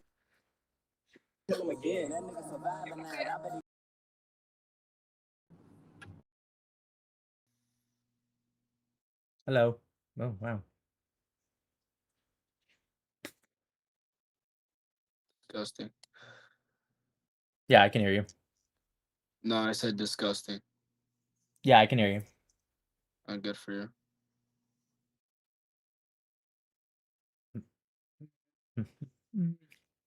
Person in the chat said I was so rude to that guest. What possibly could I have done in such a calm voice that could have been so rude? Hello. Hey Nick, how are you doing? Good. In fact, this is probably the calmest I've been, honestly, because I have a headache today, so I haven't really been doing any yelling or something. So I'm not really sure what you mean by rude. I was pretty calm, I'd say. Rude? Well, oh, you're Yeah, reading I'm your reading my chat. Yeah. Oh, sorry. No, you're good. How was it going today with all the pro pallies? Great. Yeah. Got any good content? Yeah. I actually had a pretty good conversation already. Nice. I'm actually waiting for your new videos to come up. I have one being posted tomorrow at like 9:30 a.m. So like in 9 hours. It's a good one. It was with this like Lebanese dude who pretended to be Italian, but he actually at the end admitted that he was actually a Lebanese Muslim, and it's an hour and a half. But it was a good conversation. You have any like big debates like you had with Myron Gaines and Sneeko? Iron Games just happened, but oh, you mean like, do I have ones coming up? Yes, yeah. They're having a really. I work with the people. Well, I don't work literally with them. I'm saying I work with them because they are called Modern Day Debates. I have other people that try to find me debates, but they're like the biggest one that advocates. And they told me, they texted me the other day. They're like, I'm having a hard time finding debates for you because everyone hears your name and they don't want to debate you. Like Jay Dyer, who's a pretty big name. He said he wouldn't debate me because he's kind of retiring. And then people in my chat told me he's going to be at like the Debate-a-con or whatever it's called in a couple months or a month. And it's like, well, why didn't he debate me then? So, I'm trying. You had a debate already with Bassam Youssef or Hamza? No, I tried to find them. I tried to find them when they were scrolling on Omi, but I couldn't connect with them. I kept skipping. It just didn't work out. Well, I wish I could see that, really. Yeah. That happening, that debate between you guys. For sure. All right, man. Have a good one. Peace. I actually don't even know who Jay Dyer is, to be honest. It was just when they proposed it to me and I accepted, and before they came back and said he didn't want to, that's when I found out who he was. I didn't know who he was before. Hello, how's it going? Good. Who's Joseph Stalin? Who is Joseph Stalin? Yeah. He was the leader of the Soviets during World War II. Why do you know that? He's a pretty popular figure. What are you asking me right now? I was just wondering why you knew that. Just he's a pretty popular figure. I assume most people know who that is. I'd say like most people over the age of like 25, 28, but like You should learn it in high school even. It's basic history. I know, but like kids nowadays, they don't really give a fuck about that. So it just like it's so irrelevant. Like it'll go in their mind, they pass the test, and then they'll forget it forever. Fair enough. I'm surprised you know who that is. Well, Ask me a question. what year was the 6-Day War? Couldn't fucking tell you. What year was America founded? Or declared independence, I should say. 70 to 76. Everybody knows that one. What about the 6-Day War? What is that? 1967. You know, was that the Cold War or was that something different? No, the Cold War is a separate thing. The 6-Day War was a fight between the state of Israel and the surrounding Arab nations. And they won in 6 days. Israel did. And that's probably why I didn't know about it. I don't know shit about Israel, like history. Fair enough. All right, let me ask you a question. You live in the United States? Yes. Do you know what the biggest state is? Landmass wise or population? Landmass. Alaska. Why do you know that? Again, it's pretty basic knowledge. I'm not really sure why you're so surprised Do you at think that. everybody just goes around knowing that shit? I'd hope so. I mean, it's a pretty basic knowledge. It's not like I'm What do you answering do for- anything what do you- different. Okay, fine. What do you do for work? I'm an engineer. What type? Nuclear. Interesting. Okay. Well, have a good one. Wait, Okay. can I get a fucking question? Sure. Hey, I don't like the hostility right now. I'm not being hostile. Oh, okay. All right, yeah, give me a question.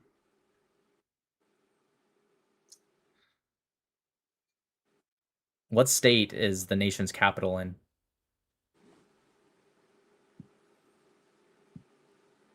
It's a trick question. It's not in the state. District of Columbia. Okay, fair enough. What state surrounds the capital? It's multiple states. Virginia. Virginia. Yeah. Um, But you're correct. You did really well, actually, because it technically was a trick question. So good job. Gotcha. All right. So what's your deal? Like, Nothing. I'm live right now. I just stream. oh, hey, you see? That's good content. Yeah, for sure. Oh. So what do you like? What do you talk about usually? Israel, Palestine, politics, American politics. Are you Israeli? No, I'm American. Are you pro-Palestine? I mean, pro-Israel? Pro-Israel. Okay. So what's your like? Why do you do you think the IDF is like completely right in everything they've done? I don't think anyone in the world is completely right in everything they do. But I think they're justified in what they're doing. Well, justified means right? Not particularly. It depends. Right is a subjective. Like, could you be saying morally right? Like, for example, I find war to always be more or less immoral, even if it's done quote unquote correctly, right? It's just war is in itself is kind of an immoral act, but it can still be a justified war. So it just depends on what you mean by right. But I think there is technically a difference between justified and right. Okay. Do you feel like do you feel like the IDF has done any evil acts? Do you feel like they've had any nefarious intent with the things that they've done at all? On an individual level or on a systemic level?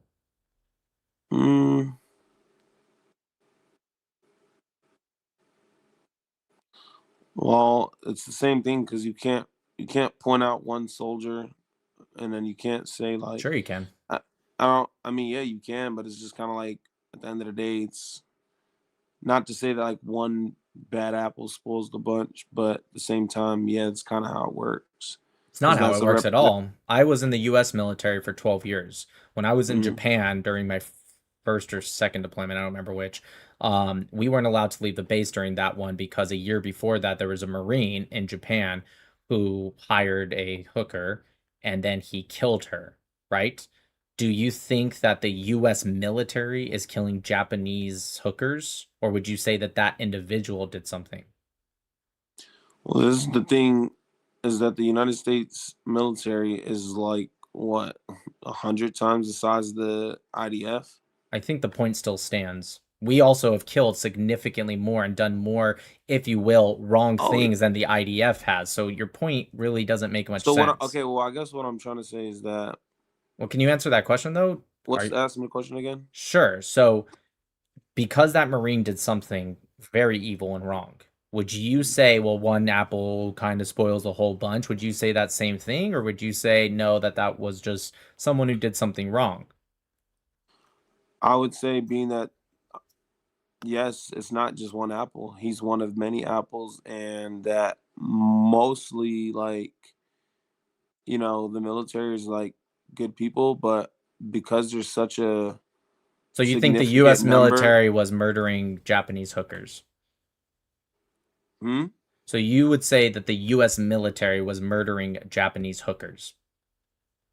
No, they were murdering Japanese hookers, killing kids, planting bombs that were from terrorists. There's a plethora of things that they've done that makes them wrong. Okay, so you're not answering my specific question. You're expanding it to multitude of things that the US military has done wrong. Okay. Yeah. Fair enough, but I still would say that there's something that's systemic versus individual. If you can find systemic, fair enough. Like, for example, what they were doing in Guantanamo Bay that ended up getting leaked, that they were actually using torture as a means of interrogation, that was systemic because it was signed off by the government to do. It wasn't like there was an individual at Guantanamo Bay that was going rogue. So that would be a better answer. That being said, I don't particularly shed any tears for terrorists that are getting tortured, but I understand the concept.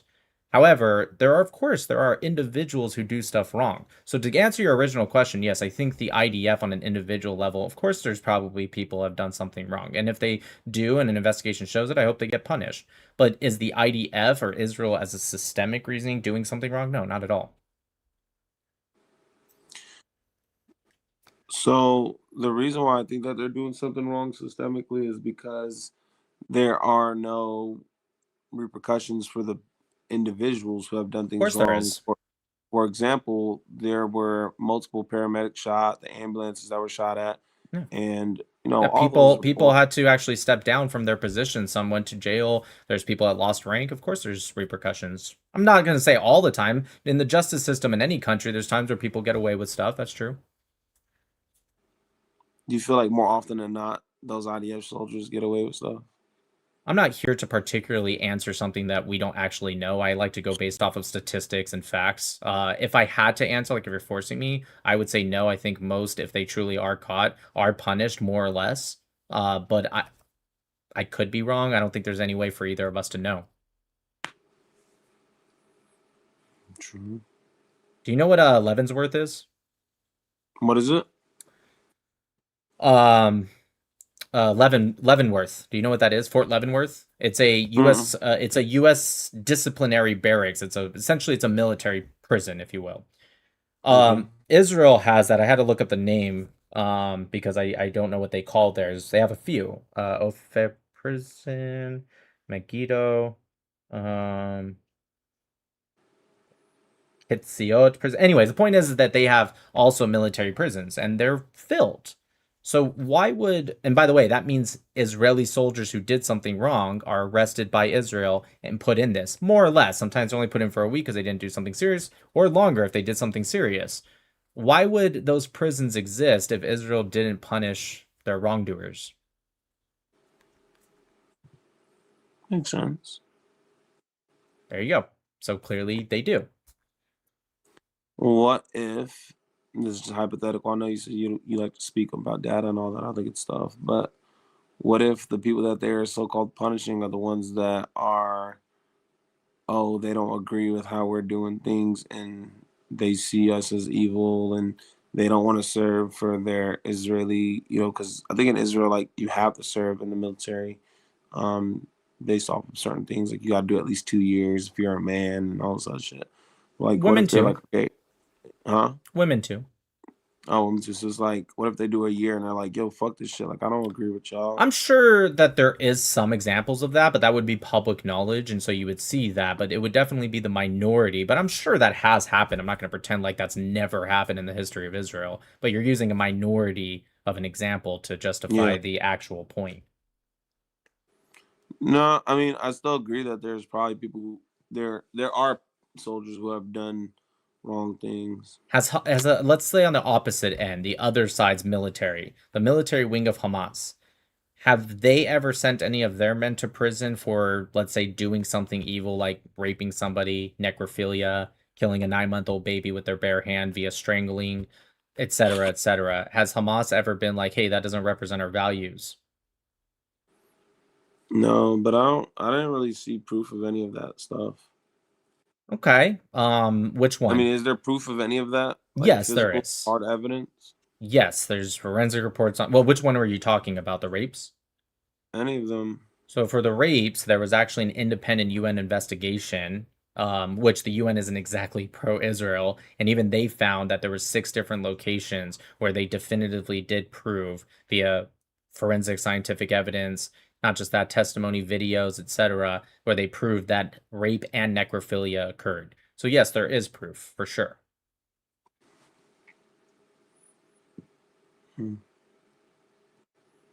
Also, Hamas themselves admitted to it. There's interrogation videos where they said, they asked, like, what did you do to this girl that you killed? And there's one guy who said, my father raped her and then I raped her after, and then we killed her. I mean, they admitted to it themselves, but yes.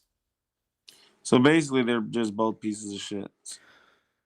No, because like I said, with Hamas, it's very much systemic. Like I said, they don't actually say, hey, that doesn't represent our values. We're going to throw you in a prison or send you to trial, whereas Israel does. Now, your best argument is that maybe Israel could be doing it more. I don't think you know the statistics, neither do I.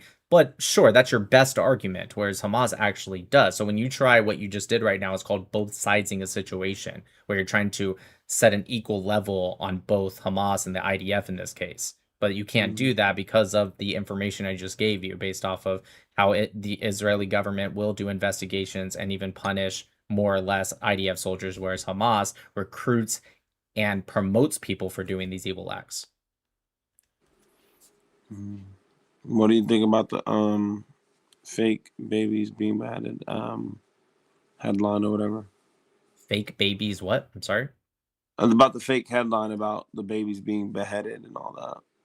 Well, actually, that came from a misrepresentation of a French reporter, and people pretended that Israel came out with that. Israel actually corrected that immediately, but unfortunately, fake news travels a lot faster in this world that we live in than actual truth. And so it came from, what happened was they said that there was beheadings, and they talked about babies and children, not just babies, but children being killed.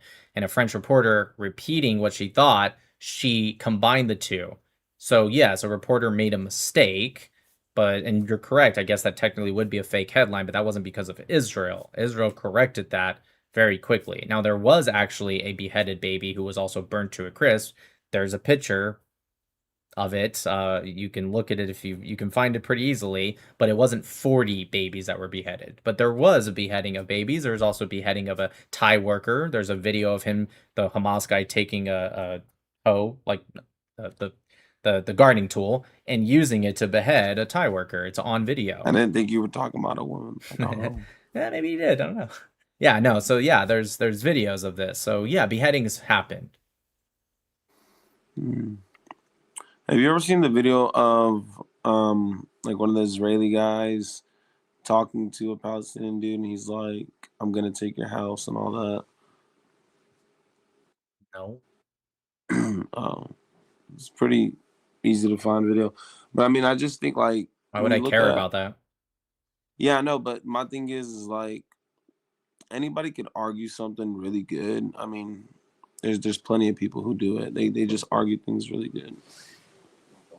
You got that charger? What charger for a phone? Yeah, for a little bit. I'll put it back. It's in my room near my bed. You can get it. Are you talking about Sheikh Jarrah, where it was kind of a fatter guy who said, okay, so see, this is the problem with, no offense, people on your No, side. you're good. right? None They taken. see this very much out of context. So first off, that guy had pretty severe autism, but nonetheless, that's not really the context I want to add. His name was Jacob, I believe, something. I can't remember his name. So the context of Sheikh Jarrah, just so you know, is actually was in the 1800s. I believe it was 1850. That neighborhood was actually bought by a Sephardic Jewish community during the Ottoman times. Okay, it was literally owned by Jews.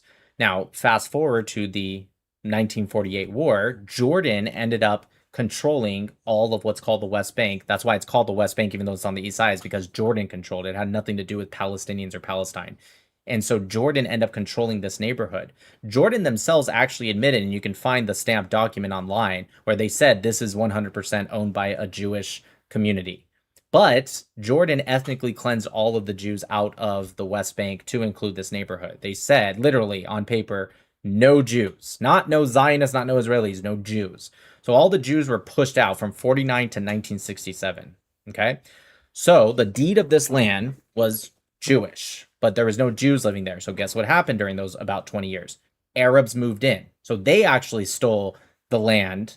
And then in 1967, during the 6-Day War that I was talking about, Israel pushed Jordan out and reconquered their land. Okay? Now, what did Israel do? They could have, and they probably should have, kicked all those Arabs out and be like, this is Jewish, get out. But they didn't. They said, you know what? You guys have been living here for 20 years. You can continue to live here. All we ask is that you pay rent to the community that owns this land. They have the deed. Jordan admitted they had the deed. It was even stamped by UNRWA. They said, no, we don't have to pay you. And even then, Israel, do you know how long it took them to kick them out? They didn't pay rent even 1 month. Do you know how long it took them? Over 50 years. In America, you miss 1 month's rent, you might get a warning. After 2, you're getting kicked out. Maybe 3 if you have a really cool landlord, I guess. It took them 50 years. And by the way, it wasn't even the Israeli government. It was actually the civil courts. And they determined that they were going to be evicted because they didn't pay any rent. So that's what happened. So what the Palestinians did is from there, they take this, video camera, right? And they film this guy who did have pretty bad autism. And, he's a very direct, and he said, yeah, if I don't take it, someone else is going to take it. And so when you look at that video, as you did, it looks pretty bad. But when you actually understand the context, what he's saying is like, dude, if it's not going to be me, it's going to be somebody else because we won that court case. This is our land. Because it literally was purchased by them in the 1800s. So that's the context of that video. And I hope you do look it up. Look up Sheikh Jarrah, look up the Jordanian government, all of that. So this is my biggest thing. Like, I'm not too invested into the whole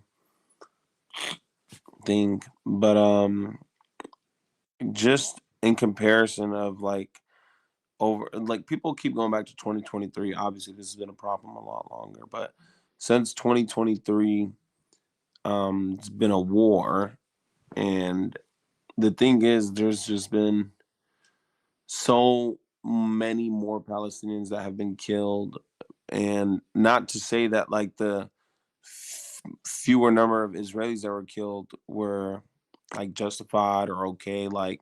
Rest in peace to everyone, but in comparison, it's more than triple, quadruple the amount. So what do you have to say about that?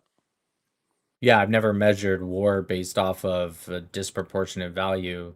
We killed significantly more German, even civilians, during World War II. Would you say that was wrong when we were fighting the Nazis and more German civilians died than definitely Americans and also even the British? Are you saying I should back Germany because of that? Well, the difference here is we're talking about just Gaza. We're talking about just a small strip of land. What is it, 67 miles? Did you hear about the bombing of Dresden? That's a pretty small piece of land. Do you know what we did in Dresden? You should look up the bombing of Dresden. We dropped 2 sons on Hiroshima and Nagasaki. We killed more people in about 15 seconds than the entire Gaza war combined.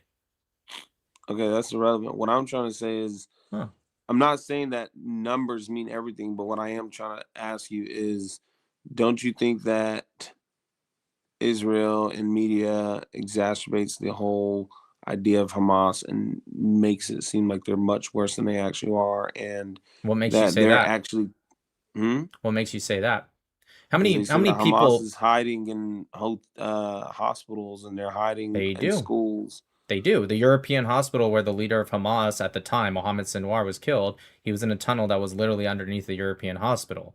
So that's literally accurate. But let me ask you something. Let's see how bad Hamas is. Do you know how many people Hamas killed in those 6 hours on October 7th? No. Okay, 1,200 people. All right? Okay. In 6 hours. And they did that with AK-47s, RPGs, grenades, fire, accelerant, stuff like that. Israel, who has fighter jets, drones, satellites, tanks, etc., way more capability. Do you know how many people they've killed in almost 3 years in the Gaza war? Do you know how many people, according to Hamas, I don't believe their numbers, but let's use them, right? And you can even include terrorist deaths. I'm not even talking about civilians, just total. Do you know how many people Israel has killed in almost 3 years? Yeah, like over 70,000. Correct, 72,000. It might be closer to 73,000. Let's call it 75,000 just to round up, right? So Okay. 75,000 in 3 years. If Israel, with way more capability, by the way, than AK-47s and grenades, etc., if Yeah. they were to have killed Palestinians at even just the same rate, not even a heightened rate, the same rate that Hamas was killing Jews, and not just Jews, they even killed some Arabs and others, Israelis. If Israel was killing Palestinians at the same rate, do you know how long it would take to get to 75,000? You're saying if wait, I'm not, can you say it again? Sure. If Israel was killing Palestinians at the same rate that Palestinians were killing Israelis on October 7th, not even a heightened rate, just the same exact rate, do you know how long? It's been almost 3 years now, but do you know how long? Let me see something. Uh-huh. Do you know how long? Do you know how long Israel, how long it would take Israel to reach that 75,000 death toll if they were killing at the same rate? A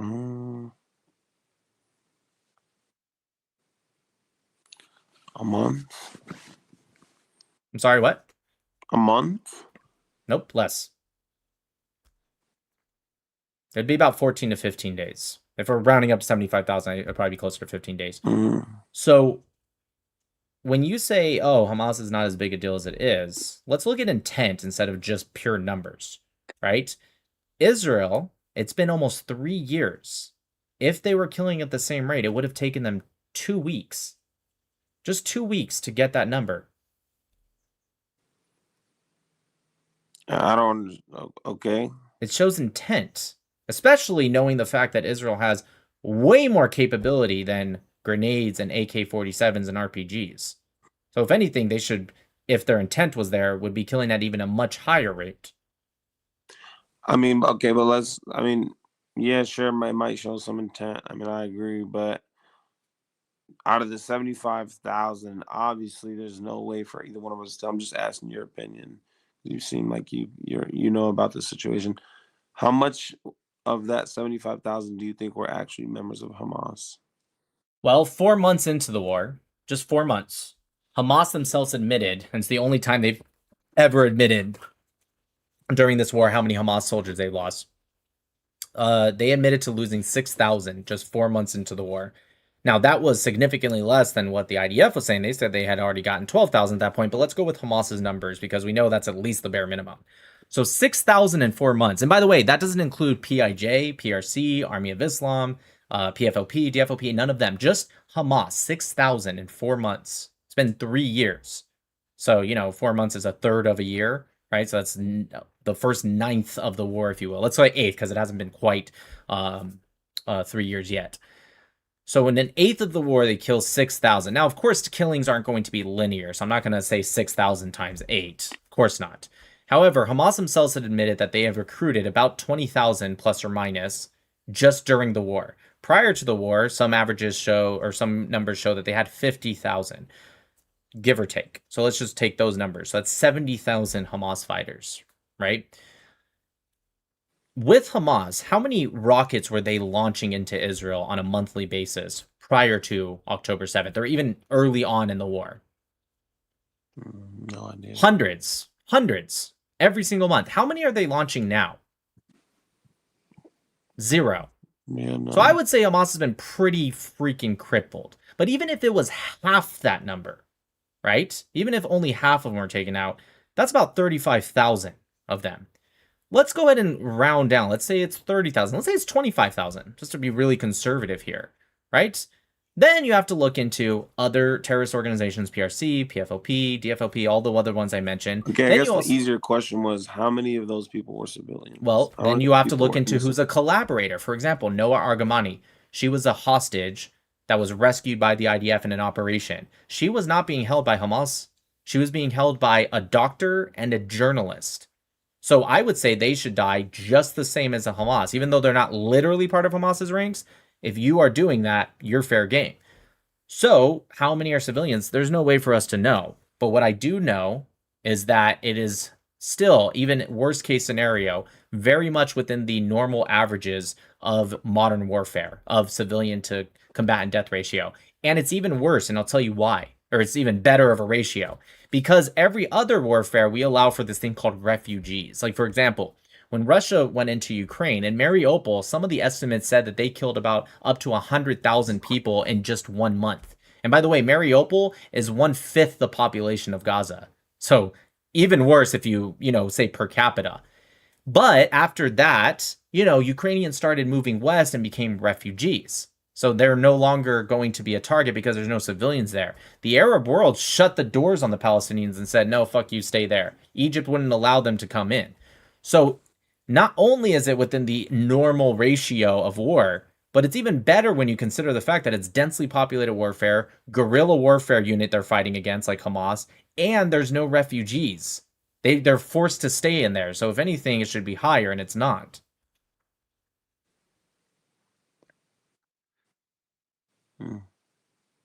What does your chat say? You want me to debate Jay Dyer, but he doesn't want to debate me.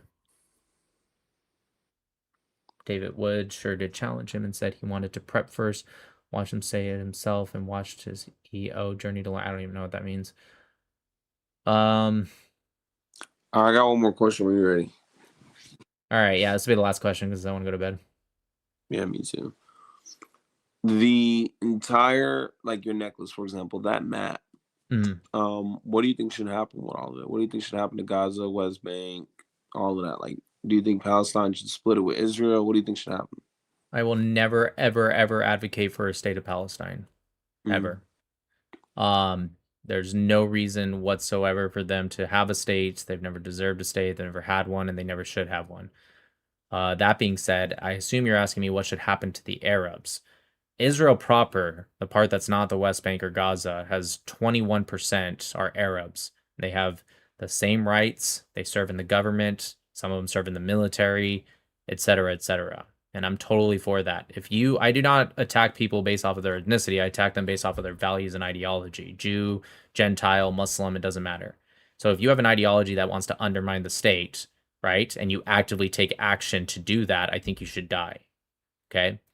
If you're somebody who wants to, maybe you wouldn't undermine the state, but you also don't accept Israel, right? Then you can leave peacefully. No hard feelings. There's the door. It's fine. And if you're somebody that's like, you know what, I'm an Arab, but I want to help my country. I'm a patriot just like anybody else. I might have my problems, but I want to make it better. Then you should stay and you should get all the same exact rights and citizenship just like any other person. All right. Well, I'll say this. I definitely commend you for being able to articulate your feelings and also your stance. Thank you. Yep. Have a good one. You too. Bye-bye. Not my feelings. Facts, but I got you.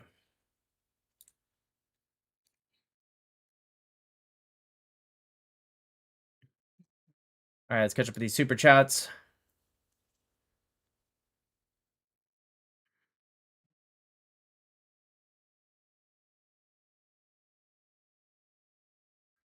Sammy says, you are more knowledgeable than me. I believe and recall it says it about Jacob. Thanks. I refer to breaking down Israel into 2 words. Isra, Iyasha, direct, straight, and El, God, direct God.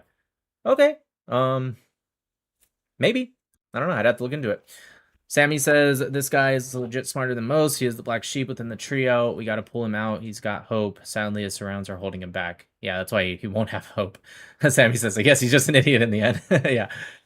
Grumpy, you were not rude to that Canadian guy. Yeah, I know. Rasquando says, to the truth to the face, some consider it an offense. Yep. Maoli, what's up? I love your work, brother. We need more people like you in this world. Long live our Israeli brothers and sisters. Heck yeah. Webster says, what's your advice for getting better at debating? Yeah, go on the offense more. You know, defense is okay for a little bit, but make sure you find it a way to take the same subject, don't pivot, but make sure you flip it back onto them. It does take a skill and it takes practice, but you can figure that out. Try common sense. The Canadian didn't even know his own political system. Minority liberals had 2 governments. More people voted against them. Fair point.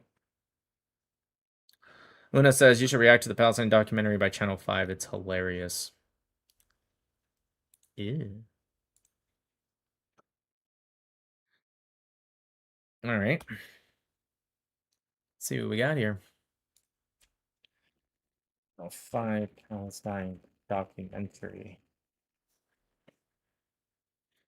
Oh, yeah, this one. Ugh. Jeez. Is it this one? This one right here? This is an illegal settler within the Palestinian territories. Now maybe you'll see him with the normal uniform, but in the night he wear the soldier uniform, and he come back and start searching houses and interrogating people. He is one among hundreds of thousands of people who've migrated from either Israel or abroad to assist in the active colonization of Palestine's West Bank, which begins less than 20 miles east of the Gaza Strip. He lives in a makeshift compound or an outpost settlement above a Palestinian village with a group of mostly teenagers who spend their free time attacking, terrorizing, sometimes killing and burning the homes of Palestinians at all hours of the night and day for reasons of their own. I don't give a shit. So a settler is a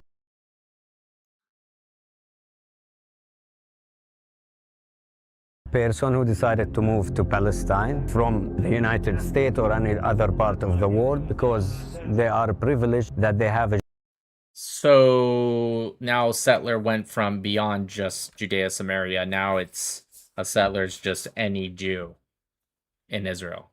Because they would say Palestine is from the Jordan River to the Mediterranean Sea. So effectively his his definition would just be if you're a Jew. What percentage, I have to ask for the Israelis in the chat, what percentage of Israel are native born Israelis, like born in Israel, and what percentage are those that made Aliyah? Also, if you do have it, what percentage of that would be in Judea Samaria?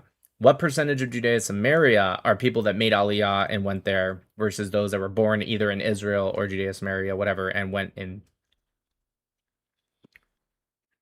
20 to 50,000 make Aliyah a year. Yeah. So by his own logic, right, whatever the percentage might be, but most Israelis are native born. So by his own logic, he effectively just debunked himself because he said it's someone who comes from blah, blah, blah, blah, blah. But most people would not be. Okay, got it. Can't go half a mile without hearing French. That's true. That's true. Jewish roots and their families. Isn't it technically in violation of the 1967 agreement for these settlements to exist? Yes, exactly. First off, the 1967 agreement wouldn't even be applicable right now. And also, furthermore, the Oslo Accords would actually be the more recent one that you would have to talk to. And the Oslo Accords, which I'll pull up right now. I'll pull it up right now. Oslo to PDF.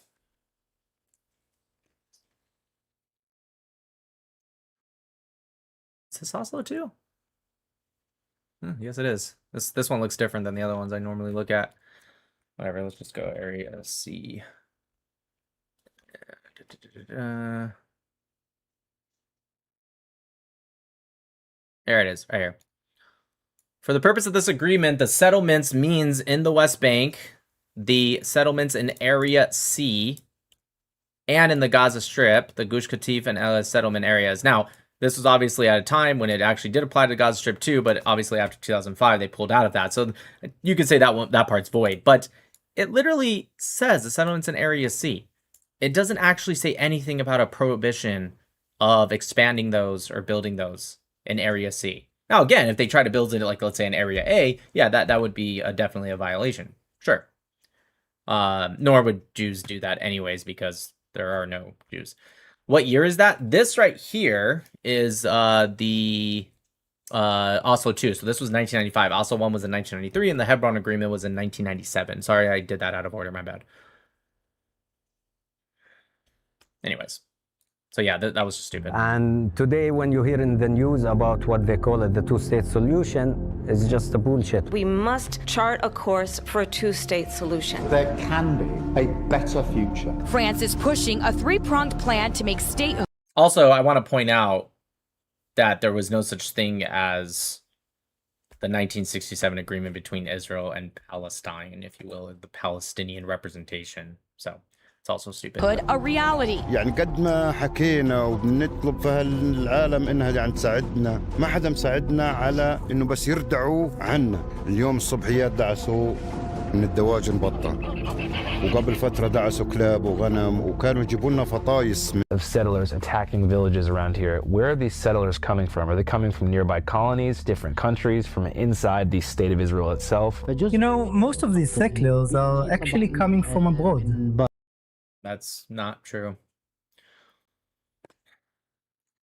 Our pre-production advisor, who has extensive experience filming settlers, told us that while quite dangerous, we'd be safe around them as long as we kept the cameras rolling. Your camera will have an almost prophylactic effect. To some extent, a cone of safety, because the settlers and the IDF who are... Looked it up right now. Says approximately 82% of the Israeli Jewish population are native born. So literally he lied. It's not even kind of correct. It's not even like you can sort of twist that. It was just straight up a fucking lie. And I bet if we were isolating just the West Bank, right? If we were truly just isolating that, then it would be actually be even higher with native born. Because a lot of people that make Aliyah, let's be honest, a lot of them want to probably go to the city and stuff. Not many of them want to live in Judea and Samaria. I'd have to find that separately. But yeah, that was just straight up a fucking lie, dude.